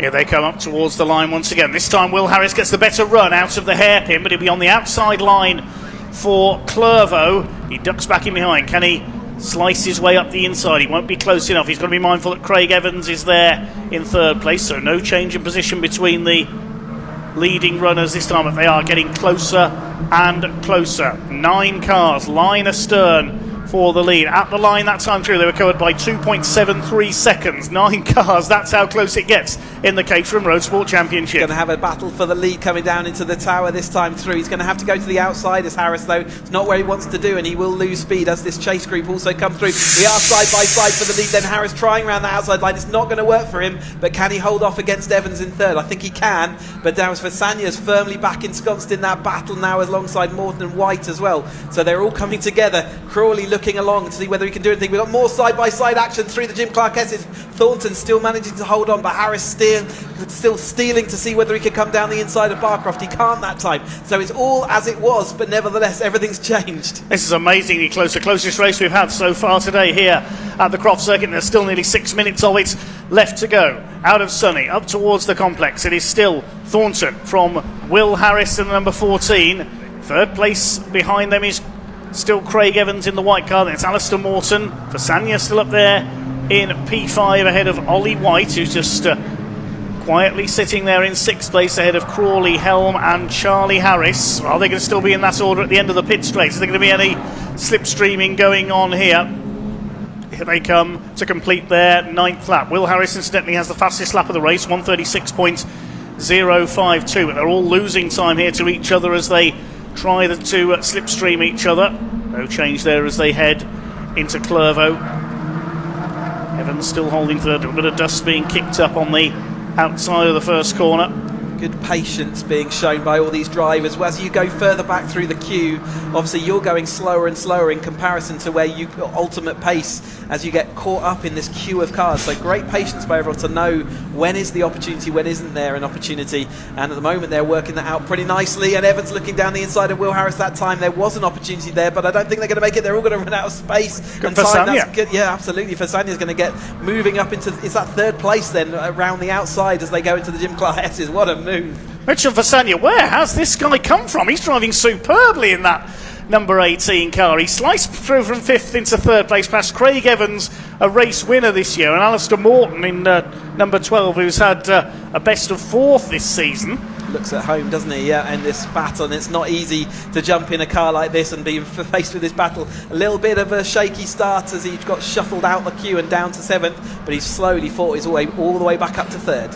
Now going for the championship leader, William Harris, for second place. We've still got 4 minutes of this race to go. Brian Thornton continues to lead the way. Has had a couple of pole positions this year at Snetterton and Thruxton as Fasania gets manoeuvred wide there by Alistair Morton. Great move. Good move there, daring dive up the inside into the hairpin. Fasania's held fourth ahead of Craig Evans. So Morton's actually gained 2 places there. Fasania going back down the inside, though. It's going to be tight as they go through the apex. They don't make contact. It's got to give way. Absolutely close. The close as you like, millimetres between the 2 wheels there, but he manages to hold on. He's not frightened, is he, our newcomer here in the number 18 car? You don't very often see a lunge into Clervo like. Meanwhile, Will Harris getting into the slipstream of Brian Thornton. He's had enough of being behind now. He wants to lead this race. Yeah, I don't blame him either. Harris has really been hounding him for the last couple of laps, so we have got placed back third for Fasania as he slipstreamed a nice easy move into Tower that time through. It's Evans who's been the big loser in this sequence, and he's been shuffled out and he's not allowed back into the queue. Just about managing it now, I think. So he's continued to lose places, whereas he was in that comfortable second place for many a lap as this battle continues on between this lead group. A little bit further back, and Parker's lost quite a number of places down to 15th, so I'm not sure what happened to her race, but she's lost out in that middle phase as she was looking in that top 10. But this battle pack then out front, absolutely nose to tail, and have been for the past 3 laps. 2.5 minutes of this race to go for Sanya. A little bit wide though. He's up the inside though on the second part of the complex on Will Harris. Now, can he get the move done before the hairpin? Because Harris will have the inside through there. He doesn't want to get too feisty here. We don't want any wheel banging going on. And Harris, I think, will just hold the place. Who's that poking his nose around the outside? That's Alistair Morton. This is more like the finish of the Grand National than a Caterham race. This is brilliant stuff.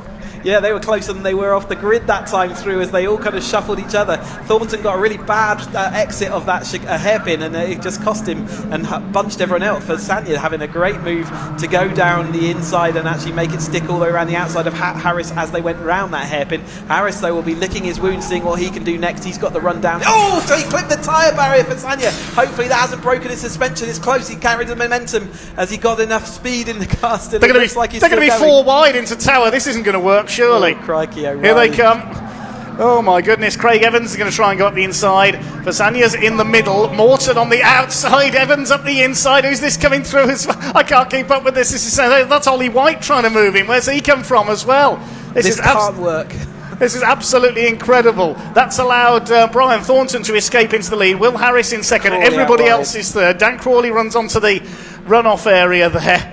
That was a pack of 4 cars trying to go side by side by side by side all the way through there, and they've managed it somehow. Well done for doing that. That was a really complicated piece of tarmac piece of race caused by Fasania clipping that tyre barrier. It looks like he's only just dislodged the rear wing, and it's not even hanging off that badly. And he's would have been a shock for him and a shock for the drivers around him as well. Third place is now Craig Evans ahead of Fasania. They come through towards the hairpin. It'll be last lap this time.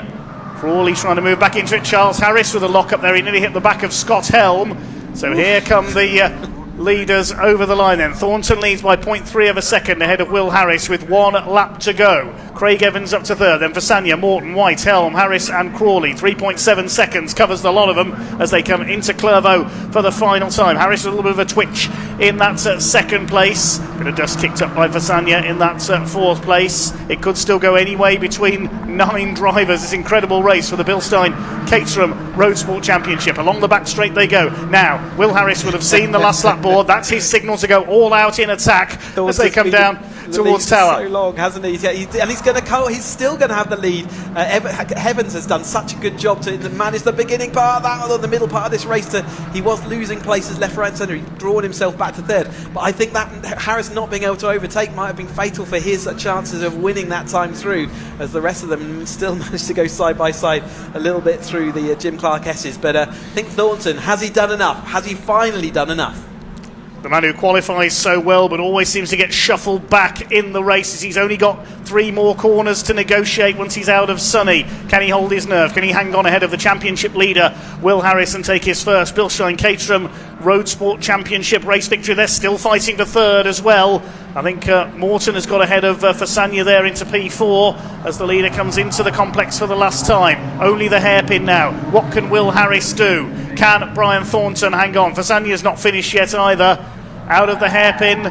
Is it going to be a win for Ireland? Here he comes up towards the line. Will Harris is closing up on him, but it's going to be a win surely for Brian Thornton in car number 33. He takes the flag, takes his first win of the season. At last, Brian Thornton has a win in the Caterham Roadsport Championship. Will Harris second, Craig Evans third, Alistair Morton fourth, and well done Mitchell Fasanya. His first ever race, he comes over in P5. White 6th, Helm 7th, Harris 8th, Charles Harris that is, and Dan Crawley 9th. They were covered by less than 3.5 seconds at the line. And further back, Aaron Oliver recovering from a spin to take 10th place ahead of Chris Buck, Andrew Davison and the rest of them.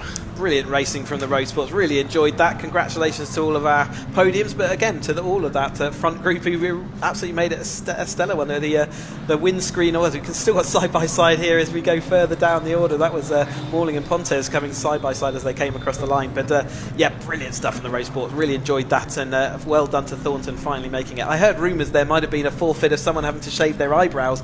We'll have to figure out if that was because Thornton won the race or not. We'll see whether everyone's got their eyebrows tomorrow. Well, I can tell you it's not me that's going to be shaving my eyebrows off, don't worry. Hair's that long at the moment anyway, you wouldn't be able to tell. Looks like everybody has made it home as well. All 31 cars went the distance, 13 laps the distance. 16th for Sam Parker as well, so disappointing end to her race. We'll find out at some point what happened to her, but it's yeah, brilliant to see her. Like early part of that race, fantastic, and she just drifted away a little bit at the end there. But Brian Thornton, he's going to be absolutely on top of things. And there is, for many, the star of the race in that one, the number 18 of Mitchell Fasanya, his first ever race, and he was in contention for the win. He almost got the podium, had to settle for 5th place in the end provisionally. The provisional result then reads as follows. Brian Thornton the winner by 0.25 of a second in the end, a quarter of a second ahead of Will Harris, the championship leader, Craig Evans in 3rd, Alistair Morton 4th, Fasanya 5th, then White, Helm, Harris and Crawley, less than 3.5 seconds covered the 9 of them. 10 seconds further back was Aaron Oliver, recovering well after a spin at the complex for 10th, ahead of Chris Buckman, Andrew Davison, Jimmy Y, Luciano Caruso, then Steve Lorryman and Sam Park got shuffled back to 15th and 16th, and all 31 starters went the distance in the race of the weekend so far here at Croft, the Bilstein Caterham Roadsport Championship. We've got the Roadsports again tomorrow, looking forward to that, and yeah, that does conclude the Caterham action today, but we've still got some racing to get through with the Northern Saloon Sports Car Championship, but yeah, fantastic events from Caterham, and they will be all out there again tomorrow, apart from the Academy, who we'll probably see out on the banks doing their marshalling. Let's hope we can get as many of them out there as possible, getting extra points for their championship. Aaron Oliver incidentally got the fastest lap there on his recovery, 1:36.025. And we'll head down to James Pearce in Parc Fermé in just a second.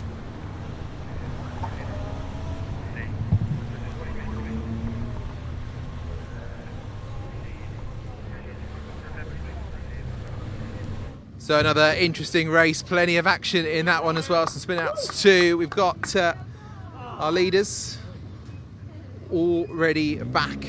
You can see the celebrations at the end of this one.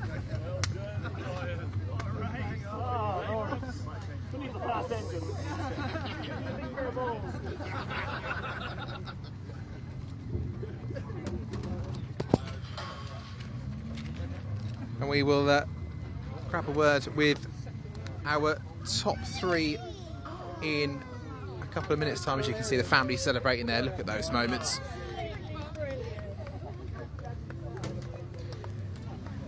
So before we talk to the top 3, we will try and find our 5th placed driver,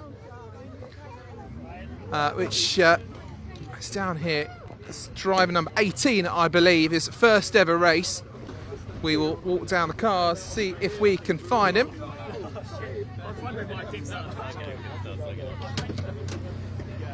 Here we go.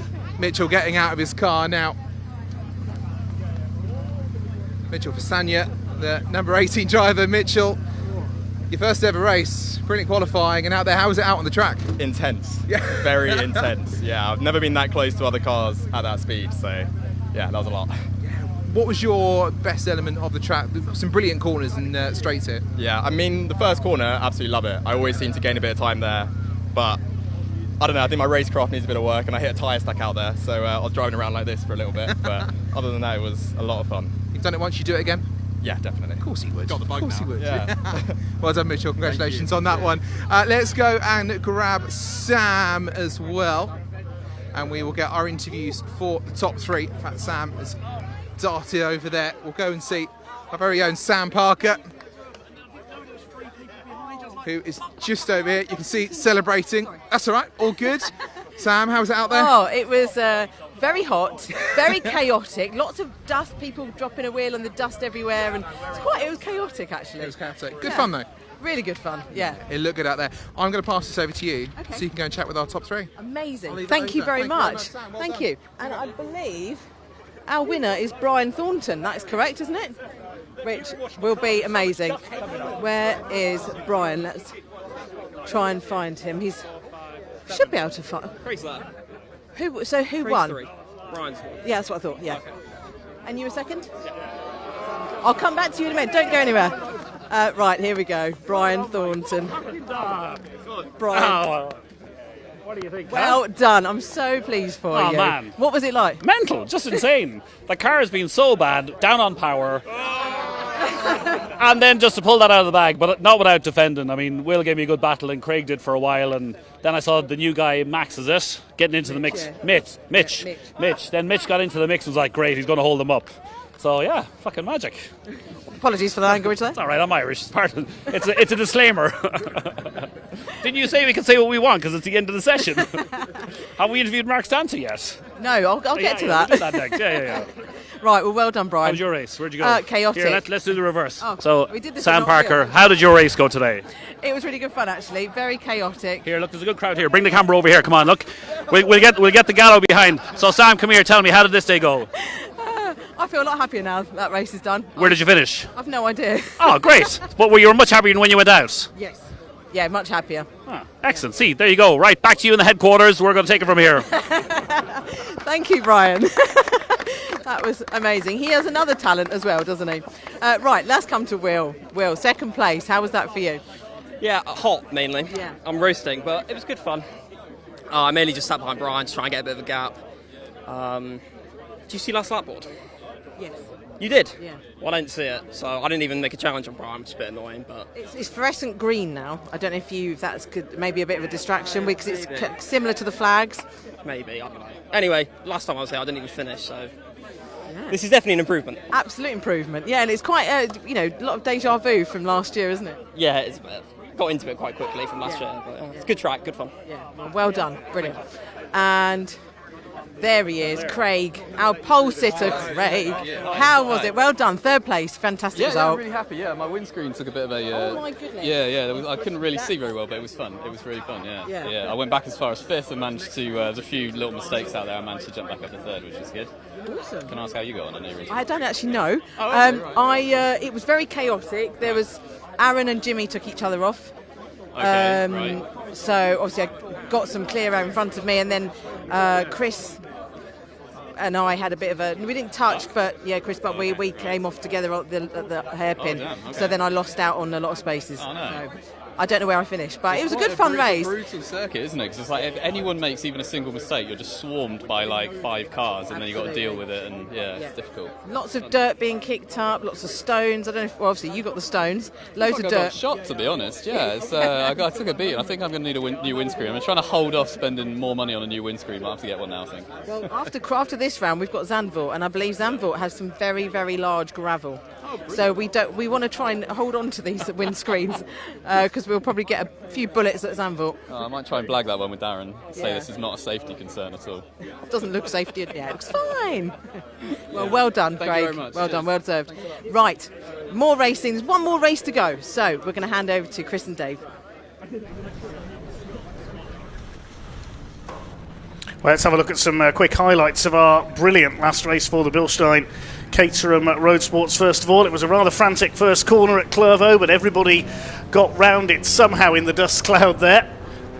Mitchell Versanya, our newcomer, was rather shuffled wide, but he managed to fight his way back. A couple of cars running wide onto the grass. I think it was Luciano Caruso, the number 88 there, who went wide in the dust cloud. We didn't see that initially, and a wonderful lead battle developed. Led initially at the front of the pack by Craig Evans ahead of his main championship challengers. There was so much going on out there, it was nigh on impossible to follow. That looks like Scott Darling. We didn't see that initially, having a spin towards the back of the field. He was lucky not to be collected on the way past there. Liam Baslington had a spin, and luckily everybody was able to avoid him at Clervaux. Well, indeed, all 31 starters went the distance, including Aaron Oliver, who recovered very well to take 10th place and set fastest lap after tangling with Jimmy Way at the complex. Midfield battling saw our Sam involved, fighting it out with Steve Lorriman and Chris Buck, among others. The lead battle, somehow Brian Thornton was able to hang on. Can tell he's a great entertainer. Typical Irishman is Brian Thornton. Apologies for any choice language you heard, incidentally, during his interview at the end there. As Mitchell Versanya fought his way back up into the top three, but then clipped that tyre stack and nearly launched himself onto two wheels, leading to a four-wide moment coming into Tower Bend. Alistair Morton on the outside, Craig Evans getting through on the inside, Ollie White getting involved as well. What a conclusion it was to this race. 9 cars covered by just over 3 seconds. A couple of cars running wide at Tower. That was Chris Hicks in the 52 going for a spin. We couldn't take our eyes off that lead battle, so we missed that at the time. Chris ending up in the long grass on the infield. Somebody else going for a bit of a lose as well, the number 19. I noticed he'd lost time on the last lap. That was Chris Morley. But an incredibly entertaining race, I'm sure you'll agree. Brian Thornton takes his first sports win.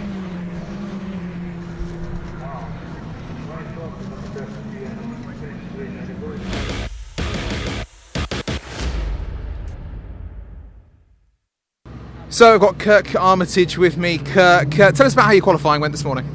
Terrible. Terrible. The power steering broke as soon as I pulled out onto the circuit, and I ended up with power steering half of a lap and then not the other half of the lap. So I just tried to do the best I could, and then when I slid on my own oil, I thought, well, we'll call it quits at that, and I pulled in after 5 laps. So, but as it turns out, I didn't realise that I qualified so well, just trying to take it easy, and there you go. So I ended up in 5th on this race and 4th in the second race. So it makes it exciting, doesn't it? It certainly does. I don't want to experience that again, really, because sliding on my own oil is a bit unnerving. So, but anyway, it's all repaired, and hope for good things in this one. I was going to say, the car looks like it's in good shape. Starting in P5 for the first race across the weekend, what's the strategy? Finish. I haven't raced in 12 months. I had a perfect test day yesterday. Brilliant. And then I've had trouble this morning. So just finish the race and enjoy myself, and then the results will come, won't they? They will indeed. So, yeah. Kirk, enjoy yourself out there. Thank you very much. Thank you. Speaking now to Matty Cobb, who had a good qualifying, will be starting P4 on the grid today. But Matty, before we do that, I want to talk about the car, because all the team behind the screens have been watching this one and have spotted this one today. Tell us a bit about the car you're driving today. Yeah, so the car itself, the chassis is a Radical SR8 with modified a Beetle's body on top of it. Yeah, it's an absolutely lovely car, and it's turn many eyes and heads in there, just admiring the car. Tell us about your race. Obviously P4 in qualifying earlier on. How was it out there? Yeah, not too bad. We're just trying some new tyres, so we're just trying to get them bedded in, so see how the race goes. I've never ran these tyres before, so a bit of a learning curve, but we'll get there. And how are we feeling for the race? What's the strategy when you get going? Just try to hang on to these two and then just see where we go from there. Fantastic, Matty. Enjoy the race. Best of luck. Thank you very much. Cheers.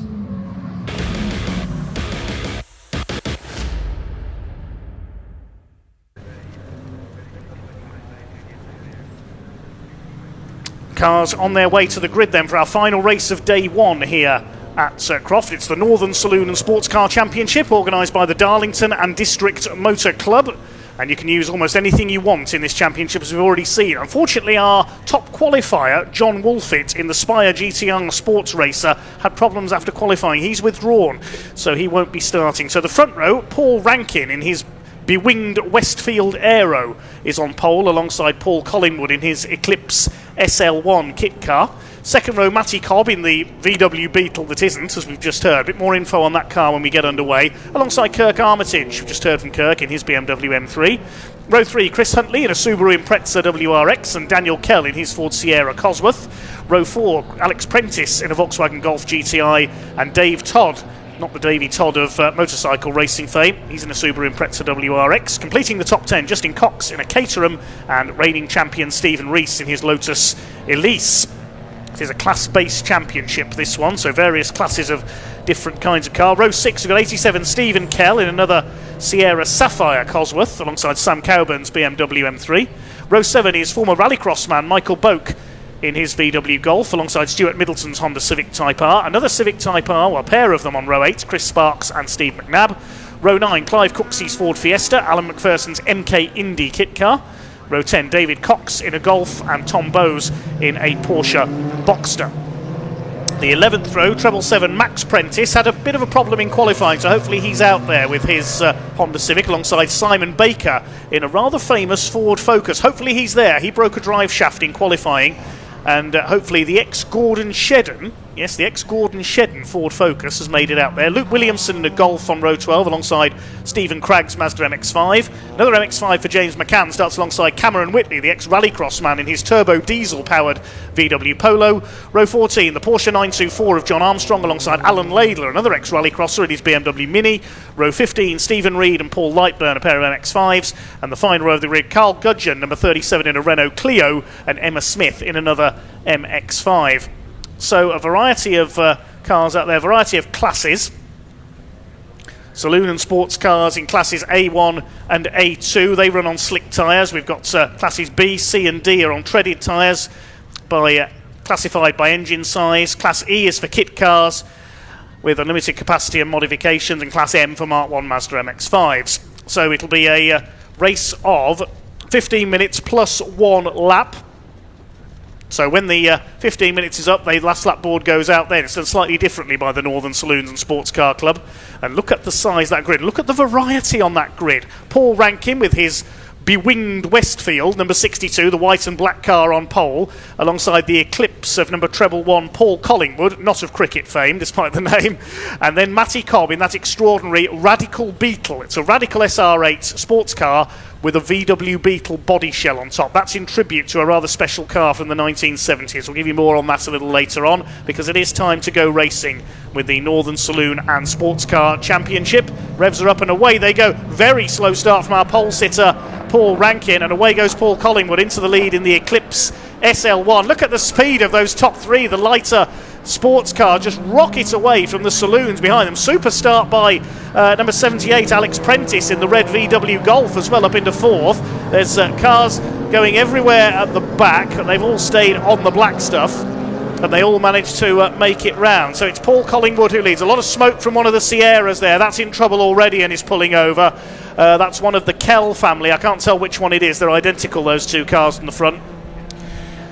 But it's a bit of a calamity. That's the name of their race team, Calamity Racing. It was number 89, Daniel Kell, in the Sierra 4x4 that's pulled over there. Unfortunately, the Sapphire of Stephen Kell still going.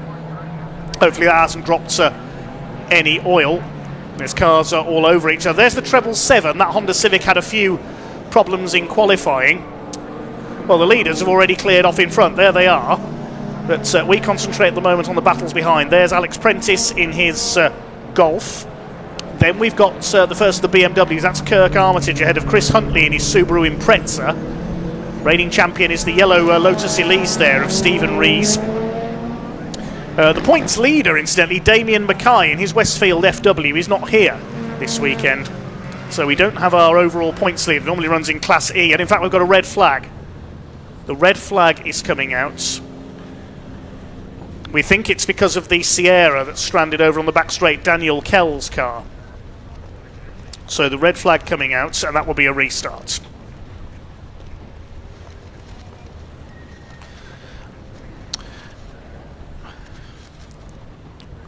So a chance to pause for breath then in this Northern Saloon and Sports Car Championship race, promoted by the DDMC, the Darlington and District Motor Club.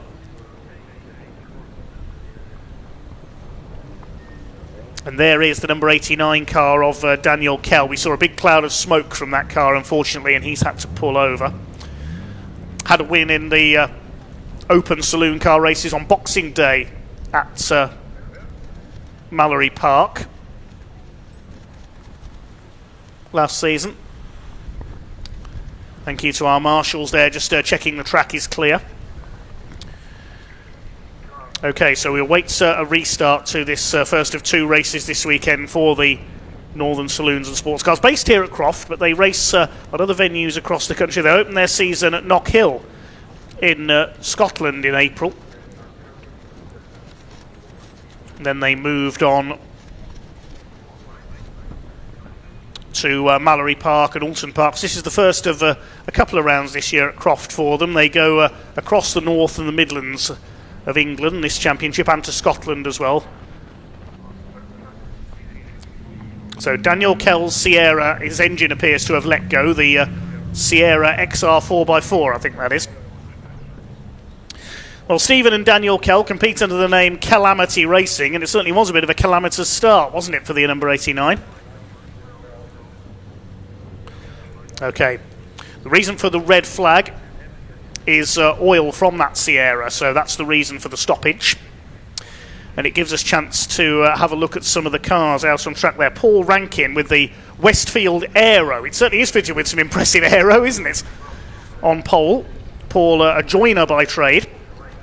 Made a slow start there of the Class A1 car. As we were mentioning in the run-up to that race, Classes A1 and A2, they're for cars on slick tyres. Class A1 for cars of over 2 litres or for turbocharged engines, and Class A2 for cars up to 2 litres in size. Classes B, C and D are for cars on treaded tyres. Class B for over 2 litre.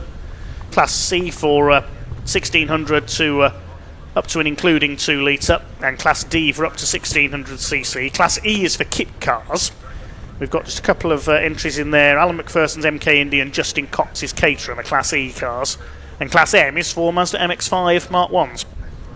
We've got 5 of those here, dedicated class for MX-5s. Championship is run for many years now by the Darlington and District Motor Club, based here at Croft.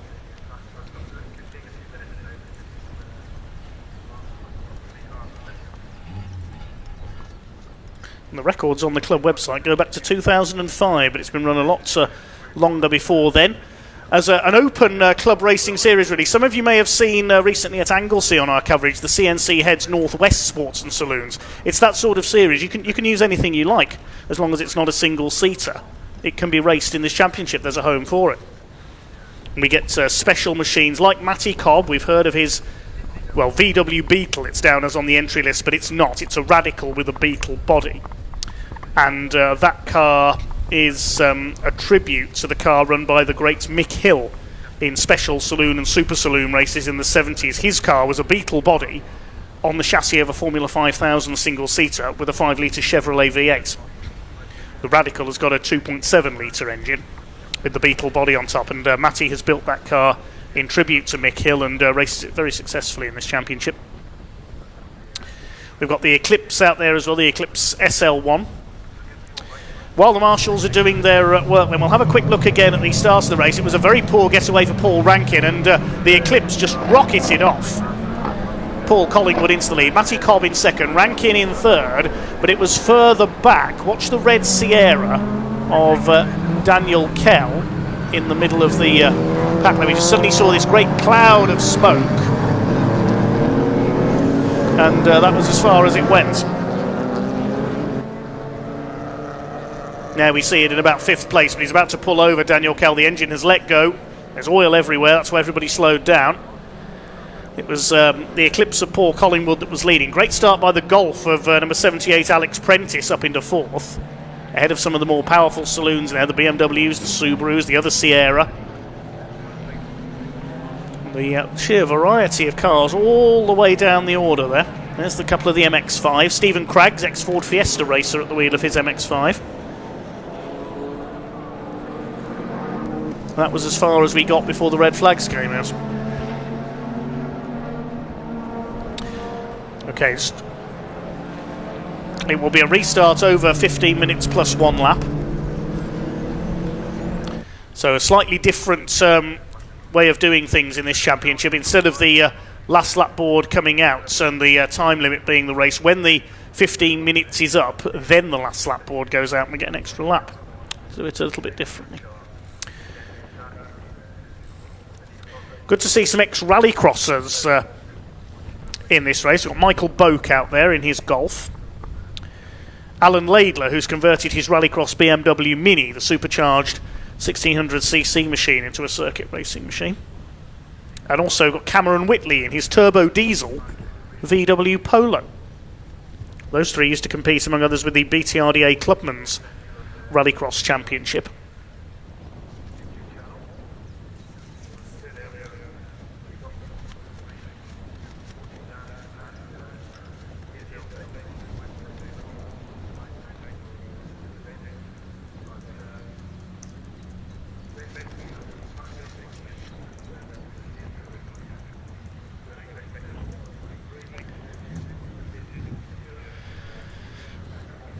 So the grid forming up for the restarts.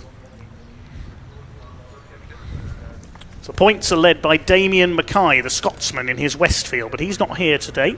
So a chance for Alex Prentice, who's in Class B in his Golf, to take the lead of the championship. He's only 2 points behind. So is Steve McNabb in Class C in his Honda Civic Type R, the black and orange Honda. Stephen Rees, the reigning champion, his Lotus Elise, is in 4th in the points. He's in Class C. Another car that we have was on the entry list that we've not seen today is Scott Hubel in his Peugeot 205 T16 replica. He's running this championship for a number of years. Great shame that's not here. In the points, Class A1 is led by Matty Cobb in the Beetle Radical.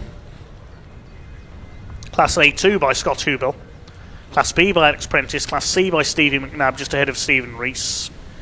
Class D is led by Simon Sheridan's Honda Civic. He's not out today. Class E by Damien Mackay, but he's not here. So Alan McPherson likes to be the favourite for Class Honours there, or Justin Cox, the two drivers in Class E. Class M is led by Stephen Reed, number 53 in his MX-5. Proper old-fashioned club racing championship this is. 32 cars here, but there'll be 1 or 2 missing for this restart. It's a shame we haven't got John Wolfett out there, the Spire GTR sports racing car, named Spire because it's built in Chesterfield, home of the Crooked Spire. And I remember one meeting I attended here at Croft a few years ago where John got tipped into a spin at the hairpin on the first lap. And such is the speed of that lightweight sports race, so by about lap 5 he'd screamed past everybody and was leading again. These lightweight bike engine sports racers and kit cars, very impressive. We had hoped to see a Westfield XTR2 sports racer here today, but I think David Brewis had some problems with that in the lead up to the event. David Brewis, the ex-Special Saloon racer, used to have a Suzuki SC100 bodied car on a Formula 3 chassis. Wasn't until he stood next to that car he realised just how small it was.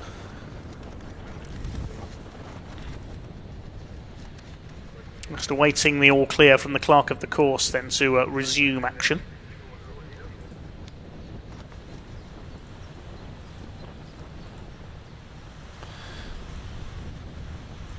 Now we can see the extent of Daniel Kell's oil slick there at Hawthorne.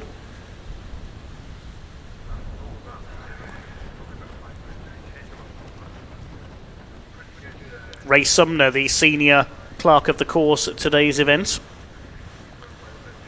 From the Darlington District Motor Club we have Thomas Smith, assisted by Mark Laybourne. And all our other officials today, other clerks of the course, Rob Williams, Steve Hill, Luke Cordell, the ex-Mini Challenge racer, Darren Holmes, Stacey Lauday. Stewards in charge, David Gray, Anthony Curran, Steve Gibson and Dave Hay. So thanks to them in charge of today's event. And we see some more of the grid. The yellow number 7, that's Alan McPherson's MK Indy kit car. 113 is the Golf of Luke Williamson. The more modern Golf of David Cox alongside. There you can see the sheer variety on this grid. Stephen Kell in the family's other Sierra, the Sapphire with the longer boot. Porsche Boxster in there, that's Tom Bowes. And the little red VW Polo there, that's Cameron Whitley, the ex-rallycrosser.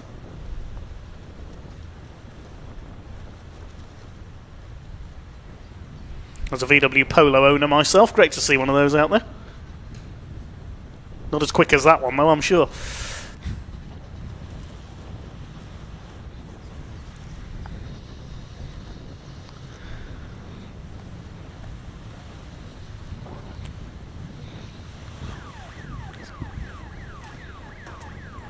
Couple of Imprezas in there.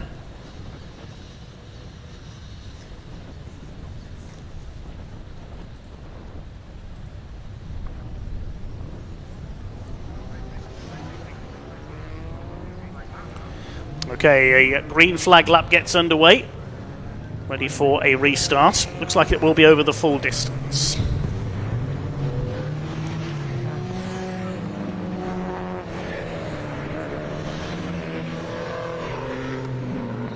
Alan Laidlow's BMW Mini. Love the eyes on the headlights of that one.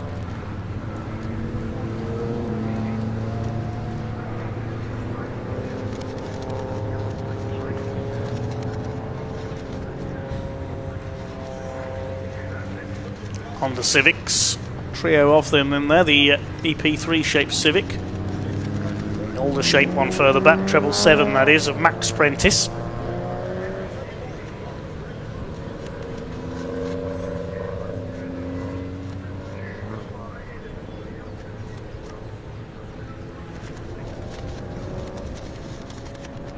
Right at the back we have the Clio of Carl Gudgeon, number 37. One car we haven't got out there, unfortunately, is the number 52 Ford Focus of Simon Baker, which is the car that was raced regularly by Richard Mines in the BTCC during the 2001 season in the production class. But for the Knock Hill round, it was loaned to a locally based Ford racer for his BTCC debut, somebody called Gordon Shedden. Yep, the very car that Gordon Shedden made his British touring car racing debut in is here this weekend. Unfortunately, it broke a drive shaft in qualifying, so was unable to race today. Hopefully, Simon Baker can get that back out tomorrow. It's original livery as well that Gordon raced it in. Kirk Armitage, one of the quicker saloons on the grid, despite that power steering failure we heard about in qualifying.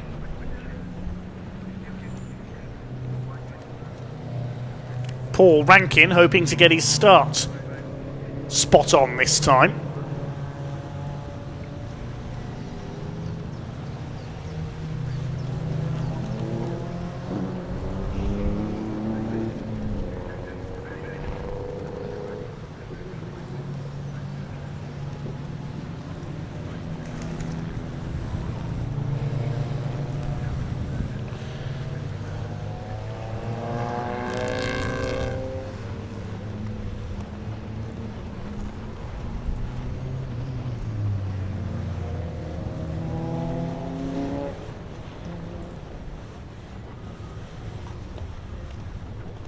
Thanks to everybody for your comments through the day as well. Not really time to read them out today. We'll try and read some more of them out tomorrow. As the grid forms up then. The white and black Westfield of Paul Rankin on pole. It's called the Westfield Aero. It certainly has its share of aerodynamics on there. The grey and orange Eclipse SL1 of Paul Collingwood, the kit car alongside him. The blue Radical Beetle of Matty Cobb on row 2 alongside the navy blue BMW of Kirk Armitage. Then the black Subaru of Chris Huntley on row 3. Alongside him we would have had Daniel Kell, but the Sierra not taking the restart, of course, those problems. Alex Prentice, the red Golf with the black bonnet on row 4 with the Subaru of Davey Todd in the Golf livery alongside him. Completing the top 10, Justin Cox, the black and green Caterham. alongside number 1 Stephen Rees, the yellow and grey Lotus Elise, the reigning champion. Chance for Alex Prentice, if he can win the class here, to take the championship lead. So it'll be a 15-minute race plus 1 lap for the Northern Saloons and Sports Car Championship, promoted by the Darlington and District Motor Club. Revs are up and away, and this time Paul Rankin doesn't move at all. Let's hope nobody hits him. He was slow off the line first time, at least he got away on wallop. Oh dear! The 707 of Max Prentice, the Civic, has gone straight into the back of him. There was another car, I think it was the Clio, that has collected. That'll be another red flag. Oh, what a shame. Let's hope everybody's okay there. The race is stopped again. Well, Paul Rankin was slow away the first time. This time he doesn't move at all. And Max Prentice in the Honda Civic goes straight into the back of him. Let's hope everyone's okay there. That was a nasty impact. There is Paul Rankin. Oh, the MX-5, number 53 of Stephen Reed, involved as well. Paul Rankin's out of the car. He appears to be okay. And Stephen Reed climbing out of his MX-5 as well.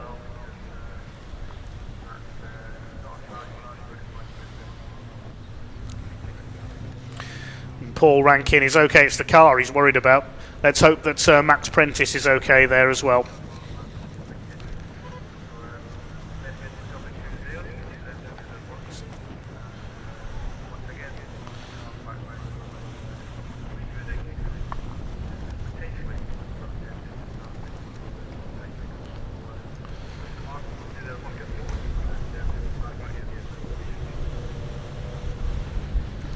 Okay, so under the red flags here at the Croft Circuit, with a start line incident in our final race of the day, the Northern Saloon and Sports Car Championship,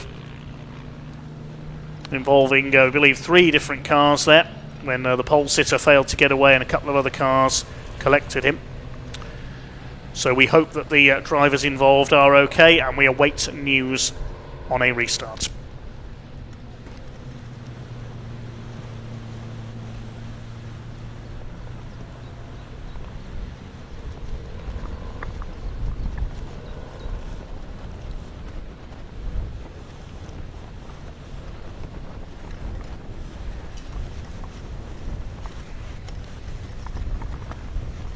It looks like Max Prentice may be out of his car. I think that's him on the right there. But he'll just get a check-up from the medics there by the look of things. Big thanks to our medical staff here at Croft. Yes, drivers appear to be okay then, that's the main thing.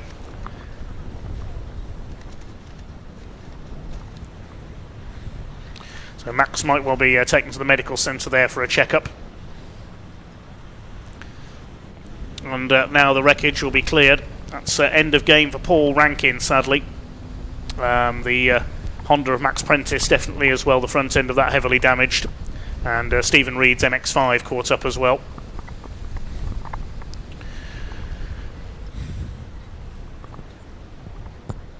So a fair bit of clearing up to do. And once that's done, hopefully we'll be back underway with the restart. Now time to look again. Watch the car of Paul Rankin on the pole. We saw his hand go into the air.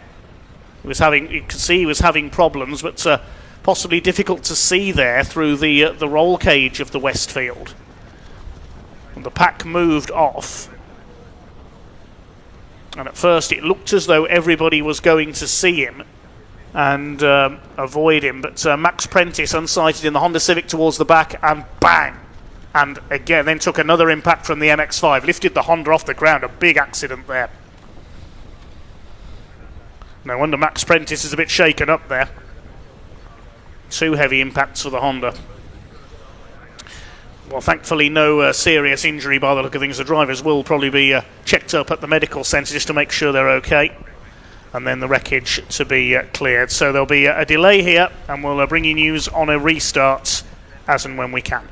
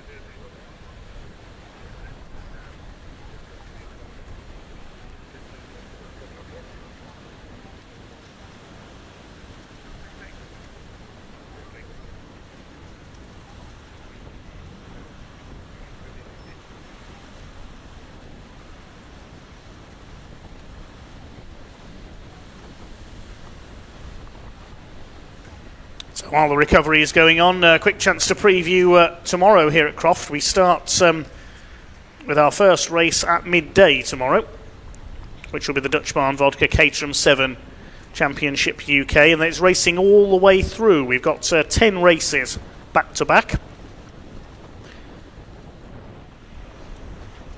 All the championships we've seen today, except for the moobob Caterham Academy. They had just the one race today. So we kick off with the Dutch Barn Vodka Caterham 7 Championship UK, followed by a second race for the Vertu Mini Challenge Trophy, and all of our other Caterham championships. The second race for the Northern Saloon Sports Car Championship as well.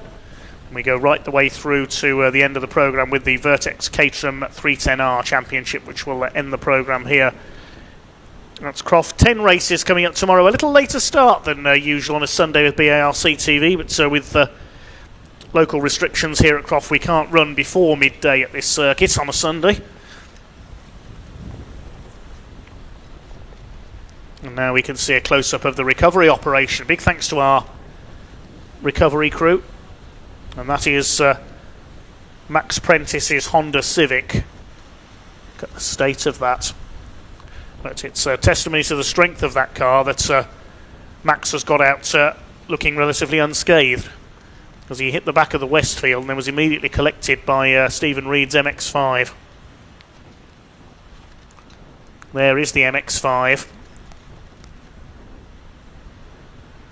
That's going to be lifted off by the telehandler. That's end of weekend for both of those cars, definitely. And Max Prentice, he had a tough qualifying session as well. I was trackside during qualifying, and he had a spin coming out of the chicane, and also was having problems with the engine management light coming on the dashboard. So a weekend to forget for Max. And Paul Rankin out for the weekend, I would say, as well, with the Westfield. That's a great shame, because he would have been one of our contenders for victory. So the recovery operation will continue. We'll be back underway with our final race of the day just as soon as we are able.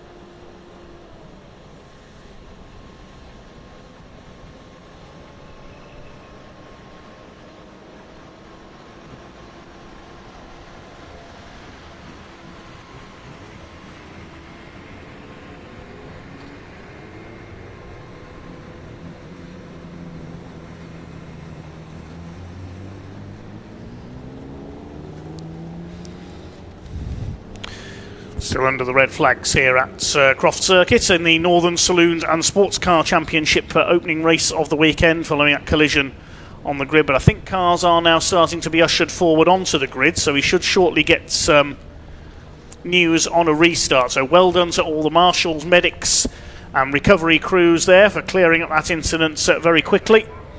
The drivers involved there will be taken just for a quick check-up at the medical centre. The timing screen says a 10-minute restart, so hopefully 10 minutes plus 1 lap of this restart.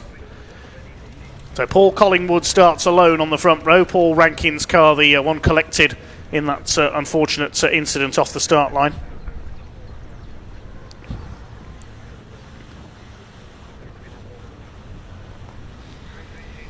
And Matty Cobb with a free run down the inside now in the Beetle. The Mick Hill Tributes car. Mentioning the special saloons from the 70s, of course, sad news reached us this week of the passing of the successful special saloon racer Tony Hazelwood earlier this week at the age of 87. He campaigned the famous DAF V8, the DAF 55, with a Cosworth V8 somehow shoehorned inside it. I saw that car on display at Thruxton, a special event a few years ago. Mike Wilds also raced that car in period. Tony was its creator, and Tony sadly passed away early this week, so our condolences to his many friends in the sport.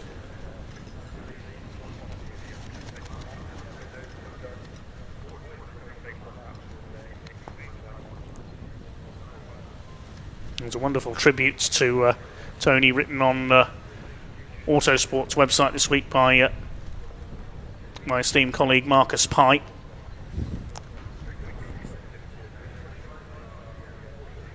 Looks like we are almost ready then, just awaiting the all clear from our clerks of the course to get this race back underway. It'll be a 10-minute restart plus the final lap.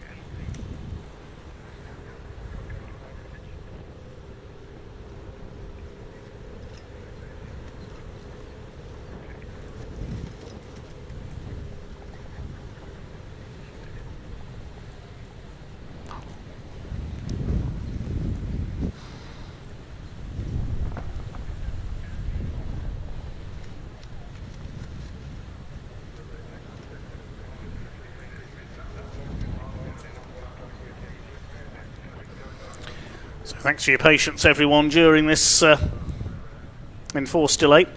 Thanks to some of your comments. Ben Southard, Miles Layfield, Graham Dixon. He's supporting the ex-rallycrossers in this race. Michael Boak, Cameron Whitley and Alan Laidler.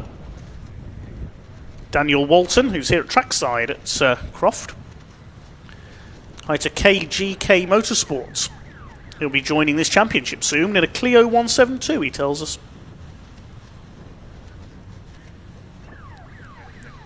Hi to Lewis, he was supporting Max Richardson in the Caterham Academy.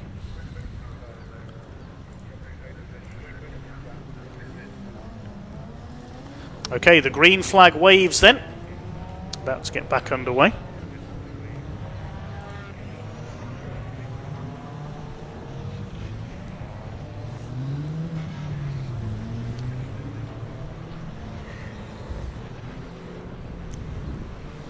There is Paul Collingwood. I'm loving the shark's teeth on the front of the Eclipse SL1.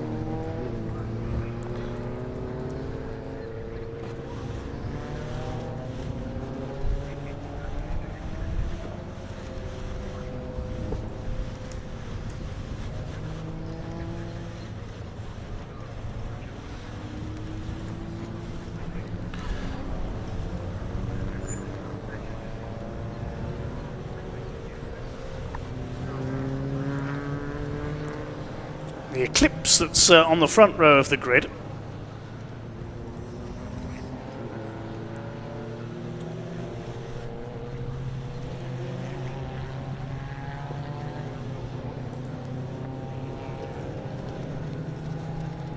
Features a 2-litre Ford Duratec engine originally. I think that one's slightly bigger though, a 2.4 listed as the power plant of the Eclipse of Paul Collingwood here. The chassis also allows fitment of Audi's twin-turbo V6. Originally powered by a Ford Duratec 2-litre. They've competed in various kit car and sport specials championship, but Paul choosing to run his in the Northern Saloons and Sports Cars. Hi to Josh McNabb. He'll be supporting Stevie McNabb in the Honda Civic Type R. There he is, the number 20.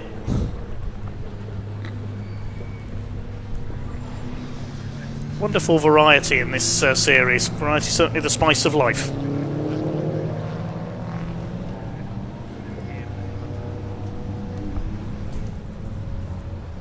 Up to the grid they come then. Grey and orange Eclipse SL1 of Paul Collingwood. The blue Radical Beetle Special of Matty Cobb. The Mick Hill tribute. The navy blue BMW M3 of Kirk Armitage. Chris Huntley in the black Subaru Impreza. The other Subaru, the Golf livery one, is David Todd. And the Golf, the red car with the black bonnet, that is Alex Prentice.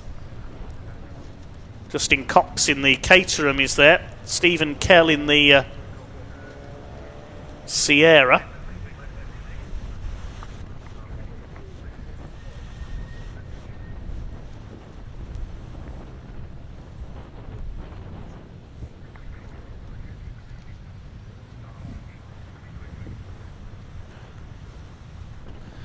No Daniel Kell, of course, after his engine let go.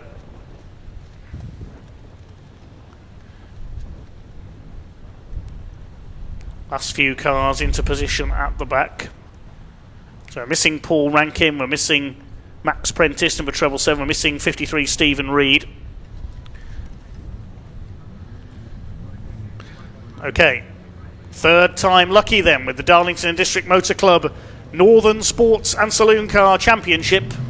Revs are up and away they go. Great start again by Paul Collingwood. Surges away into the lead. One of the Civics, that was Chris Sparks charging his way through. The number 27, the Porsche Boxster hasn't got away at the back. That's still on the grid, the car of Tom Bowes, but it is the Beetle of Matty Cobb who has taken the lead.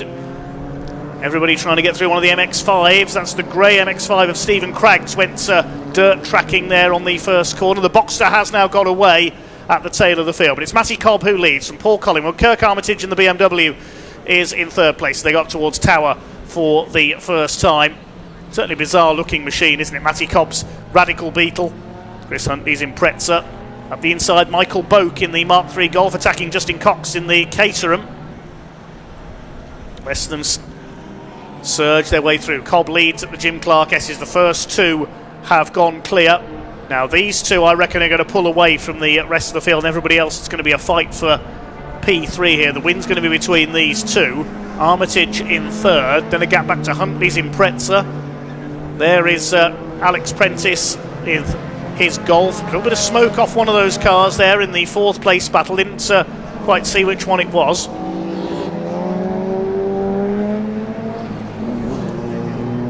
That is Alex Prentice's Golf that's smoking slightly there. We've got Stephen Kell's Sapphire next, then David Todd's Impreza. Stephen Rees, the reigning champion. Michael Boak and Justin Cox still side by side. The lightweight Caterham up the inside. Michael Boak, only a recent convert to circuit racing from Rallycross. So Cobb leads from Collingwood. Armitage, Huntley. The rest of them go through. There is the Sierra Sapphire Cosworth of Stephen Kell. Of course, we've seen the Kell family appear in MX-5s and British GT. James Kell, I think, is a relative of the family, competing in British GT4 in recent years, as David Todd in the Subaru goes for the outside. Stephen Rees behind them with the yellow Lotus, the defending overall champion. He's got one of the Honda Civics behind him. That's Chris Sparks. I think he made a rapid start. Michael Boak's got back ahead of Justin Cox further back. Michael Boak used to run a diesel-powered Audi TT in Rallycross. He used to smoke that much. We called him Smokey Boakey. He's now in that Mark III Golf GTI. He's ahead of Cox. Then a gap back to another of the Civics. That's Stephen McNabb. And then we've got Clive Cooksey, I think, in his Ford Fiesta next in the order. So Matty Cobb leads in the Beetle. This is the battle at the moment for 7th place. And further down.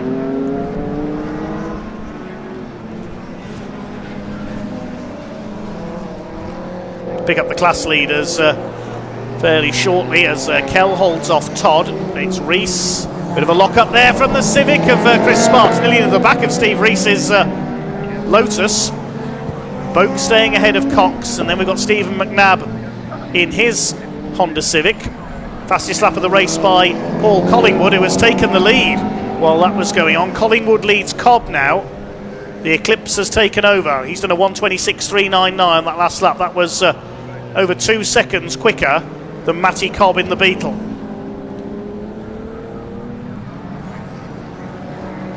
Kirk Armitage's BMW is still third, then fourth is Chris Huntley's Subaru, and Alex Prentice's Golf is fifth. Now if Alex Prentice wins the class here, he may well take the overall championship lead in that Golf.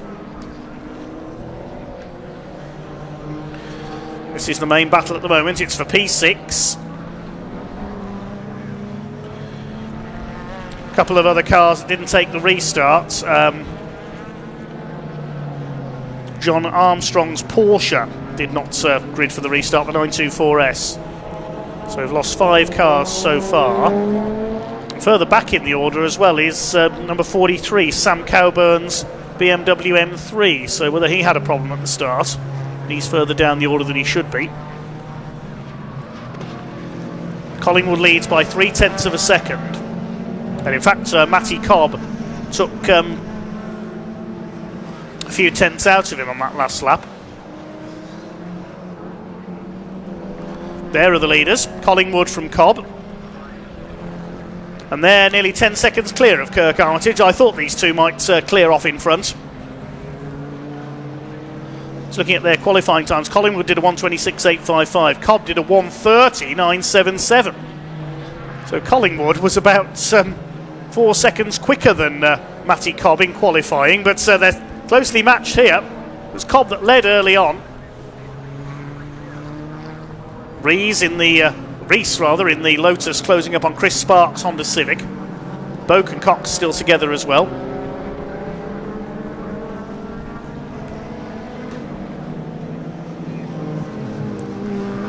Here comes Matty Cobb out of Sunny on the tail of the lead. There's back marker traffic to be considered. Now, we've not really mentioned back markers so far today because in Caterham racing the cars are so evenly matched you rarely see cars being lapped. But in this race, they're already catching one of the MX-5s, I think it is. And Matty Cobb has a look there on the hairpin.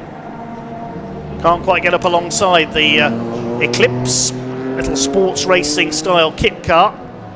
Here comes Matty Cobb again. He has a look on the inside on the right towards Clervaux. They pass the MX-5 and up the inside. Cobb is going to take the lead. He goes through. The Radical Beetle into the lead. Had a double win at Alton Park earlier this season. That's extraordinary looking machine. Looks great, doesn't it? Now takes Paul Collingwood for the lead. They lap the Clio there as well of Carl Gudgeon. It's the white MX-5 of Paul Lightburn that went a lap down there as well. And these two just carrying themselves clear. They're nearly 12 seconds clear of Kirk Armitage now.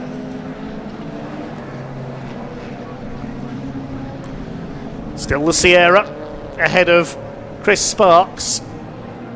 I think Stephen Reese in the Lotus Elise has managed to get past him, the reigning overall champion. Yes, there he is.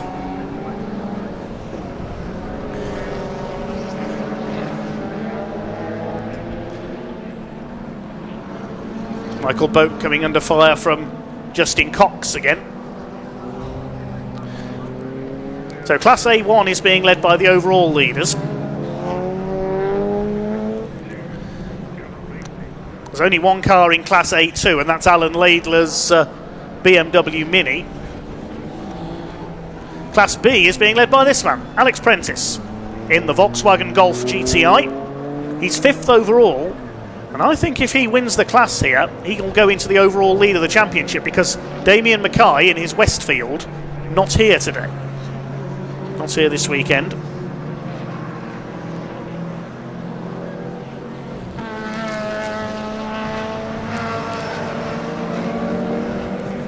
I think that Golf might be a diesel, judging by the colour of that smoke. A couple of diesels in this race. Cameron Whitley's got his diesel Polo as well. So that's the Class B leader. Class C, meanwhile, a couple of places back, is being led by Stephen Rees in the Elise. There he is, behind David Todd in the Impreza WRX. So Stephen Rees, the reigning champion, leads his class in the Lotus.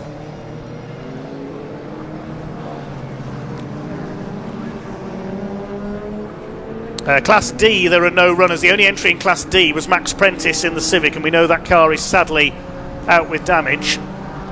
Class E is being led by Justin Cox in the Caterham. That's the kit car class. His only rival in this race, Alan McPherson, who's a bit further back in 14th place.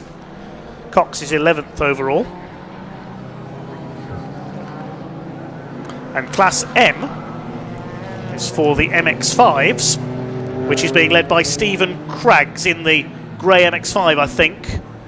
It's very close for the lead of Class M. In fact, here they are, and that's the number 13 of James McCann up the inside. He's just taken the lead of the MX-5 class, as behind them, Cameron Whitley returns to his roots in rallycross there. They did used to run rallycross here at Croft. You would come out of Hawthorne, and then through the chicane you'd go onto the infield there, but sadly the rallycross course, we said earlier, not used anymore. But it's the MX-5s battling for their class lead here. Number 13 James McCann and 47 Stephen Craggs, who used to campaign a Ford Fiesta in this championship. Going for the outside. Head of Cameron Whitley's turbo diesel Polo.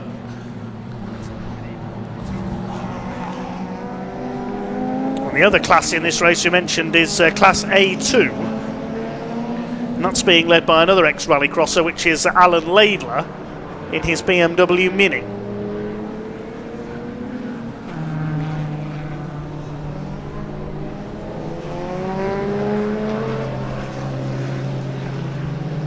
And that car is a little further ahead of the... no, a little further behind these MX-5s. As these two continue to battle it out. James McCann just ahead of Stephen Craggs. Good fight going on between these two. The best battle we've got for a class lead at the moment. Matty Cobb, meanwhile, is continuing to lead overall, but Paul Collingwood has just done the fastest lap of the race, 1:25.6 for the Eclipse. And they're way ahead of everybody else. The last lap board has gone out there as well, so the 10 minutes is up. We're on our last lap now. And there is our Class A2 leader. That's Alan Laidler. I love the eyes on the headlamps of that BMW Mini. Chasing Tom Bowes in the Porsche Boxster.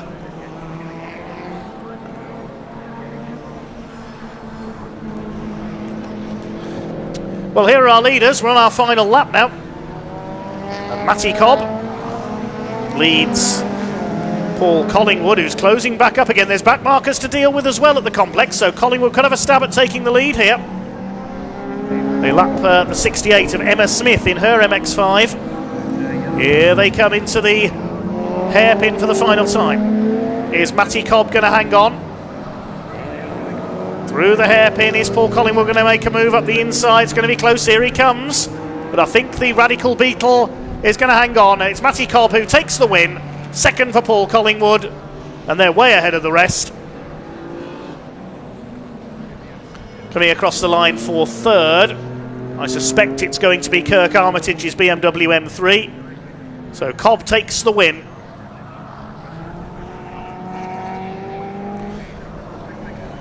These two just drove away from the rest of the field, as I suspected they would do. A great battle between the two. Only 0.6 of a second between first and second at the line. Oh, Cameron Whitley stopped, I've just noticed there, on the entry to the chicane. So the Polos had problems. The MX-5 battle goes to McCann in the number 13. Kirk Armitage finishes 24 seconds down on Paul Collingwood in third place. Here comes Alex Prentice, he's going to win Class B. There's Alan Laidler takes his class victory in Class A2. Chris Huntley's Subaru finishes 4th overall. And here comes Alex Prentice to win Class B and by my calculation take the lead of the championship. He'll get full points because there's enough starters in his class. Stephen Rees wins Class C in 7th place behind David Todd. Class E is won by Justin Cox.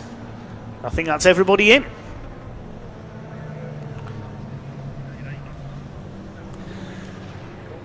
So we lost Cameron Whitley. We lost David Cox's Golf as well, I notice.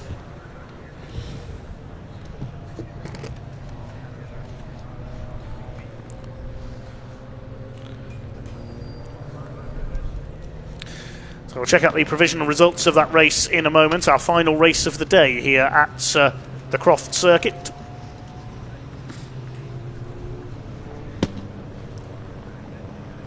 The provisional result sees Matty Cobb take the win in the Beetle by 0.6 of a second ahead of Paul Collingwood's Eclipse. Kirk Armitage in third and Chris Huntley in fourth. All in Class A1. Class B won by Alex Prentice's Golf in fifth ahead of David Todd.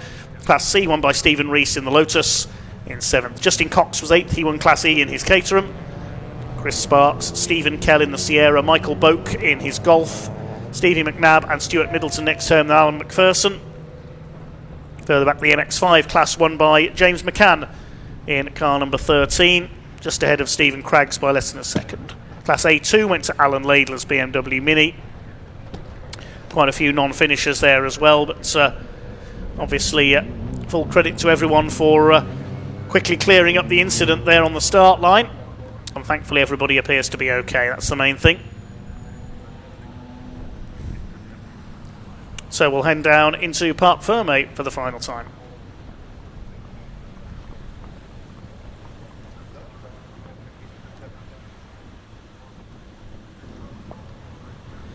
So already our winner back in Parc Fermé after that race. We got it going, a couple of red flags and a very tense start to the race, but Matty Cobb, we spoke to beforehand, is the winner of this one in the car that's been catching the eye and turning the heads of many people here at Croft today. We see Matty climbing out of the cars and we'll grab a quick word with him in just a second. There we go, Matty, the time without the helmet on there, and what a race that was. Talk us through it. Yeah, it was good fun. Bit of a mess at the start. I just hope everyone's all right who was involved with the accidents.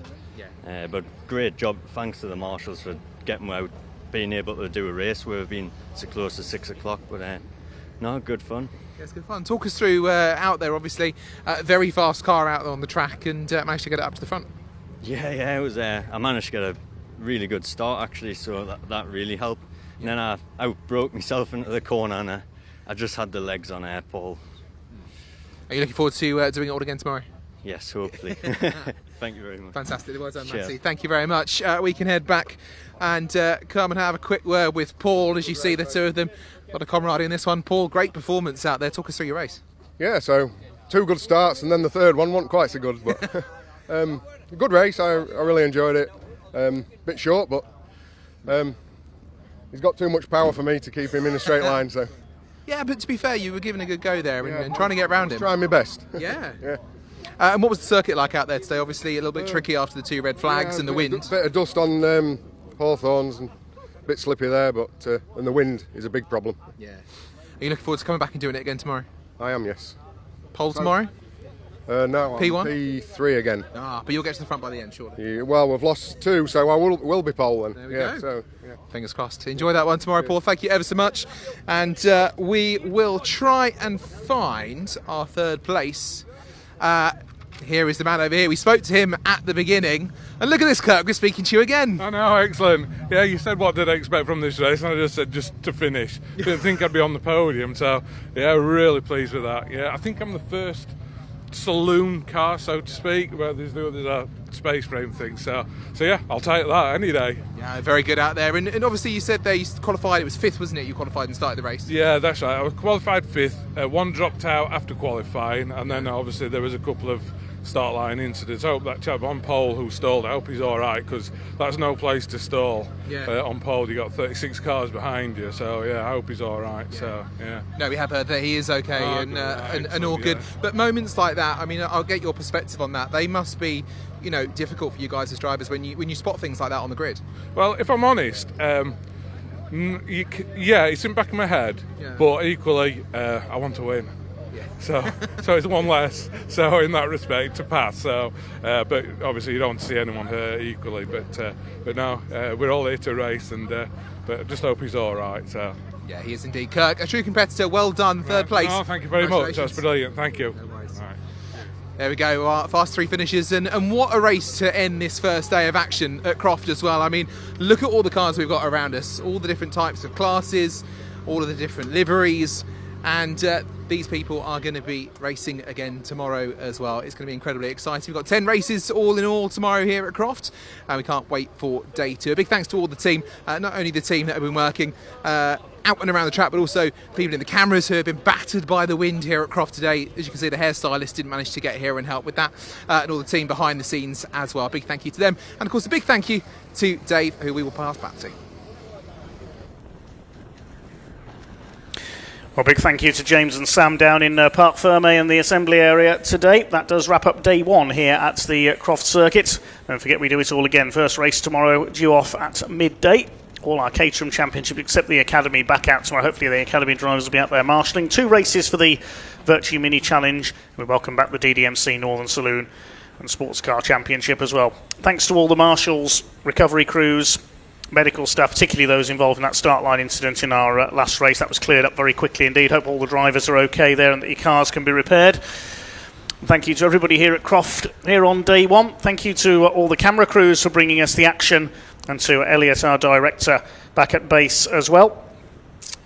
Thank you to Chris Hutchinson for joining us in the box. He'll be back again for the Caterham races tomorrow as well. But that's all for day 1 here at the home of motorsport in the northeast of England. We'll see you back again at just before midday tomorrow. But from myself, Dave Goddard, and everyone else here on BARC TV, we'll see you tomorrow. Bye for now.